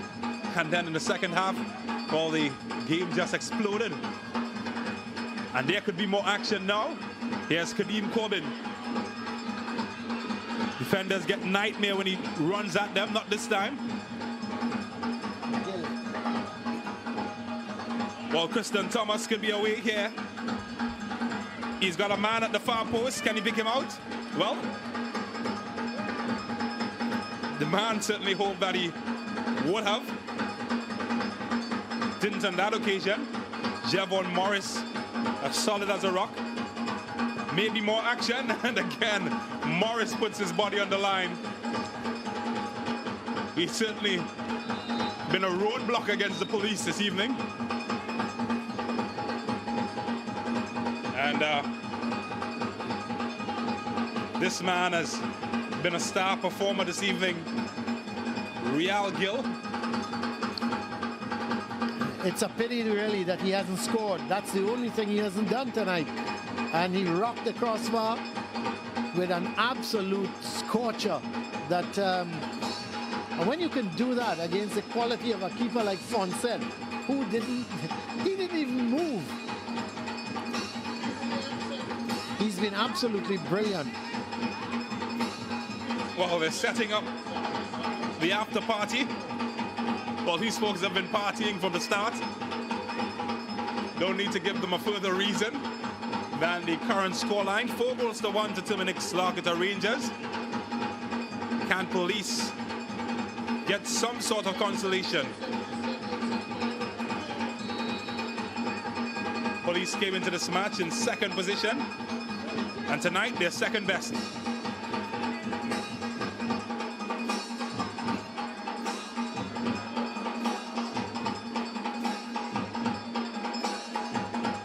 Is there to be more drama in this match?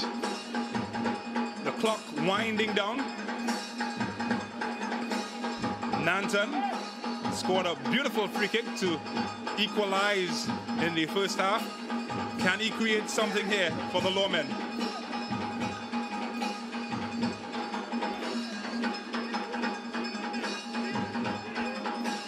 Well, they've got to defend yet again.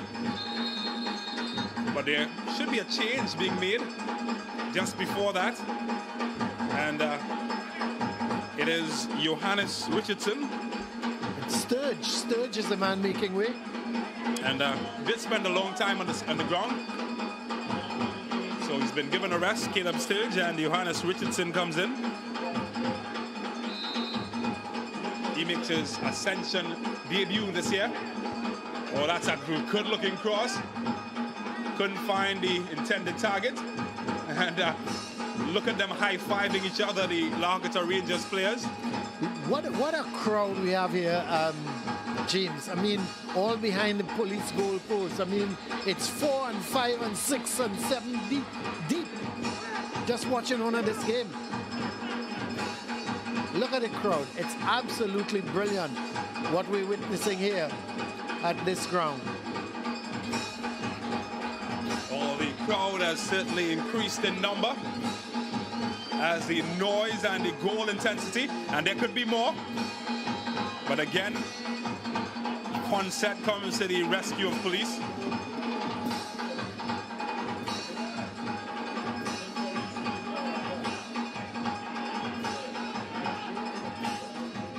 Elijah Belgrave is the latest victim of some sore muscles, and he would require some treatment.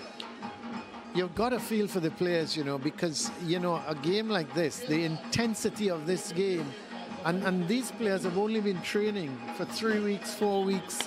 I mean, and, you know, you're talking 90 minutes of tough, hard football. You've got to give them a lot of credit. All the teams that have taken part in the league. Well, he's certainly having a joyful evening. Just about winding down. We've just got a few minutes left in this game before added on time.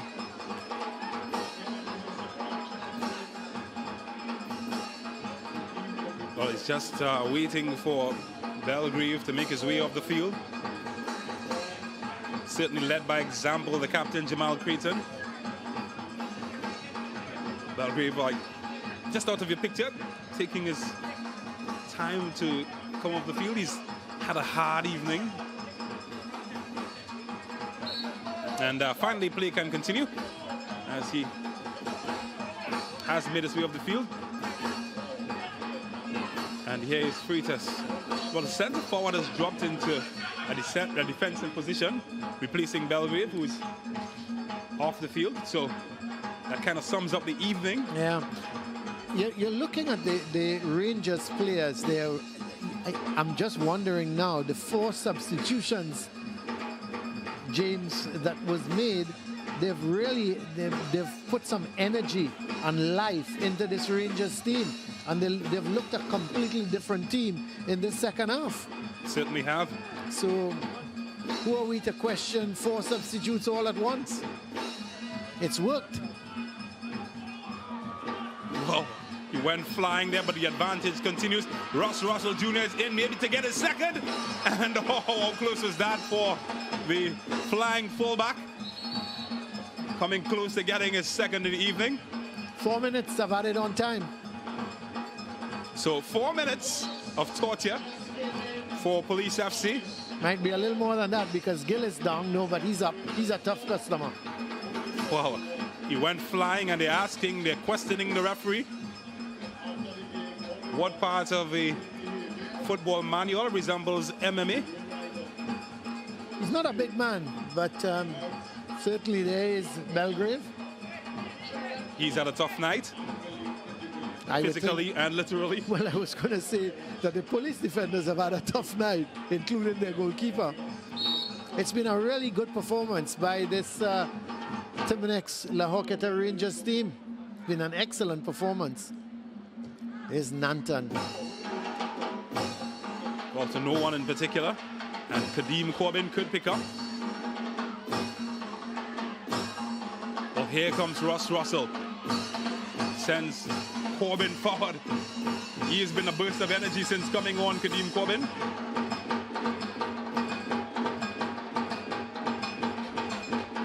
I just wonder how he doesn't make the starting lineup of this team, Kadeem Corbin. Such a talented centre forward. He's proven that already this evening. So almost a Galactico team for Termnix Rangers as another player goes flying. Looks like Gill. All of a sudden, the last couple of minutes, he's been in the wars. Well, I tell you what, the police are good at finding the targets, and they've certainly made Gill a target after his performances. Well, they've opened up the sea here, and Fonset had to be strong. And, offside. Well, it's been called back now, but Adrian Fonset again. Brilliant save. He wasn't to know that the man was offside. He had to save, and he did. Here's Freitas.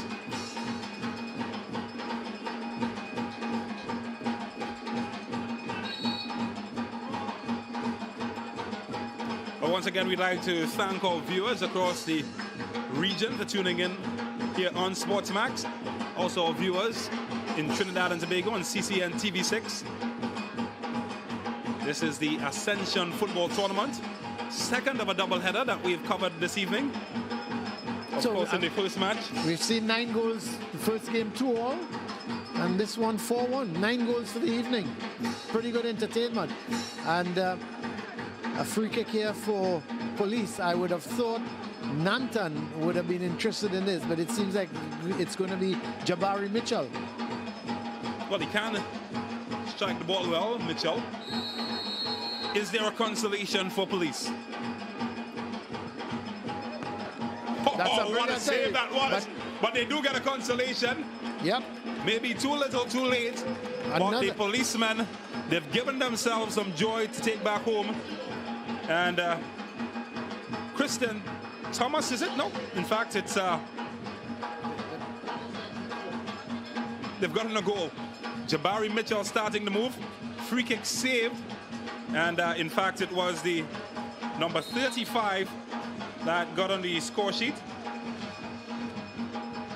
Mikel Jem Gordon, a former W Connection attacker, getting the final touch.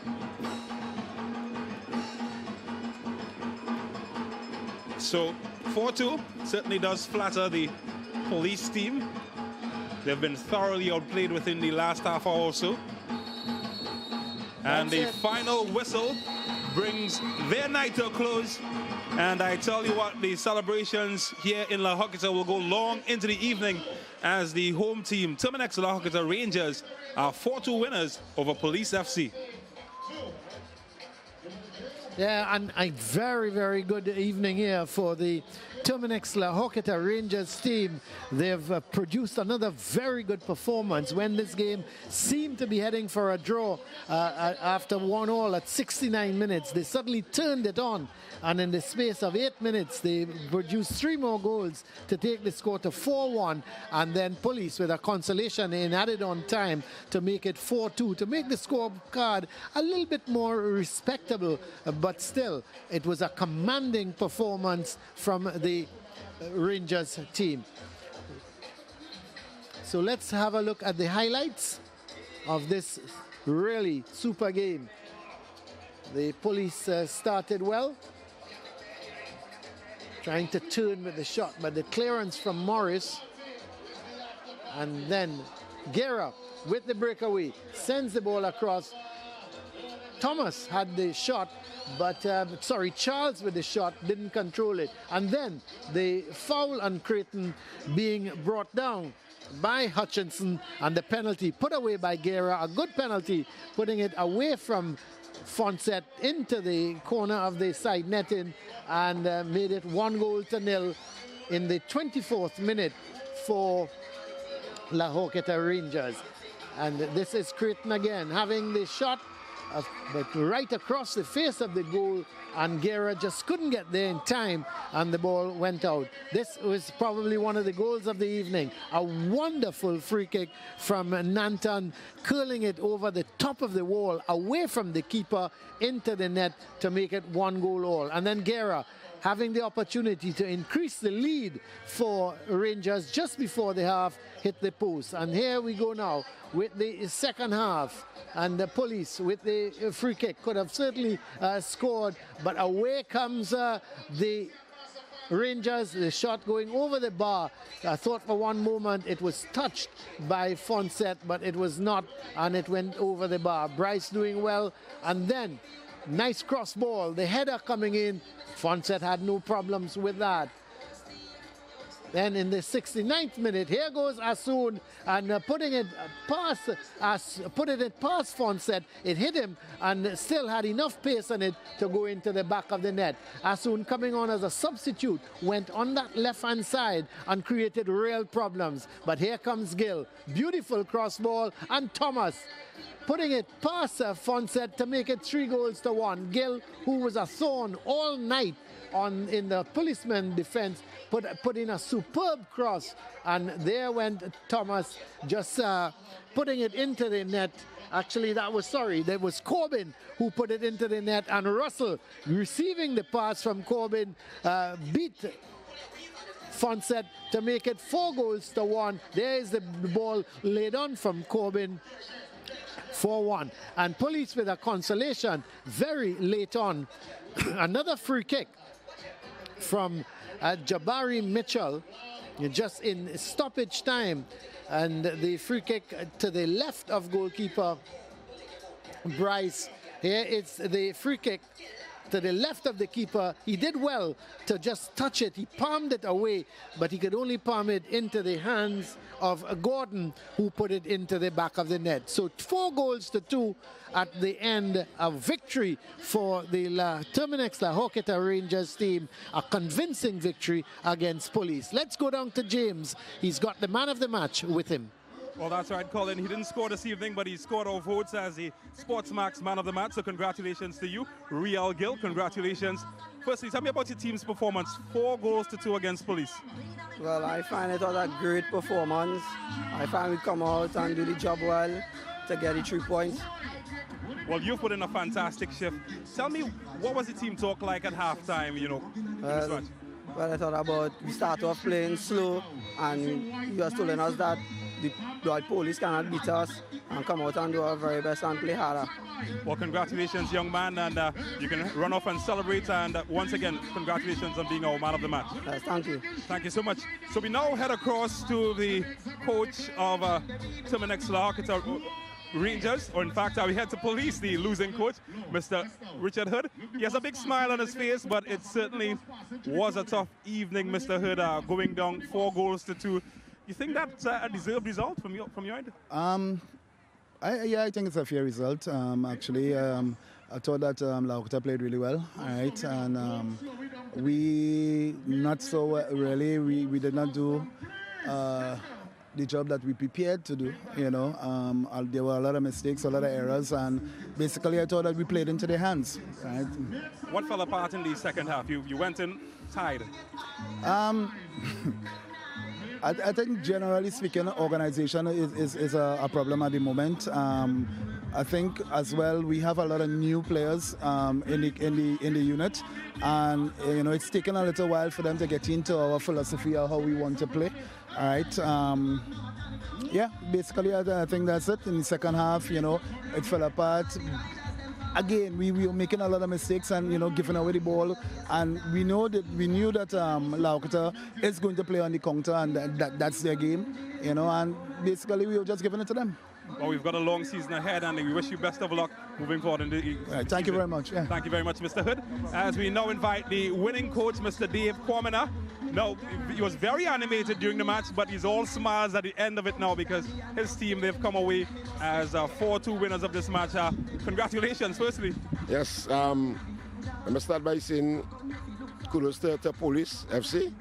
They made us work hard tonight, but we ended up coming out on top.